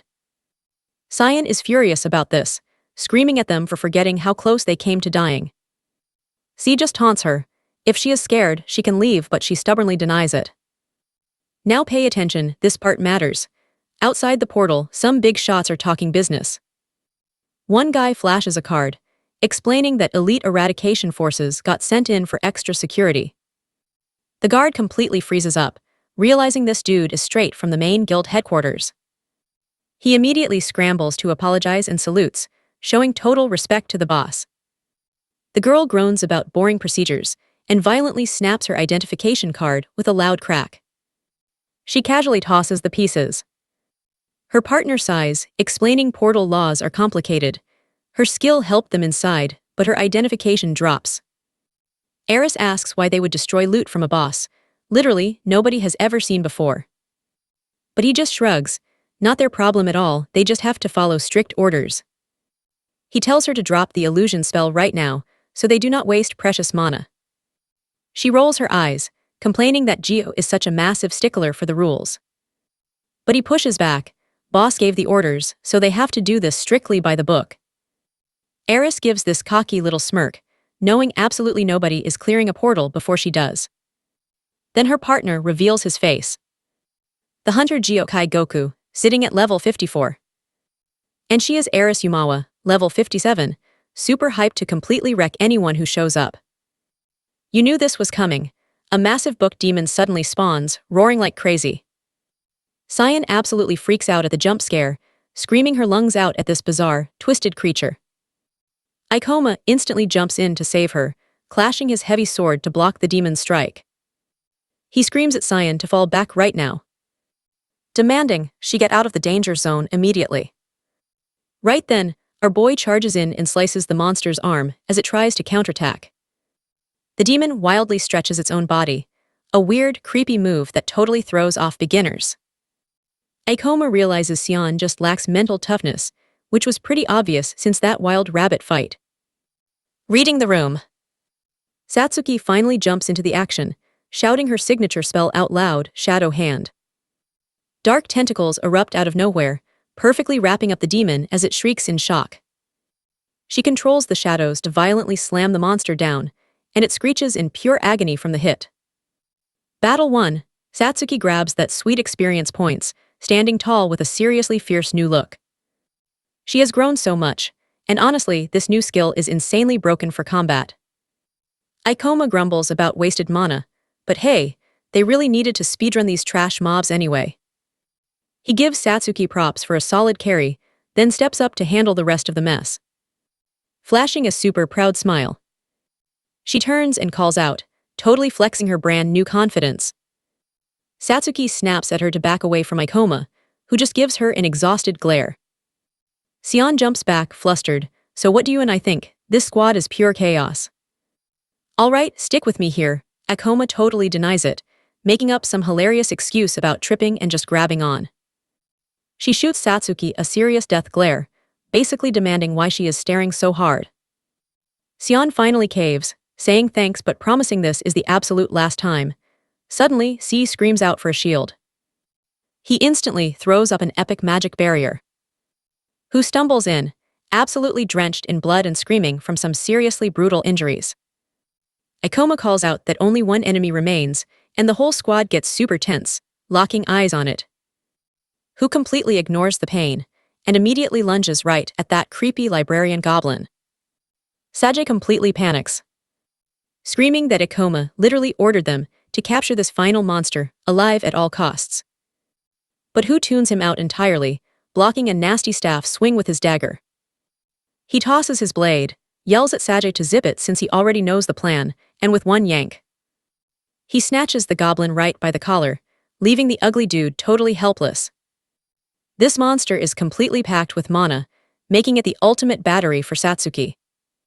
Ikoma is honestly surprised to see Who step up, realizing he is easily their most skilled fighter. The squashed goblin just lays there on the floor. Satsuki steps right up to the plate, activating her awesome mana drain skill. She pumps all that sweet monster juice straight into Sage. The guy gets totally hyped, thrilled his barrier is back. Looking at the deflated goblin, San happily points out they can keep pushing through. But Ikoma shuts that down, warning them that capturing monsters is way too tough to rely on. C completely buys that logic, patting his shoulder with a massive thanks, staring down the long, dark hallway. They realize they are finally hitting the actual center of this dungeon. Now pay attention to this twist. Ikoma casually suggests they speedrun straight to the boss. Hugh is totally on board with the madness, flexing that he is ready to brawl. Sion drops her jaw at this insane plan, asking if rushing a boss is pure suicide. He instantly taunts her, asking if she is scared. She gets super defensive. Meanwhile, Sage starts thinking hard, remembering his whole goal was taking down the big bad.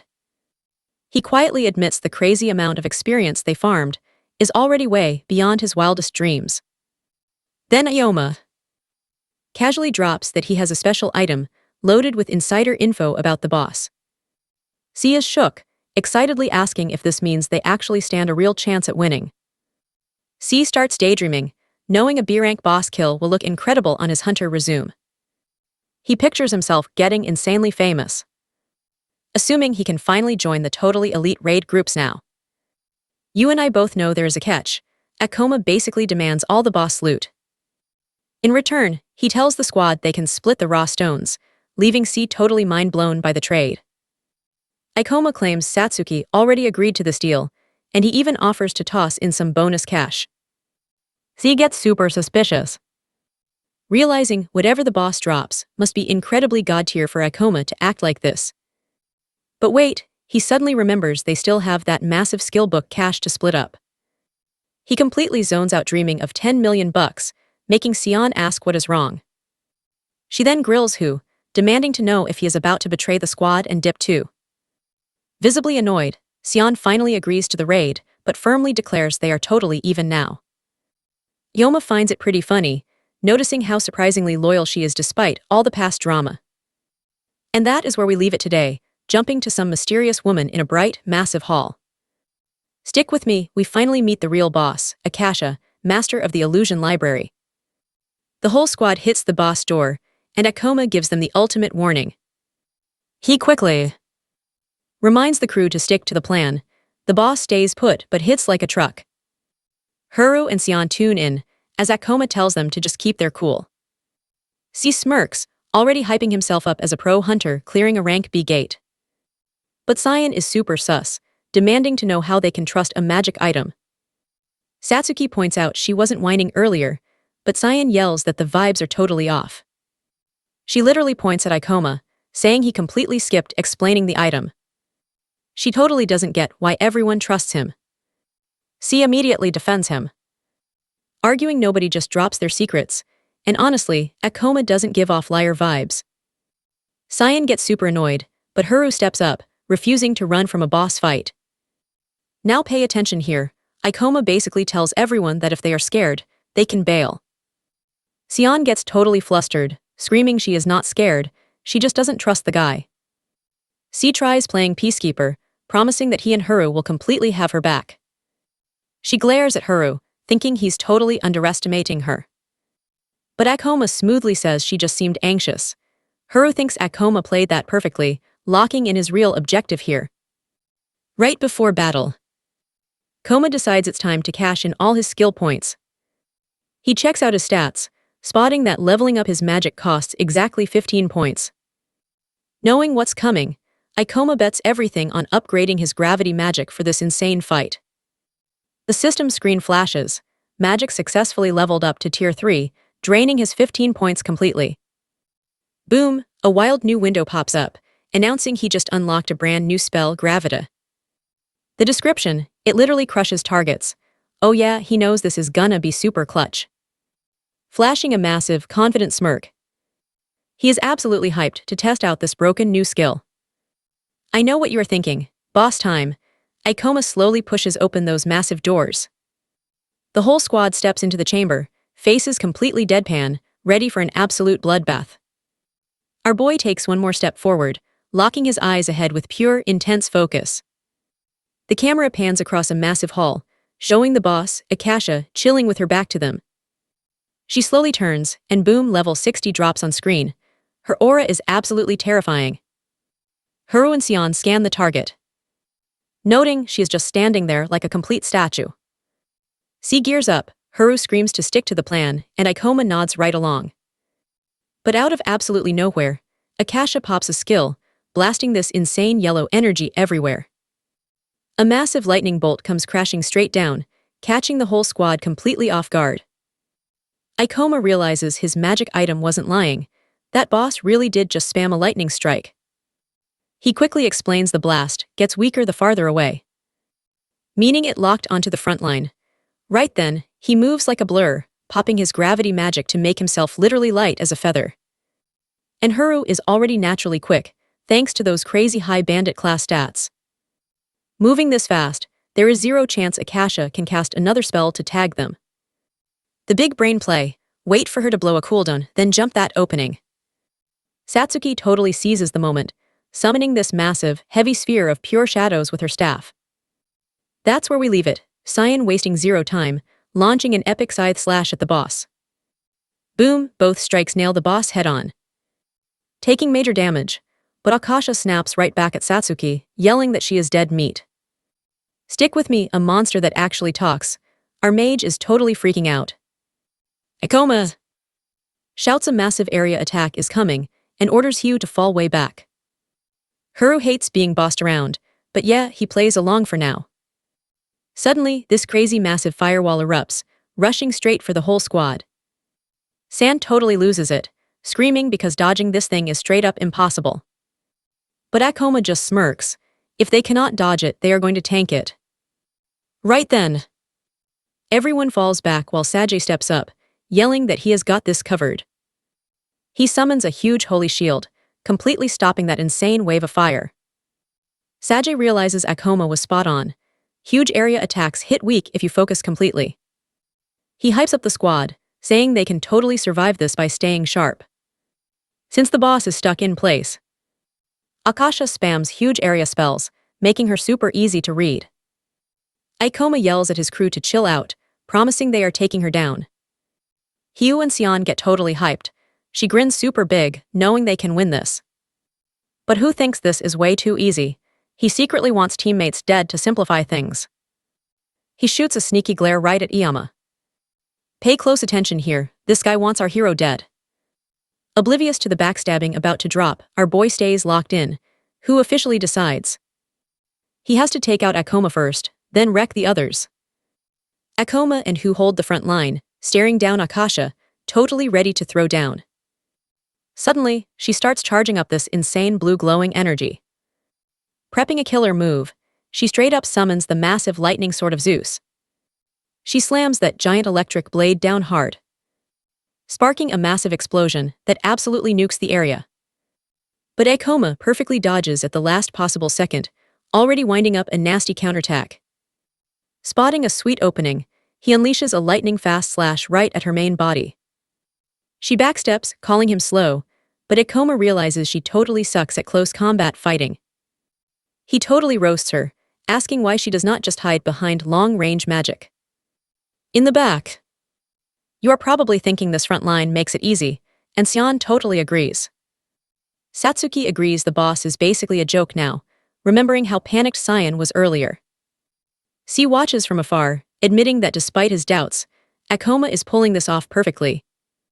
He respects our hero's crazy guts, because even against lethal hits, the dude finds a way. The priest actually gets chills thinking about how much raw experience Ikoma really has. Suddenly, Akasha flips the script and smashes the floor. Ripping a giant chasm, Ikoma sees she is desperate and completely changing her attack patterns. Ioma notices the pillars can block hits, making them perfect spots to dive for cover. He then yells for the trio to push up, and Sage completely agrees with the play.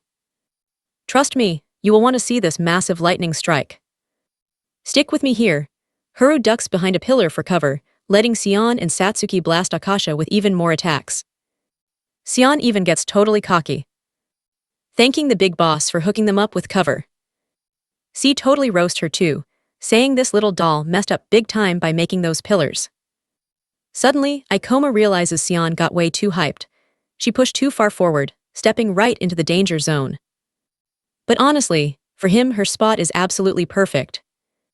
It fits his crazy plan perfectly. He sprints full speed at her, already yelling sorry for what comes next. The girl is completely confused, watching Ikoma charge like a maniac. Then bam, he stomps on her back, using her as a human springboard. Catching major air, our main guy launches into the sky, landing smooth right on top of a giant pillar. Sion is absolutely fuming, screaming that he really just used her as a launch pad. He yells back that he couldn't get close before, but now, he can blast magic from above. Right then, he triggers his epic skill. Meteor Fall crashes down onto the boss. The heavy strike lands dead center on her helmet, completely shattering one horn on impact. Seeing that massive damage, San hypes up, cheering about their direct hit, but Ikoma shoots her a dead serious look. He warns her this fight is far from over. Akasha's health points are dropping fast, but her defense is still insane. He turns back, yelling that her health is super low and they can totally win this. Using this exact chaotic distraction, Who creeps up from behind, sweating over Ikoma's ridiculous raw strength. Flashing a totally shady look, he decides our main character needs to disappear immediately.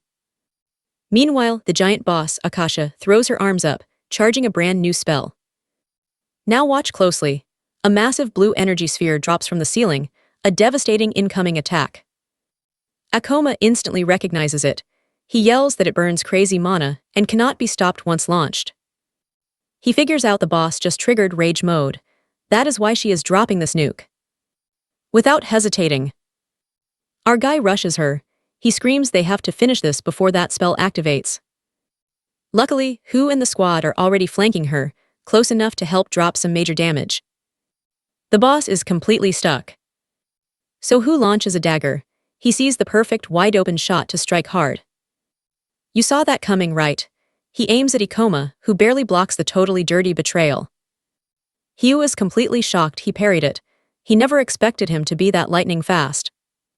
He makes up a garbage excuse about slipping, but Ikoma just glares with zero trust. Our guy briefly wonders if that backstab was actually an accident or pure malice. But he ignores it to focus on surviving. He screams the boss's ultimate is dropping right now. They both agree to make quick work of him. He notes that summonable items are incredibly rare.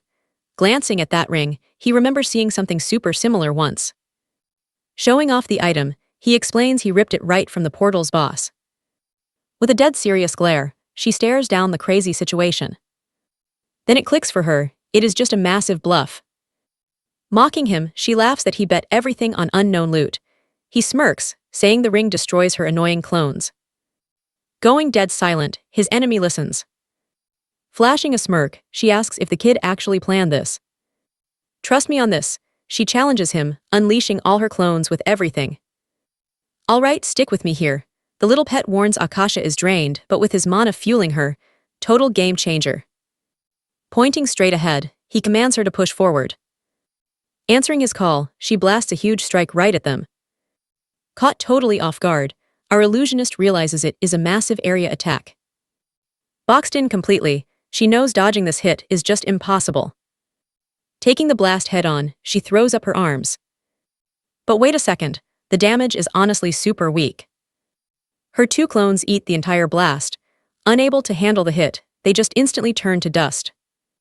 Apparently, those copies have a super low health bar. The little guy points out that the fire wave barely scratched her. Summoning big monsters burns way too much mana to be practical. But honestly, any wide attack is absolute kryptonite for clones. Illusionists have zero defense or dodging skills to save themselves. Boom, he reveals he can cast tons of spells using items. Job well done, his little sidekick slowly vanishes into thin air. With the fakes completely wiped out, he says it is his turn. Completely shook, she admits she thought he was totally helpless. You saw that too, right? She realizes he planned this. Reality check hits hard, she might actually lose this entire fight. Standing her ground, she refuses to fall to a rookie. She busts out laughing, completely dropping her guard over this crazy plot twist. Eating it up, she admits he is actually pretty incredible. It has literally been forever since someone got her this hyped up. But she warns him, he hasn't seen her real skills yet. Popping her ability, a massive swarm of illusions rushes straight at him. Dead serious now, she screams that it is time to finish this. This ultimate move mixes fatal magic with fakes, draining massive mana. He has to spot the real ones, leaving zero time to block. Finding her opening, she goes for the kill while he is distracted. I know what you're thinking, game over, right? Nobody survives that trap. But our guy just smirks, for him, barely an inconvenience. Spotting her shot, she lunges in with her dagger to end him. Slashing forward, she hits absolutely nothing but dirt. Her eyes go wide, wait, he just completely vanished. Looking frantically, she wonders where he went. Out of nowhere, he is floating midair using gravity magic. Blasting upward with insane speed, she finally looks up and spots him looming right above her. He drops down fast with an absolute monster strike. She blocks it, and their weapons clash with brutal force. Sweating bullets, she realizes she cannot push him off. She screams he is way too strong. Under all that pressure, her blade just completely shatters. Grabbing the opening, he follows through and slams her hard. Blasted away, she smashes straight into the dirt from the impact. Flat on her back, she hears him declare the fight is finally over. He casually flexes, saying she hasn't seen his best skills yet. Wild right, screaming, she charges back in for one epic final blow. Let's jump right into this madness. She realizes this guy just refuses to drop. Her buddy starts wondering if her attacks are even working. They're just buffing him. His crazy skill literally powers him up with every single hit. But hey, the ability totally fried his senses. He's basically a zombie now, fighting blindly as long as his limbs stay attached. So one of her team calls out, no need to rush this beatdown. He figures they just gotta stall until backup finally gets there. All of a sudden, a girl screams for help, but then bam. The two of them whip their heads around, totally spooked by the noise. Boom, scene switch. Ekoma is standing right over his wrecked opponent. The girl goes wild cheering for Ekoma's epic win. Meanwhile, the other guy is totally stunned, wondering how Eris actually lost. Now, let's rewind 4 whole years. Watch closely here. The deadly Chimera gang is walking, when one guy suddenly stops and glares back. Even back then, Ares was miles ahead of everyone else in pure experience. He straight up admits her whole squad is terrifyingly dangerous. Gripping his sword, he hopes she won't take this ambush personally. Seeing his mission totally bomb, he knows there's only one play left. One of his buddies yells out that the enemy is making a move. Blasting right past them, the enemy rushes in with insane speed. Totally clueless, the kid is completely blindsided. Charging straight at our main guy, the enemy winds up a nasty attack. In one slick blur, he lands a brutal sneak attack. Right smack on his back, caught off guard, our hero is completely confused. Then his buddy realizes the actual target was Ekoma all along. After landing that heavy hit, he literally chucks our boy aside. Jumping back, he retreats to a safe distance. Glaring at the dude, he asks if he is seriously running away. He smirks and promises to finish him off for good next time. Staring the guy down, he demands to know who hired him. Then he tells Ares to hide, carrying her right on his back. Waving goodbye, she casts a crazy illusion spell to escape. Crazy, right? They vanish into thin air.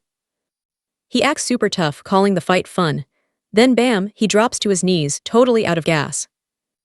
With his hand shaking like crazy, he realizes it's super lucky they bounced. Walking up. One of his girls apologizes for the mess, but he brushes it off, saying they actually did an awesome job. Honestly, he didn't think those three could win by themselves, so he stepped up to help.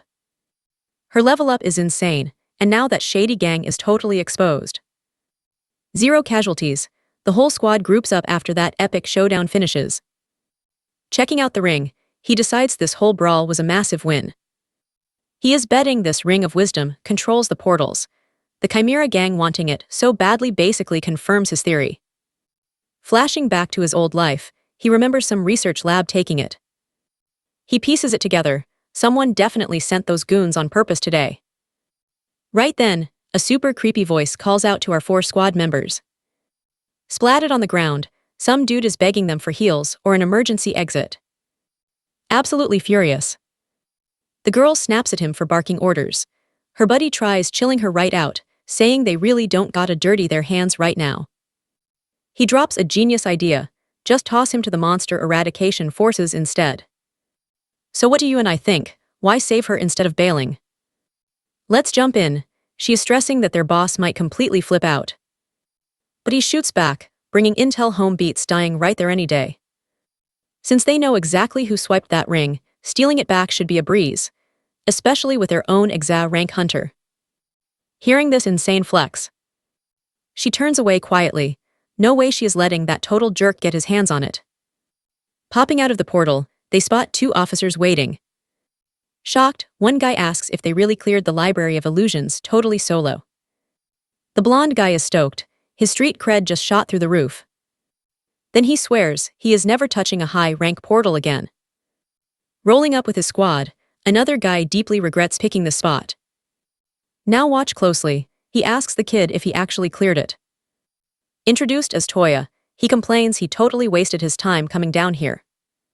He sneers that it must be awesome, just playing around with these open portals. Furious, the girl snaps back. Does he know what they actually survived inside? He holds her back, telling them to ignore her as she yells it is unfair. Lots of soldiers seriously think civilian hunters belong nowhere near these dungeons. He figures they should cry to the ministry instead. It will literally take 10 years for their policies to work. Staring hard at the sergeant, he thinks that boomer won't even live to see it. Feeling the bad vibes, a rookie begs Sergeant Mayumi to keep it cool. Sumuji chimes in, saying it is super lucky those high-rank portals finally shut. He suddenly tells them to arrest the shady dude who tried robbing them. Totally unfazed, the thief just glares at them. Super confused, the sergeant asks what the heck is going on. Crying misunderstanding, the guy takes a hit and gets labeled a thief. He demands a full guild investigation, since this definitely is not his first rodeo. Laying out facts, he explains hunters know they would get absolutely nothing. Guards drag the kicking thief away for a very intense interrogation. Asking for one favor. You feel that shift, right? He tells them to search around because they found the Chimera gang inside. Hearing about those crazy villains, the sergeant's face goes dead serious. He asks the kid if this intel is legit. Telling them to send backup, he promises to spill all the details later. Watching the kid, the sergeant wonders how he is so insanely experienced. Walking away, the boy thinks that sergeant gives off super creepy vibes. Unable to let it slide, he orders his squad to ping headquarters instantly. Cut to the front of a massive guild building. Inside, both groups are stuck waiting to sort out endless boring paperwork. Hours drag on, and the day finally wraps up amidst all the bureaucracy. Hitting the streets, they sigh that this nightmare mission is done. She groans that everything would be peachy if they hadn't been totally backstabbed. Swearing that your class dictates your personality, she vows to never trust rogues. Stuttering, he argues a character class does not actually define a real person. Laughing at the whole mess, the blonde dude says all that matters is they survived in one solid piece. That's where we leave it. Plus, they still snagged the trader's cash. Alright, stick with me here. He confirms that's the only reward they needed, but looking at that ring, oh yeah, they kept the ultimate prize. Seeing they aren't local to the city, he kindly points them right toward the station. Waving goodbye to the squad, he totally means it when he says raiding with them was an absolute blast. Watching their new buddies walk off, our duo just stands there in comfortable silence. The guy admits his original plan was just getting famous and scoring some quick cash from the library, but smiling. He says he actually wants to push his limits and solo a portal next. Hearing this awesome character growth, our MC just flashes a knowing little smirk. Stepping up to her partner, the girl gives a playful nudge, totally apologizing now. She admits she totally treated him like a whiny baby initially. He casually offers that they can totally hit him up if they need backup. Knowing they've got each other's backs now, they finally head their separate ways. Strolling down the street, our duo can finally chill after that insanely long raid. Super curious, she asks what the heck that crazy item actually does. Watch closely, you're gonna love this. Cut to a new spot, where he uses the ring to summon the terrifying boss witch they just defeated. But instantly, a tiny, chibi version of the witch pops up right in their faces. Recognizing her, she completely freaks out, screaming that the little cutie is actually Akasha. He calmly explains she's tiny and adorable right now because she's super weakened, using the ring. He says he can channel his own mana to tap her powers. It drains a ton of mana, but massively buffs the range of his spells. She then questions if he's absolutely positive this pet is the portal key. He explains that among all dungeon monsters, Akasha has an incredibly rare trait. Dropping the secret, he reveals she can understand human speech perfectly. Hearing this mind-blowing fact, the girl goes dead silent, staring at him. She suddenly remembers Akasha screaming that she would never, ever forgive her. Basically, summon monster levels scale directly to match their new master's level. Some beasts have special stats that scale up as they level. Others might gain crazy high stats for things like hyper-awareness. But for Akasha, her wisdom stat completely skyrockets. Once she levels up, she'll start talking and spilling all the juicy monster secrets. He then crouches right down and gently reaches out to the little gremlin. Seeing the tiny creature react, the girl gets super hyped. She points out Akasha is actually trying to talk, completely catching our boy off guard. Then, in an eerie voice, the little cutie drops a bombshell. She warns that very soon, this entire world is going straight to an apocalyptic end. We both felt that right. Hearing this dark prophecy, they're left completely paralyzed. Scene swap. The armored knight is now casually strolling through a massive city building. A brand new arc is officially kicking off. Absolutely raging, some dude chucks his phone against the wall over bad news. Looking at the shattered screen, he realizes the Chimera gang completely failed. Slamming down at his computer desk, he starts digging up dirt on our MC. He finds out the kids slaughtered multiple portal bosses and shattered every record. He hit B rank faster than anyone in history. He was also the absolute madman who single-handedly stopped a massive portal disaster earlier. And on top of that, trust me, we know he just bodied the Chimera gang and walked away. Let's jump right in. Picking up the ring, he claims he totally doesn't deserve it. The file calls him Yoma, the gravity user. Looking absolutely furious, he swears he will capture him no matter what. Inside this crazy cave of madness, a monster charges straight at him. Firing up his ability, he blasts a heavy gravity spell at the creature. Taking a massive direct hit, the beast gets slammed hard into the dirt. Beating the monster, our guy scores a solid chunk of easy experience points. Someone points out they actually managed to escape despite being totally swarmed by enemies. She literally groans because her manager wasn't there to film that epic brawl. He just quietly thinks about his choice to step into that exact portal. Those monsters were super dangerous and attacked in hordes, making him pretty nervous. Thank God he called Hosa, who was totally free while her manager vacationed. Switching gears to a commercial building, we find ourselves in a brand new spot.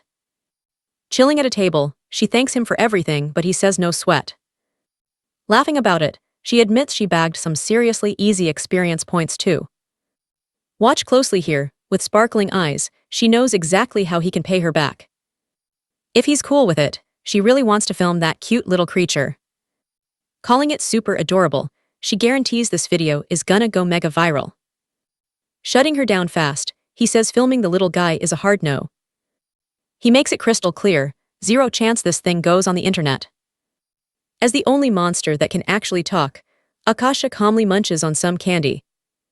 He remembers some insanely dangerous hitmen were hired to wipe this creature out completely. Thinking back to her warning, he realizes he cannot take this situation lightly. Even without her saying a word, he knows she's the key to this whole mystery.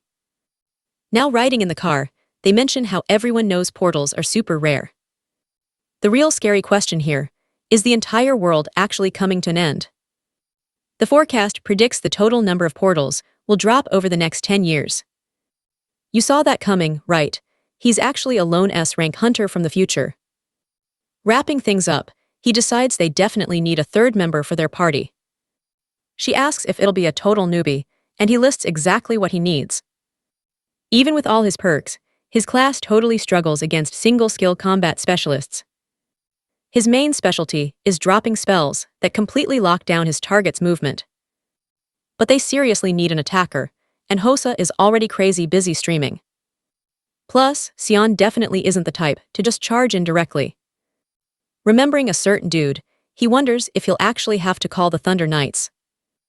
Hosa quickly reminds him that as a B-rank hunter, absolutely everything changes now.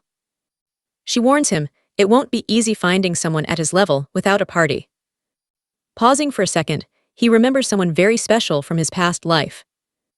In a flashback, this girl asks him why he risked everything to protect her. Even though she's badly injured, she smiles, completely relieved that he's safe and sound.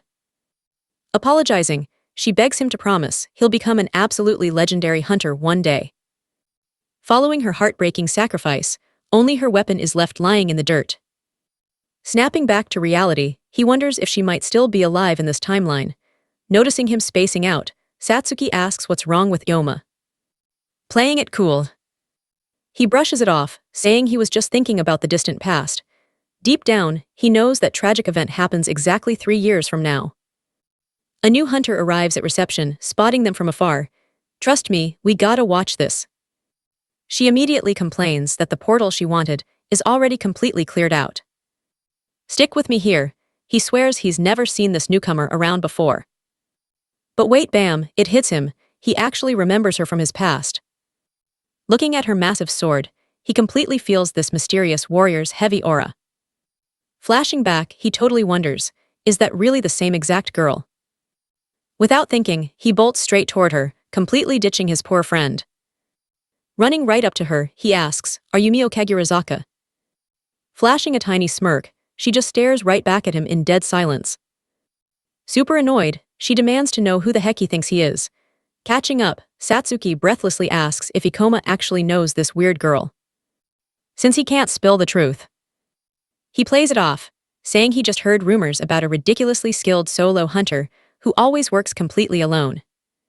Skipping the small talk, he straight up invites her to join his squad. She literally scoffs at him, saying he's definitely not the first guy to ask. Turning her back, she gives a hard no and just starts walking away. Mocking his whole invite, she claims weaklings like them would just drag her down. Now watch this, Satsuki finally senses her insane strength and gets his party invite. Even so, she silently thinks to herself that this girl is seriously bad news. Keeping quiet, he just carefully watches her reaction to his crazy bold offer. Totally complaining about the attitude, Satsuki mutters she didn't have to be so incredibly mean. Defending her vibe, she coldly claims she was just being completely honest with them. Flexing their stats, he casually mentions they've already cleared out B-rank portals. Wrapping up his pitch, he confidently says it wouldn't be a bad deal at all. With absolute disgust, she just completely scoffs at his whole proposal.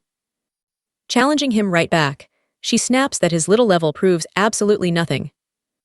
Going totally silent, she grinds her teeth at his taunt. Stepping right up, he suggests they test if he'd actually get in her way. You saw this coming, right? He proposes a training duel to prove his point. Totally getting her doubts, he challenges her to a real test of pure skill. Looking beyond irritated, she shoots him a total death glare for being so pushy. Hard shoving the guy, she tells him to drop the whole annoying duel thing. Backing away, she casually mentions he doesn't interest her even a little bit. But as she leaves, he totally realizes she isn't actually saying no. Turning around, she quietly walks straight toward the main training hall. Freaking out, Satsuki warns he'll get smashed fighting someone at his own level. She reminds him training duels are for strong pros teaching newbies. He laughs it off, saying he just wanted to uncover the real reason she said no. Satsuki reminds him the girl literally said she didn't want anyone holding her back. He nods but smirks, claiming there's way more to this crazy story. Meanwhile, two random girls show up chatting about where to go hang out. He totally believes there's a reason behind her crazy lone wolf vibe. Dealing with that personality, Satsuki honestly questions if they even really need her. Then boom, he drops the reveal, Mio actually has the ultra-rare Death Knight class. Hyping up her insane potential, he says she could become the absolute strongest alive. Satsuki claps back, reminding him he literally wanted someone he could actually trust. Still totally doubting this, she admits she has zero clue if they'll ever vibe. He promises she's solid, finally convincing his best friend to trust his crazy call. And that's where we leave it. Night falls over the quiet residential building. Let's dive right back in. In his room, he searches the computer alongside Akasha. Looking up Mio, he remembers how she would just carelessly jump straight into portals. Super aggressive and always alone, she straight up refused to join any party. But their past connection, totally huge, he actually remembers that she literally died trying to save his life back in the past timeline. Gripping his mouse, he's seriously terrified she'll meet that exact same brutal end again. Thinking about her future, he decides she desperately needs teammates. Sighing hard, he asks Akasha how to actually convince this super stubborn girl. Going totally quiet, the little creature just blankly stares at the computer screen. Suddenly, a super weird reflection flashes right inside the summoned creature's eye. Right then, she randomly drops that someone is literally moving the hands of time. Totally confused, he asks her what that insanely cryptic warning even means. Spinning around, the little creature just makes a noise and stares him down. Here's where it gets real, guys. He decides leveling up quickly is his best bet. With a crazy determined look, he stays totally silent for a second. Remembering they need a heavy-hitting attacker, he just smiles. He says he has someone perfect in mind, even though she is crazy stubborn. Giving her a wave, he just calmly watches the girl from a safe distance. Muttering to herself, she walks off while he watches her with total pity. Cut to a bookstore, where a brand new moment unfolds between these two. Holding a book, he cheerfully tries sparking up a casual conversation with her. Moving to the station, he keeps up his whole master plan to get closer. Flashing a card, he casually invites her out. Outside a portal, these two somehow randomly run into each other again. Super annoyed, she asks if he is actually gonna claim this is another coincidence. With his arms crossed, he just kicks back and watches her with a grin. Chatting in the background, random people literally comment about how super common it is to bump into friends right here. He smooth talks that it's an awesome chance to check out each other's skills. Boom, a dark monster suddenly spawns and straight up attacks everyone around them. You saw this coming, right? They stand together amidst the chaos suddenly erupting. At that exact moment, the boy flinches and looks up with a totally shocked face. Jolting awake from a dream, he wonders why that specific memory randomly hit him. Then a flashing news report shows a massive portal disaster going down in Saitama.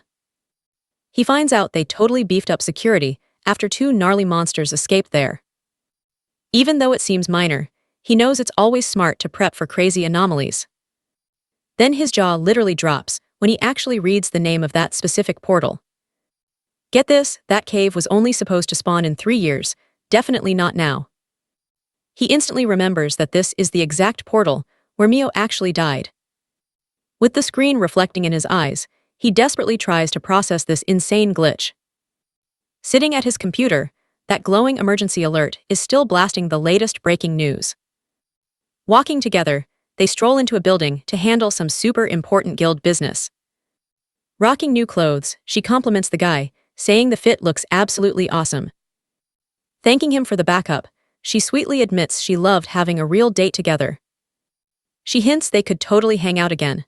But looking worried, he checks his phone and sees news about a portal just spawning out of nowhere. He realizes this specific portal was supposed to stay hidden for 3 whole years. Since the portal spawned near her house, he knows she will investigate. Even after beating the boss, he realizes his current stats are nowhere near his old peak level. Let's see what happens, cause his current gravity class isn't strong enough yet. Stick with me guys, he knows Mio is definitely going in anyway. Even though it's practically a suicide mission, he has to join the raid to protect her. Remembering that brutal sacrifice, he realizes he cannot drag Satsuki into this. Total silence, he just stares blankly at his brightly lit phone screen. Catching his weird vibe, she asks what's up. He turns to her, fists totally clenched tight. Grabbing his hand, she reminds him he can share absolutely anything. Looking completely heartbroken, he just whispers her name. She smiles, saying she's glad he actually needed her help. Gripping her own phone, she says she's ready for any kind of trouble. Super confused, she realizes something has him completely and totally rattled. But she promises that even if she doesn't get it, he can totally rely on her. Relieved, his face finally relaxes a little bit. He then drops the bomb that he's joining a raid. Flashing his phone, he points straight to the Cave of Curses. She totally questions his crazy choice. He explains that Mio, the badass hunter they just met, is literally going to die in there. Mind blown, she asks if that's actually going to happen. Breaking it down, he says joining the raid is the only way to save her. She seriously asks if he expects her to tag along too. Watch closely, with a serious look, he finally drops the ultimate truth. Totally confused by this crazy revelation, he admits he lied about the item and actually knows exactly what the future holds. She immediately demands to know how seeing the future is even totally possible. Staring right out the window, she is completely mind-blown by the massive reveal. Looking intense, he waits for her reaction. Turning toward him, she says against all logic, she buys it. It totally explains his weird portal knowledge anyway. Smiling bright, she says she has his back now, even if it means game over. Laughing awkwardly, he takes in her wildly positive reaction. Totally grateful, he jokes that a tiny bit of doubt wouldn't actually hurt. Changing scenes, the panel shows their train pulling right into the station. Inside, they gear up. You and I know this is gonna be their craziest battle. With a totally serious glare, he warns her to stay hyper alert. Checking her phone, the boss says level 65. But nope, he reveals a crazy evolution bumped it up to level 80. Totally shocked, she panics over that insane level. Knowing it's absolutely overpowered, he says the real plan is dodging the boss and dragging Mew out. With tons of teams swarming the raid, they might just find a sneaky escape route. Clenching his fists hard, his eyes lock in with absolute, pure determination. She totally gets wanting to stop Mio from dying, but notices he is stressing way harder than normal today. He explains that right now, Mio wouldn't even know his name.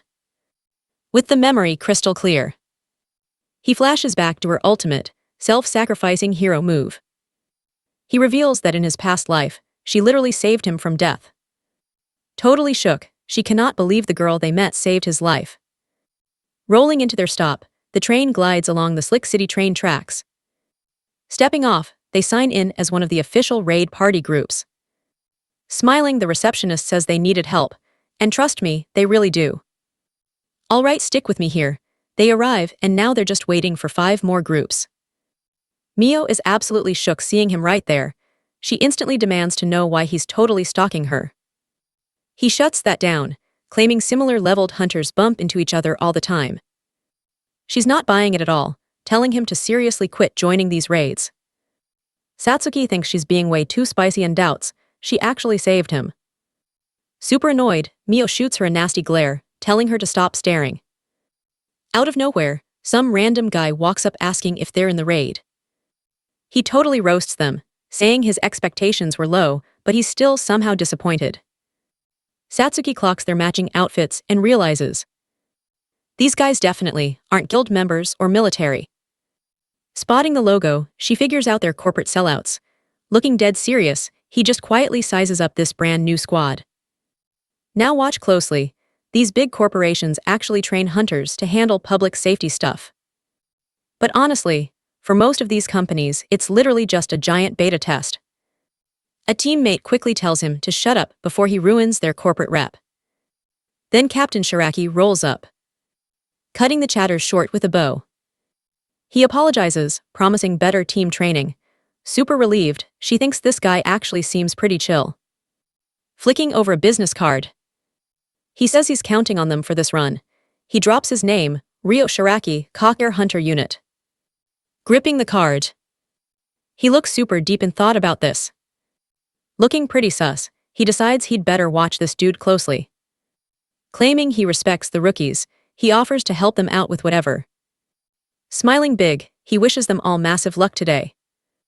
Time to enter the creepy cave of curses. Out of nowhere, a freaky monster just full sprints at them. Blink and you miss it, boom. One clean strike absolutely wrecks the beast. Using his massive axe, our guy manages to perfectly block the incoming hit. You saw this coming, right? Dude jokes about getting a huge welcome party. Portal's tiny, but some wild glitch made all these monsters spawn anyway. With 7 solid hunters, he's totally confident they can steamroll this. Telling everyone to chill, the captain hypes them up for an epic brawl. One teammate straight up pops a weapon-shattering skill on the mob. Then 2 more dash in, landing a perfectly timed critical hit on the beast. Watching this, he realizes their teamwork is basically flawless. The top 2 heavy hitters focus entirely on crowd control right now.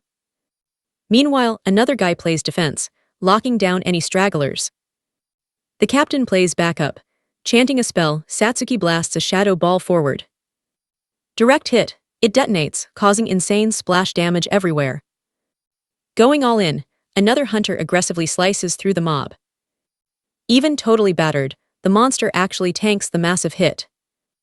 But it's barely standing. Satsuki realizes these random mobs have absolutely insane health pools. She tells him to just pop his gravity skills and crush them all. He shuts it down. Nah, they gotta pick them off one by one. Mio agrees, warning they need stamina because everything could go wrong any second.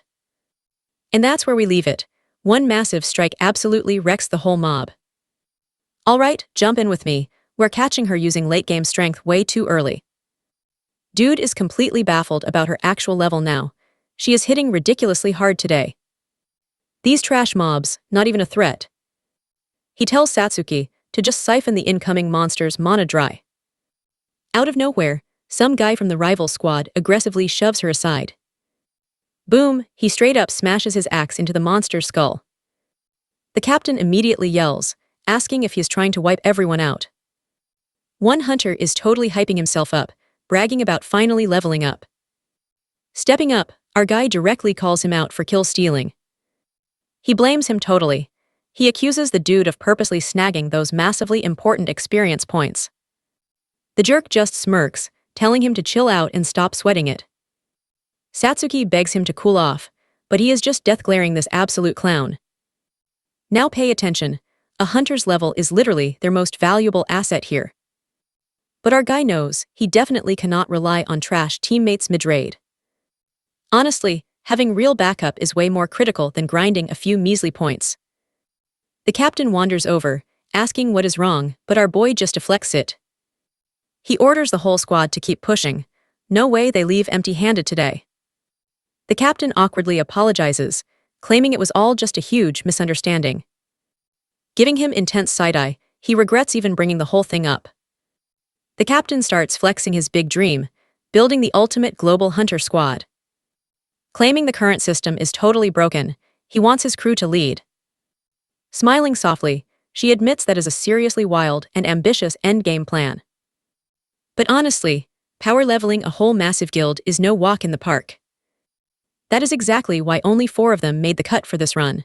But hey, 4 elite hunters is still a really solid starting lineup. The captain sighs, complaining his squad never actually listens, apologizing for the drama while giving this super pathetic look. He just hopes things improve. Right now, they gotta push forward and map this portal out. Walking deeper inside. The crew navigates the sketchy, pitch-black cave. Suddenly he freezes. The air feels totally off right now.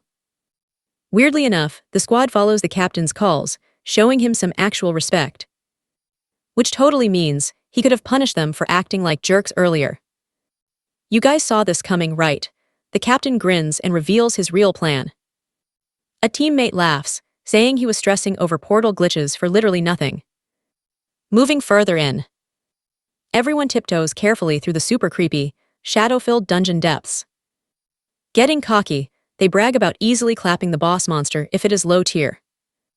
I mean, beating the boss means the higher-ups will finally stop treating them like garbage. Chuckling weirdly, the captain claims that staying safe is the #1 priority. He reminds everyone this is a public raid, so they gotta play nice with others. She whispers that the glasses guy gives off way more boss energy than the captain. He knows these dungeon glitches never stop and are insanely hard to control. In his past life, this boss mutated, and it is probably already mutating right now. He has to halt their advance and definitely stop Mio from fighting that boss. Then he will file a guild report marking this entire zone as highly restricted. So first. And trust me, he is totally hijacking this raid. It's right there in their hands, but Mio is incredibly stubborn and honestly, she has zero respect for this dude right now. Stick with me, let's see what these hunters find next. They have absolutely no clue, but suddenly he stops cold. Something feels totally off here. He's wondering why Captain Shiraki is approaching Mio. The guy claims he works nearby and has heard all these epic rumors. He hypes her up, saying she fights like a total B rank despite being C rank. Looking pumped, he calls her amazing and claims he has wanted to chat for ages. Totally unfazed, she bluntly asks what his actual deal is. He drops the act, just staring at her in dead silence for a second. Then that smile returns. He holds out his hand, pitching this massive proposal for her to join and lead his squad to absolute glory.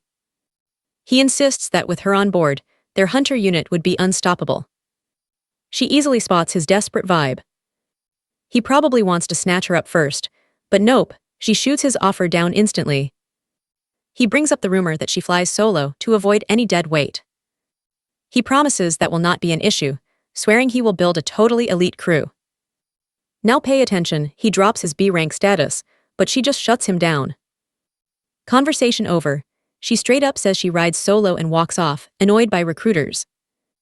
She just keeps marching right through that creepy cave. Muttering to herself, she totally regrets even joining this messy raid. The captain notes, she has a habit of tackling insanely high-level portals. He gives her a warning, keep playing hero, and she is gonna end up hurt.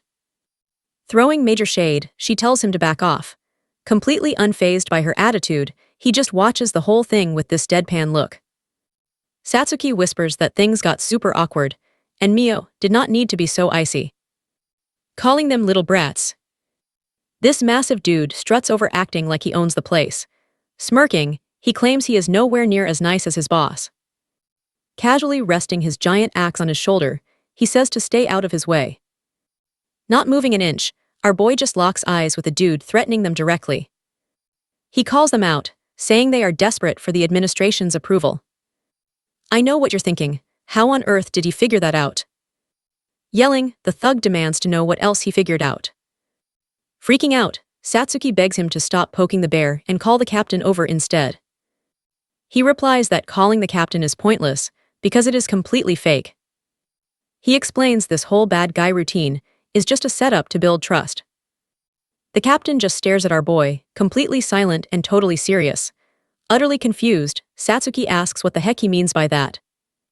He breaks it down, the thug acts crazy now, so the captain can play hero later. Catching onto the trick. She finally realizes it is all a big scam. He adds that a loose cannon would never listen to his leader in battle, giving them a solid warning. He tells them they are asking for big trouble playing these games. He bluntly states that keeping up this cheap act is going to get somebody killed. The captain claims it is just a big misunderstanding, but he knows the gig is up. Our guy tells them to drop the fake drama if they want peace. Both squads just glare at each other in dead silence. The tension is crazy. Pushing deeper into the dark cave, the hunters keep exploring this super weird portal. So what do you and I make of this? This tension is going to explode. Stick with me, she actually thinks he went way too hard on the captain. But he just had to test their reaction, to figure out their real game plan. Hey, at least it totally stopped the guy from acting like a total loose cannon. Honestly, the captain is stunned. He never expected a teenager to have that much guts. He quickly realizes this kid has some serious veteran vibes going on. She admits he is super bold, even without seeing his skills. Meanwhile, our boy sees a perfect chance to level up and score some epic clout. But things are getting ugly fast, so bickering is totally off the table right now. Suddenly, a massive scream rocks the cave. Grabbing everyone's attention, a massive swarm of totally bizarre new monsters completely surrounds the hunters. Smiling like crazy, the captain spots his chance to put the kid in his place. He literally brags that manipulating people is his absolute best skill. Watch closely, a screaming assassin mantis attacks the crew. Our guy tells everyone to chill out, saying these bugs should be a total breeze. But deep down, he knows a level 47 mob means this fight is gonna drag. These things are way tougher than those weak fleas from earlier. High level aside, they pack thick armor and some seriously deadly front claws. Plus, he remembers that tricky monsters like this usually hide some nasty surprise abilities. Knowing going solo is pure suicide, he quickly invites her to team up. Hard pass, she straight up rejects him and charges right into the monster swarm. With a quick flash of her sword, she completely deflects a heavy monster strike. Dodging smoothly, she flips and weaves right through the horde of angry bugs. Totally annoyed by her stubborn attitude, he cannot believe she rushed the absolute danger zone. Left with zero options, he orders the squad to smash a bug and clear a path. The captain quickly figures out he cannot just sweep these guys like the trash mobs. You and I both know his type. He's just using this to regain control. After all, he did drop a warning that their lives were on the line here. Flashing a super toxic smirk, the captain happily watches his messy plan unfold. Flashback to a training room, a guy is brutally pinned down after a rough lesson. Totally terrified, two other rookies just watch the beatdown without making a single peep. He lectures that pure power rules this gig, which always drags in the arrogant newbies. Screaming loud, the guy begs forgiveness for acting out of line. He clearly explains that keeping everyone terrified is basically the easiest way to control them. Turning his back, he claims he literally risked his life for stuff the kid ignores. Flashing a quick hand signal, he orders his crew to wipe out the right side monster. The guy nods fast and gears up to attack. Glancing over, he checks on Mio, who is totally dialed into the fight. She figures dodging and waiting for the perfect opening is the smartest play here. Screeching like crazy, the mantis monster rockets full speed at the crew.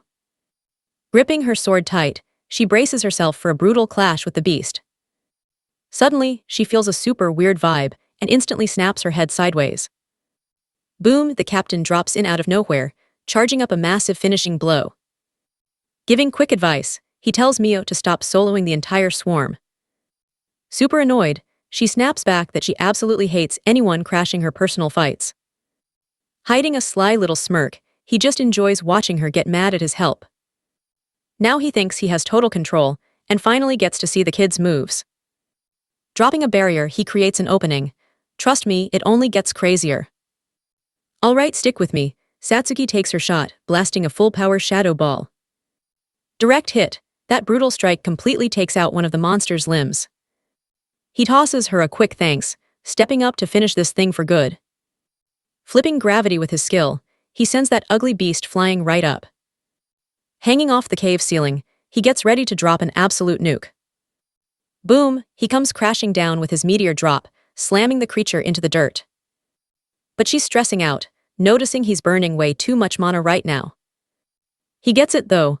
He has to wrap this up fast because Captain Shiraki is super sketchy. But somehow the beast shakes it off and stands right back up. Insane. Shocked it's still ticking, he just stares as the monster refuses to stay down. Meanwhile, the captain watches the kid from the sidelines like a hawk. He realizes these gravity users are way stronger than he ever guessed. In his head, this whole raid is make or break for his squad's future. Flashback time. The captain gets told his pet project is facing massive budget cuts. The suit reminds him he was always crying about his team being trash anyway. Basically, they gotta pull off something epic right now, or lose all their cash. Back in the present, he whispers a totally shady order to his grunt. Now pay close attention here. He figures if he doesn't act fast, this fight is over. Dropping a hand signal, he straight up commands his squad to move in. The mission: take out the kid, and make it look like a tragic little accident. The girl is totally stunned, completely speechless. The captain thinks this messed up hit will finally teach the kid to respect his authority. Second-guessing everything, she wonders if the boss actually wants to do this. Out of nowhere, one of the goons rushes in to land a cheap shot. Swinging his sword wildly, he goes right after the monster blocking the way. Yelling at the squad to kill the beast, the girl sneaks around for a backstab. Whispering an apology, she rushes in. She's terrified of what the captain will do if she disobeys. Locking in, she decides to just nick his shoulder with a minor scratch. Feeling the bad vibes, he whips around to face the backstabber. Sparking up her skill, she instantly fires off a super accurate shot right at him. Charging up her magic, she unleashes a thick energy beam. He spins around, wondering if that cheap shot was actually meant for him. You see it too, right? Her eyes are locked dead on him. With the beast rushing him too, blocking both is impossible. But then, after a quick second, he flashes a cocky little smirk. He dashes straight ahead, smashing into the monster. Boom, a creepy shadow hand suddenly bursts out of the dirt right there. Someone else just flexed their skills to block that dirty hit meant for him. She whines that her snipe got totally stuffed. Glancing back, he tosses Satsuki a huge thanks for the epic save. Satsuki just shrugs, saying she fully expected him to block the girl himself. Strolling up, the leader demands to know what Amiya was even thinking. Totally panicking, she stammers out that she was only trying to help. He notices they didn't just block it, they barely even broke a sweat. Squaring up, he's totally blown away by the young kid's battle experience. With the monster staring him down, he yells to grab its attention. He yells that the fight is still going, warning her not to slack off now. And that's where we leave it. The beast blitzes her with ice strikes, hitting head-on. Completely annoyed, he complains he had no clue this monster could actually use magic skills. Stick with me. Seeing his buddy down, he totally regrets his plan. Barking orders, he yells at one to heal Amma while someone else covers. Making things worse, the other guy warns that he's literally surrounded by monsters too. Arriving right in the nick of time, he perfectly blocks a strike targeting his partner. Telling him to bail, he says he will solo this monster completely alone. Following orders, he totally books it, leaving his buddy to face this crazy beast. Watching from afar, the other group member just stares. Clenching his fists hard, the leader locks in and focuses on what comes next. Hovering his hands right over her, he instantly activates his crazy healing skills. With the monster totally wrecked, he announces his side is completely clear. Rushing in sword first, he lands a super clean hit right on the monster. Wrapping up the fight, he totally one-shots the creature with a single attack. She then seriously questions why they even saved those guys. Breaking it down, she explains they got jumped right in the middle of combat. Continuing her rant, she points out they almost died from it, while he tries smoothing things over. Now pay attention here, he claims misunderstanding but gets cut off. Smirking, he asks if the dude really thought he'd buy that garbage. Warning him about the crazy danger. He admits the rest of his squad just isn't that strong. Taking it all in, she figures this might actually be the perfect chance for everyone to bounce. Cooking up a plan, she promises to stop Mio from returning. Meanwhile, the injured girl is still laid out on the ground, slowly healing up. He straight up announces he burned too much mana and completely lost trust in them. Calling the mission quits, he says their drama is totally not his problem anymore. Popping up suddenly, she insists she'll keep going no matter what. Super annoyed by her stubborn attitude, he complains he is doing this for her. She snaps back that she doesn't need anybody, and would gladly go totally solo anyway. Catching her tough vibe, he points out she really seems to hate having teammates around. He then drops a bomb, asking if a former teammate of hers ended up dying. I know what you're thinking. Satsuki is totally stunned and super confused here. Lunging right at him, she slams her sword blade directly against his neck. Glaring with absolute rage, she aggressively demands to know who leaked that info to him. Playing it totally cool, he just stays completely silent, ignoring her intense question.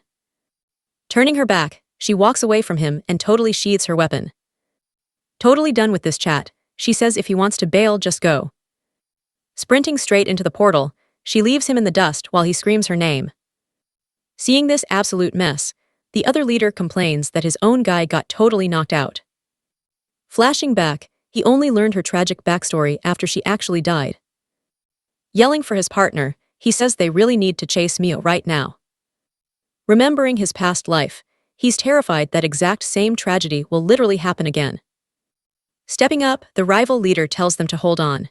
He demands to know what he's doing, warning them that splitting up is a terrible idea. With one teammate already injured, he explains their squad's morale is totally in the gutter. Pushing hard, he insists their only real shot at surviving is sticking together as a team.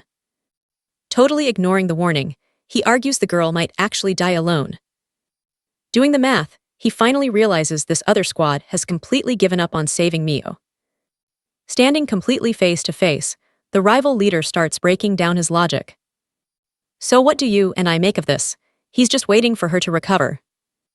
Let's jump right in. Letting these two walk away now means way less muscle for the battle. He remembers the mission. He desperately needs solid results to prove his squad isn't useless.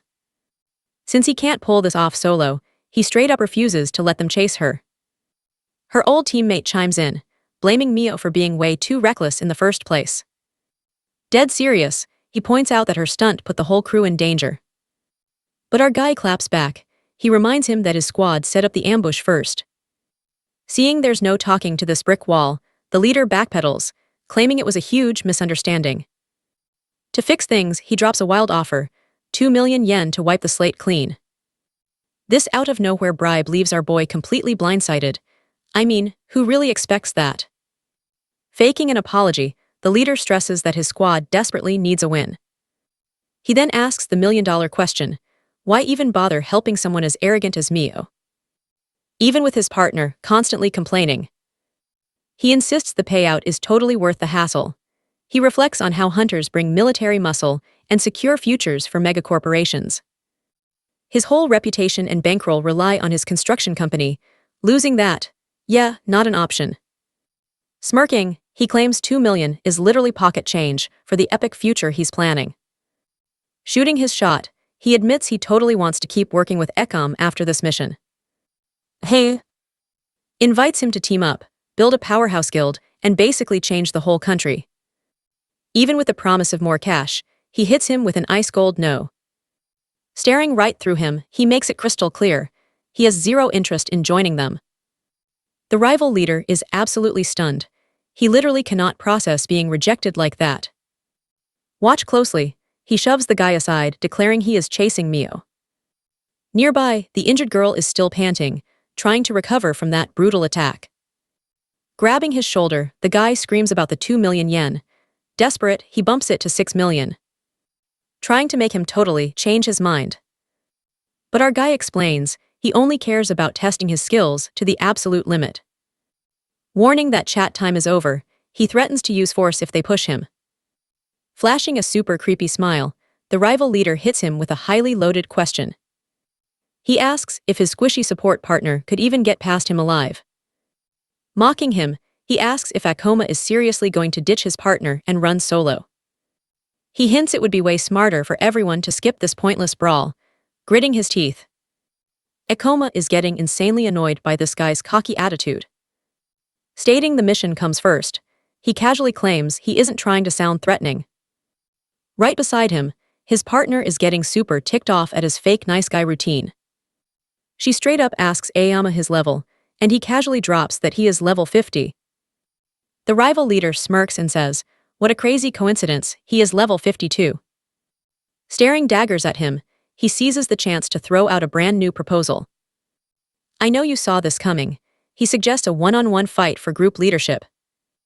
Freaking out, his partner screams that they are literally mid-exploration right now. Gripping his sword, he argues it's way too risky to continue with all this conflict. Ready to throw down, he asks Akoma about this crazy challenge. His partner screams again, saying the idea is completely ridiculous and someone will get hurt. Totally ignoring her panic, he turns around and coldly accepts the proposed challenge. Drawing his weapon, he smirks and says he will play along to settle this mess. So what do we make of this? Despite the confidence, Ikoma is dangerously strong. Stick with me here, he's totally terrified his captain will get wrecked, even if he wins. Barking a strict order, the captain tells his squad to buff him up. Totally shocked by this, he just snaps at them to obey without asking questions. Starting the hype, his teammates heavily boost his attack power and speed stats. Then they start stacking up his defense, and magic power too. Flexing his hand, he smirks and says these buffs are feeling pretty amazing. Flashing a cocky smile, he asks if they can finally start this fair fight. Furious, Akoma's partner screams that this is a complete joke. Nothing about this is fair. But the captain just shrugs. Absolutely zero rules say you can't get buffed in a duel. Akoma smirks, saying he should be grateful it's 4-on-2, warning those buffs will expire. He readies up to finally start fighting. Mocking him, the captain laughs that Akoma could just give up and surrender. With all this insane pressure, he hopes his opponent quits early. Trusting the system, he thinks a surrender would be totally binding. Now pay attention. Akoma just yawns and asks if that's all he has planned. This totally unexpected chill vibe leaves the enemy captain absolutely stunned and speechless. Complaining he doesn't have time for this trash, Akoma promises a super quick fight. Super annoyed by this absolute disrespect, the captain curses him internally. His teammate is totally confused, wondering what Akoma's real plan is. Knowing history, he fears this taunt will enrage his captain. He realizes he figured out Shiraki's actual class the second he saw those skills. The hidden paladin class drops. Crazy offense and solid defense, literally the perfect commander build. Stacked with buffs, his sheer power, insane speed, and defense are maxed out. He asks one last time, is Akoma absolutely sure he won't just surrender? Giving him an out, thinking he'd be totally useless if his actual skills were trash. Completely done with talking, Akoma tells him to quit stalling and just swing. Taunting him right back, he says no crying or excuses after he inevitably loses. You and I know what's coming. The triggered captain finally starts the battle. Screaming that he's a total idiot, the captain charges forward full speed. His partner is honestly amazed, hyping up how insanely fast he's moving now. Launching into the air, he drops an absolutely massive sword strike on his enemy. Boom, the sheer impact of the attack triggers a massive energy explosion right there. Blasted backward, he skids hard across the dirt from that crazy raw force. Watching the dust settle, his rival comments that he definitely took major damage. But honestly, he admits he's pretty impressed the dude actually blocked that hit. He realizes his captain was already a beast, but now, he's completely broken. Anybody surviving a fight with him right now would have to be god tier. Another huge blast erupts, throwing everybody back. His partner suddenly realizes he's using literal gravity to block hits. Sweating it, she really hopes he didn't take damage from that brutal strike. Feeling zero impact, the captain figures Akoma somehow dodged at the very last second. Mocking him again, he yells that Akoma is just stalling until the buffs expire. The squad member smirks, saying he has zero chance matching that speed or strength. Flexing their massive advantage, he claims a lone wolf can never beat a guild. Can one solo guy actually beat an entire squad? Let's find out together. Let's jump back. You and I both know school teaches hard lessons. Our guy was a total prodigy, literally the best at absolutely everything. Walking the halls, he had everyone staring at him from a distance. But then bam, shoved into the dirt, getting mocked for his perfect grades. They laughed, sarcastically calling him their precious student council president.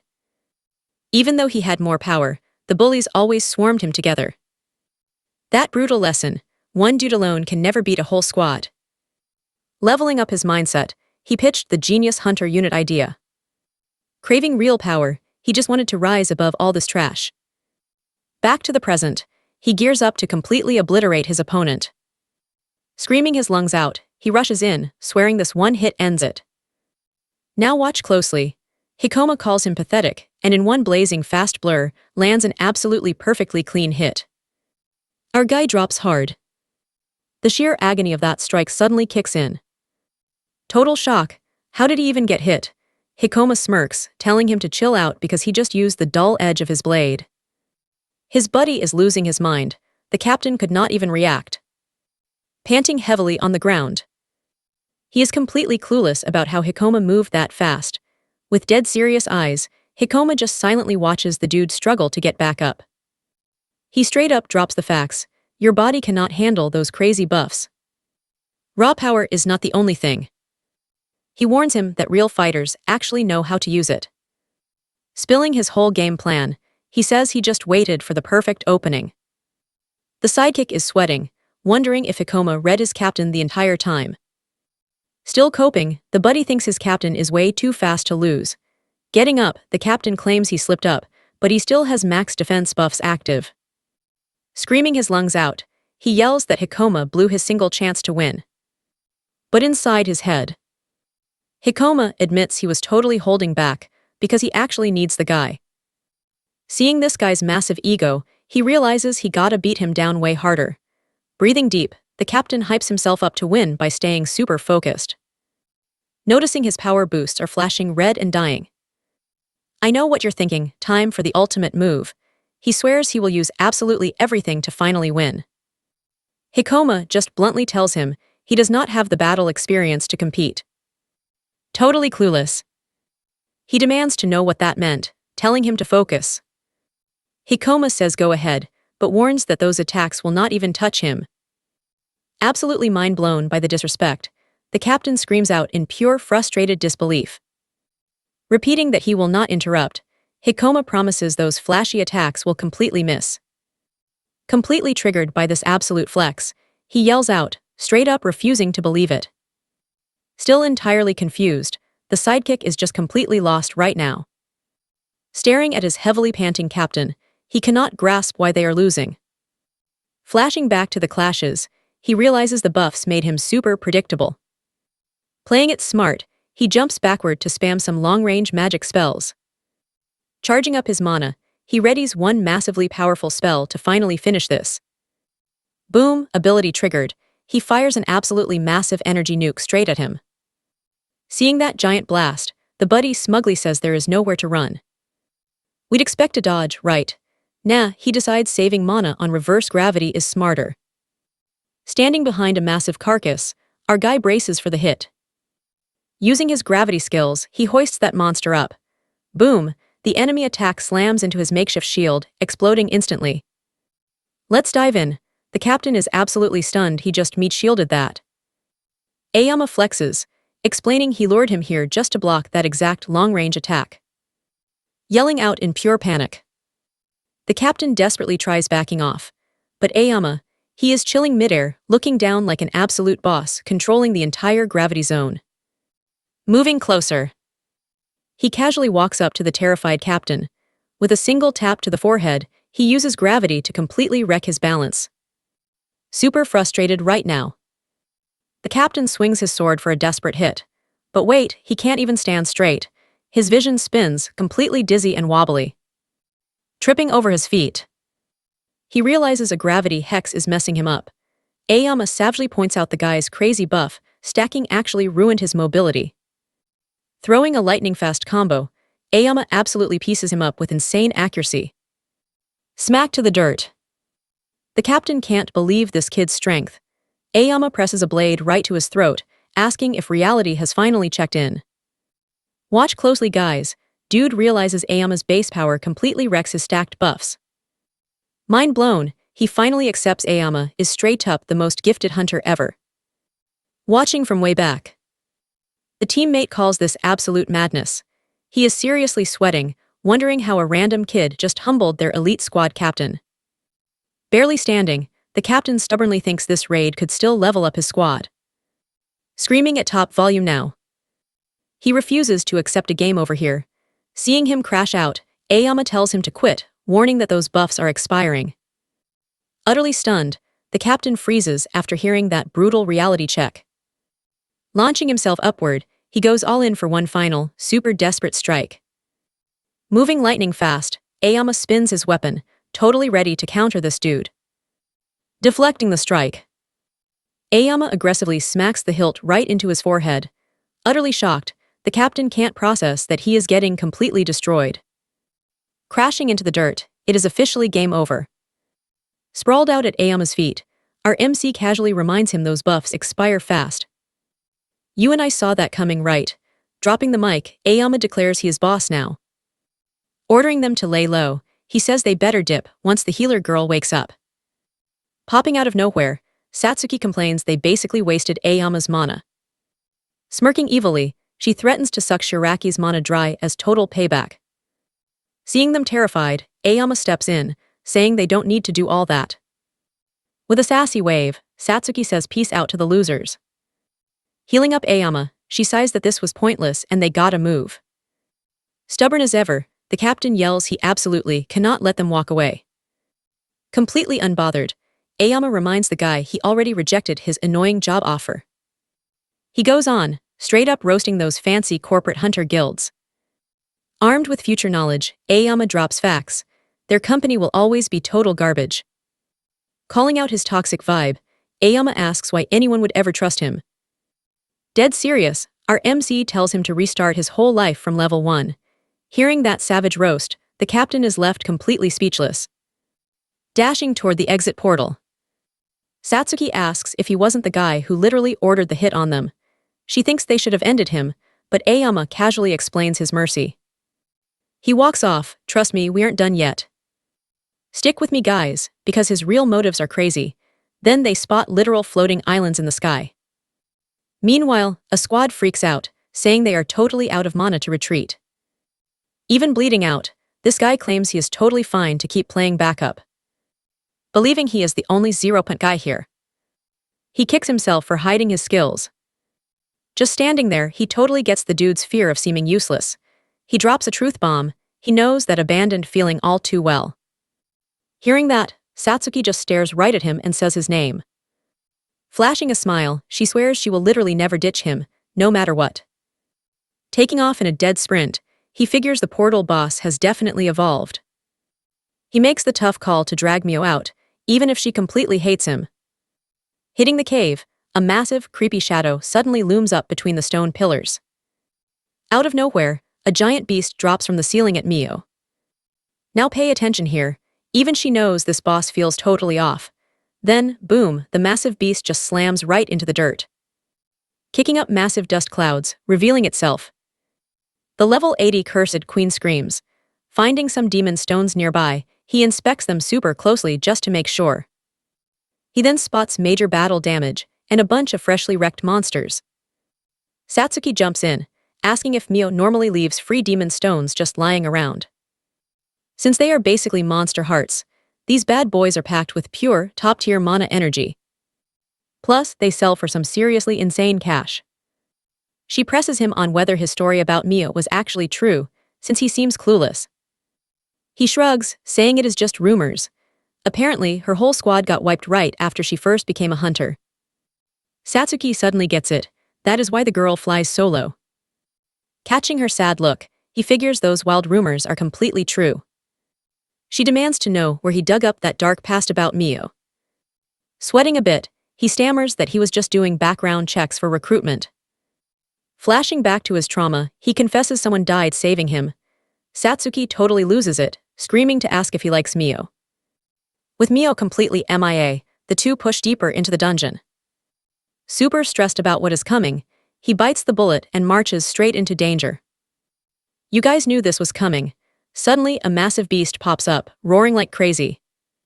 Checking the thing's crazy high level, she instantly knows they are brutally outmatched. The absolute unit charges right at her, charging up its first strike. Barely sidestepping, she somehow dodges the absolute haymaker headed straight for her face. Clocking its ridiculous speed, she finally gets why level 80 monsters are straight up terrifying. She considers radioing the guild, but getting past this meat tank feels pretty much impossible right now.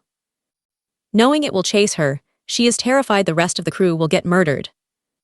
Muttering under her breath, she hard commits to keeping her friends out of this total bloodbath. Squaring up, she realizes going all out, plus ultra, is literally her only option here. Even with a solid strat, she seriously doubts she can solo a boss this ridiculously overpowered. Suddenly, a ghost from her past pops up, asking if she is finally joining her today. Letting out a shaky breath, that random mid-fight hallucination seriously messes with her whole vibe. Locking back onto the boss, she hypes herself up to throw down with absolutely everything. The beast starts charging a completely new attack, spawning a bunch of glowing energy orbs.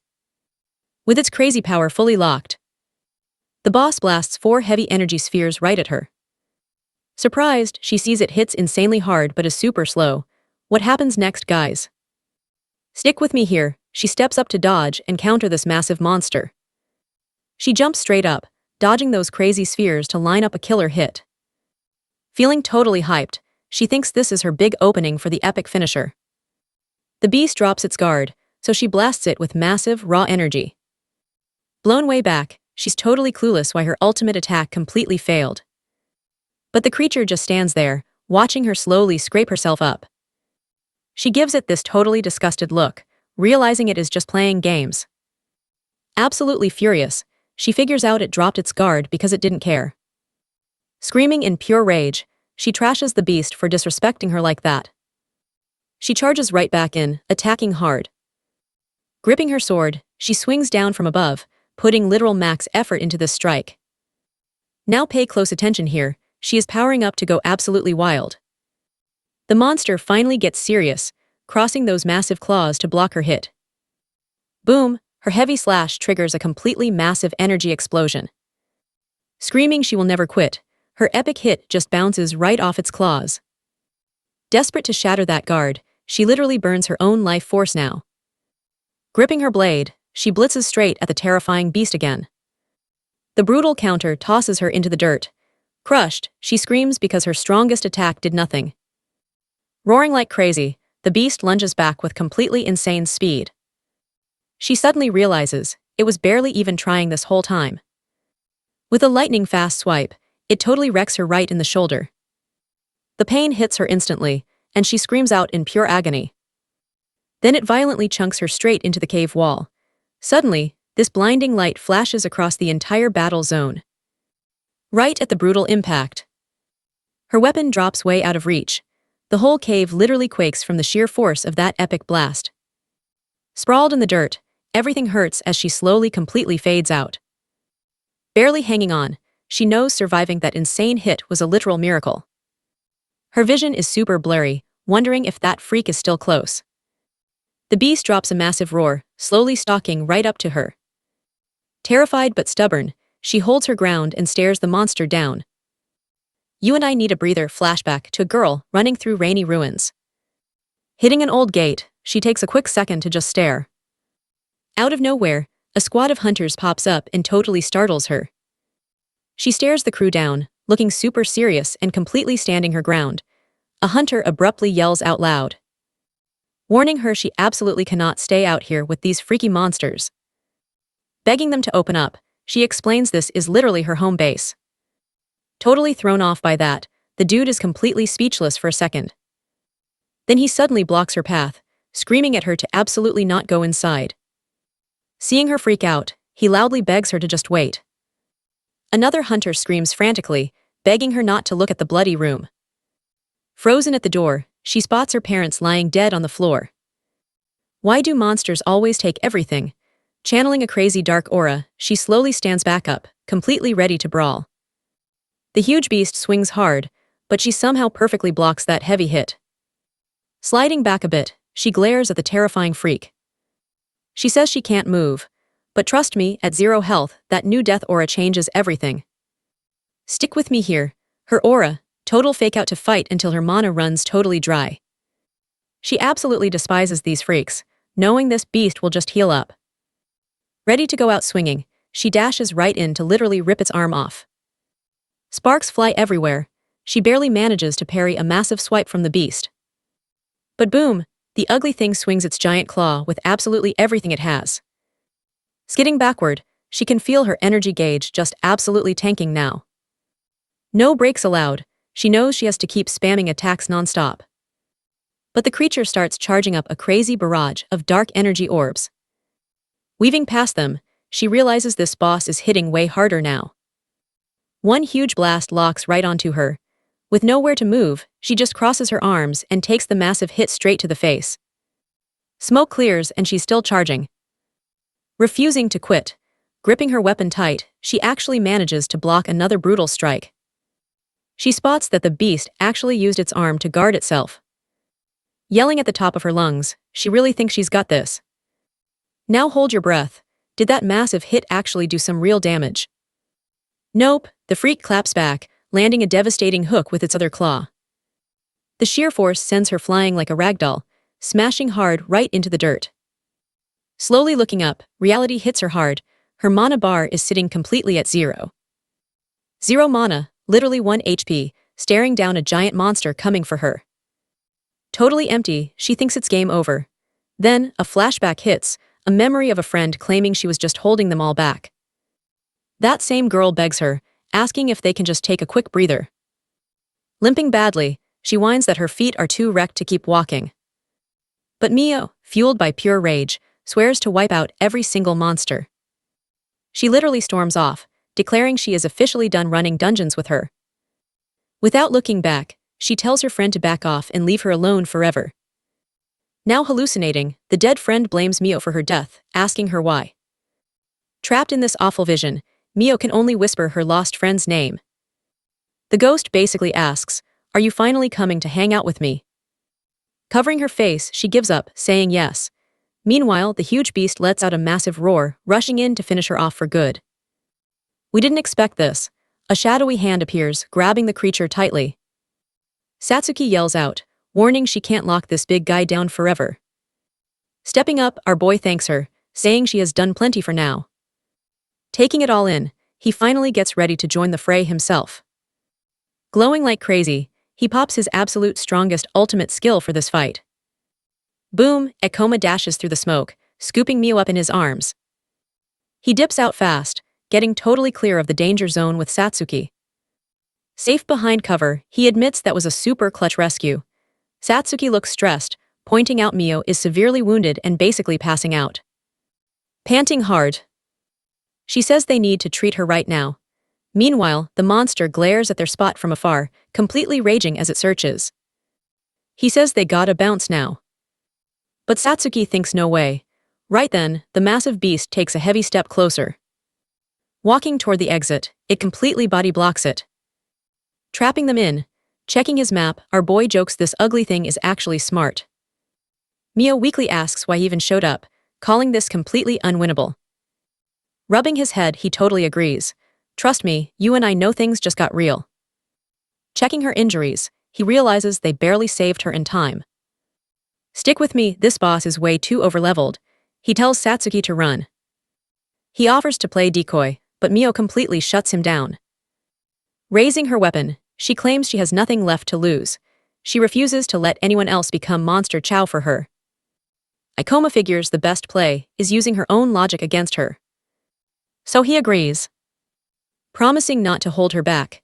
Then he drops a bombshell, they are going to crush this thing together. Dead serious, he claims teaming up is their only shot at surviving. Satsuki screams that she is way too busted up to battle. He orders her to use her skill and restore Mio's magic power. He steps right up, ready to buy them some precious time. Mio tries warning the guy. She says he has no idea what this beast can actually do. He smirks, firing back that he actually knows exactly what it can do. As the boss winds up its attack, the entire cave roof starts shaking. Satsuki tackles Mio to shield her from the crashing rocks. She is absolutely terrified by the raw, crushing energy coming from this attack. Now watch closely. Ikoma steps right up, proving he is not backing down. Hopping onto a boulder, he glares down the massive beast with pure focus. He straight up declares, he is here to finish this ugly thing. Activating her skill, Satsuki starts pumping all her magic into Mio. Freaking out, Mio yells that he is totally underestimating this cursed queen. She adds that fighting solo is basically a massive death wish. The monster roars, smashing the boulder to dust with its massive claws. Each heavy swipe triggers crazy explosions all over the cavern floor. Pinned near the wall, he braces for the creature's next big combo. Flipping his gravity, he easily dodges the hit and rushes in. With one insane jump, he lands right on the giant boss's head. He unleashes an epic, heavy strike, slashing into the beast with his blade. Mio is totally stunned, watching him actually hold his own in combat. Satsuki is amazed too, swearing she has never seen anyone move this fast. You seeing this? It literally seems like he knows every single move the boss makes next. Roaring furiously, the beast violently thrashes around, trying to shake him loose.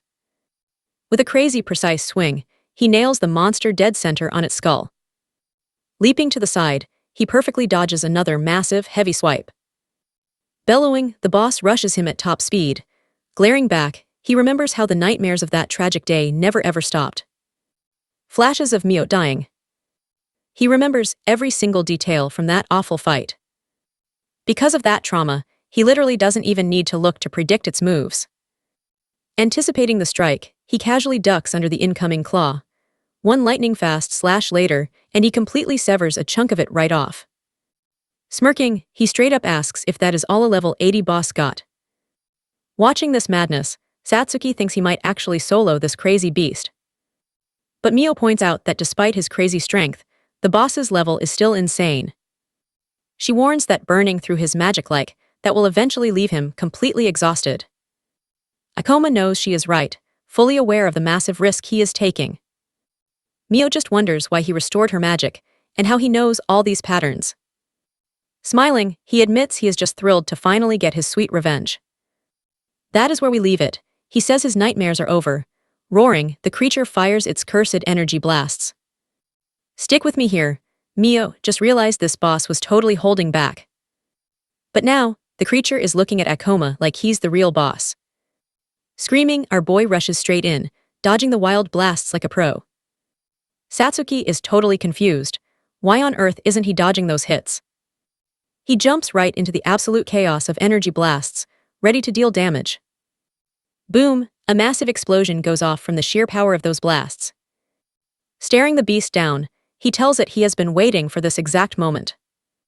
Covered in this sick dark energy, he goes into absolute maximum overdrive. The monster roars back, flexing those massive, razor-sharp claws for a heavy strike. But he just launches into the sky, dodging cleanly and setting up a counter. Weapon drawn, he dashes in and smashes a perfectly timed hit on the boss. Now watch this dodge. You and I are probably just as shocked as Mio. How is a B rank moving like this? But despite all that damage, the boss's health bar is still way too tanky. Gripping her fist, Mio realizes this thing's defense is absolutely off the charts. She makes the call. It is time to drop her massive ultimate ability. Mio knows Ikoma has to be running out of gas, and they are stuck. But then she steps up, figuring out exactly how to stay in this fight. Flicking on her death aura, she tells everyone not to sweat it. This crazy skill lets her brawl until her mana hits 0. It finally clicks. That is exactly why Ikoma topped off her magic. Stepping up, she announces that this boss raid is ending right here, right now. We get a quick flashback. Her best friend asks if she can handle teaming up. Taking a massive breath, she pushes the memory away and locks onto the boss. Whispering a quick sorry, she realizes her squad is completely relying on her now. Eyes completely dialed in, she promises herself there is 0 chance she loses today. Roaring back, the monstrous queen rushes forward, throwing absolutely every single thing she has. Our duo immediately syncs up, blasting the boss with a totally wild combo attack. Mio points out how he weirdly knows way too much about her specific class. We both saw that coming, right? He casually admits he knows her ultimate secret. But there is a catch. The ultimate makes her way too slow to land. Suddenly, a massive wave of energy orbs comes flying right at their faces. Yelling out, he promises to buy her exactly 5 seconds. It sounds crazy, but she charges up her ultimate anyway while he rushes in. Leaping away, she dodges a nasty swipe and gets some much-needed breathing room. With a massive hit incoming, she realizes charging her ultimate is impossible. Cornered and stuck, she simply braces for the fatal blow. But wait, he taps her, launching her sky high. She completely dodges the hit, Flipping gravity itself, he grabs that enemy blast and hurls it straight back at the boss. The attack detonates with insane power, totally blasting the cave roof. Since gravity is completely flipped, both of our heroes are literally hanging upside down now.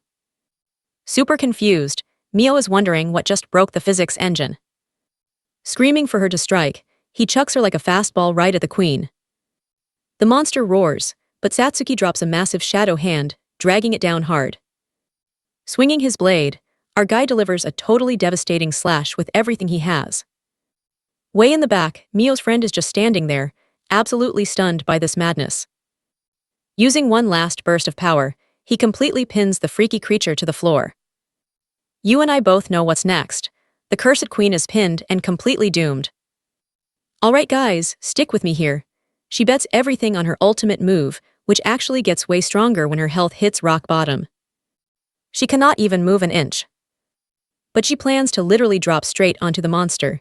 He screams for her to launch the attack, warning her that this is their absolute final shot. Skill popping off, she charges straight at the monster with absolute insane power. Boom, a massive explosion rocks the area as her final strike lands perfectly. The giant beast crashes down, totally wrecked by their wild combo attack. Sliding across the rough floor, she is barely standing after that crazy effort. Completely frozen, she admits her tank is totally on empty. The beast is flatlining, but she is still second-guessing their epic win. The beast's eye suddenly glows red. It is alive. He yells that it was just playing dead to set up a dirty ambush, unleashing a totally lethal strike. Now watch closely. The beast fires a huge blast, stunning everyone. With zero time to dodge that insane cheap shot, she sees it coming and just braces for impact. Running on empty, she is 100% sure it is game over. But he steps right in front, ready to tank the massive hit himself. He realizes the only play left is parrying that energy beam to save the squad. Channeling his aura, he quickly infuses his blade with hardcore gravity magic. The sword glows blindingly bright as he flawlessly swats the deadly blast away. Following up with an epic counter, he slashes straight through the monster's defenses. The massive beast unleashes one final roar before collapsing into total dust. Flashing back, he admits that crazy technique has been stuck in his head forever.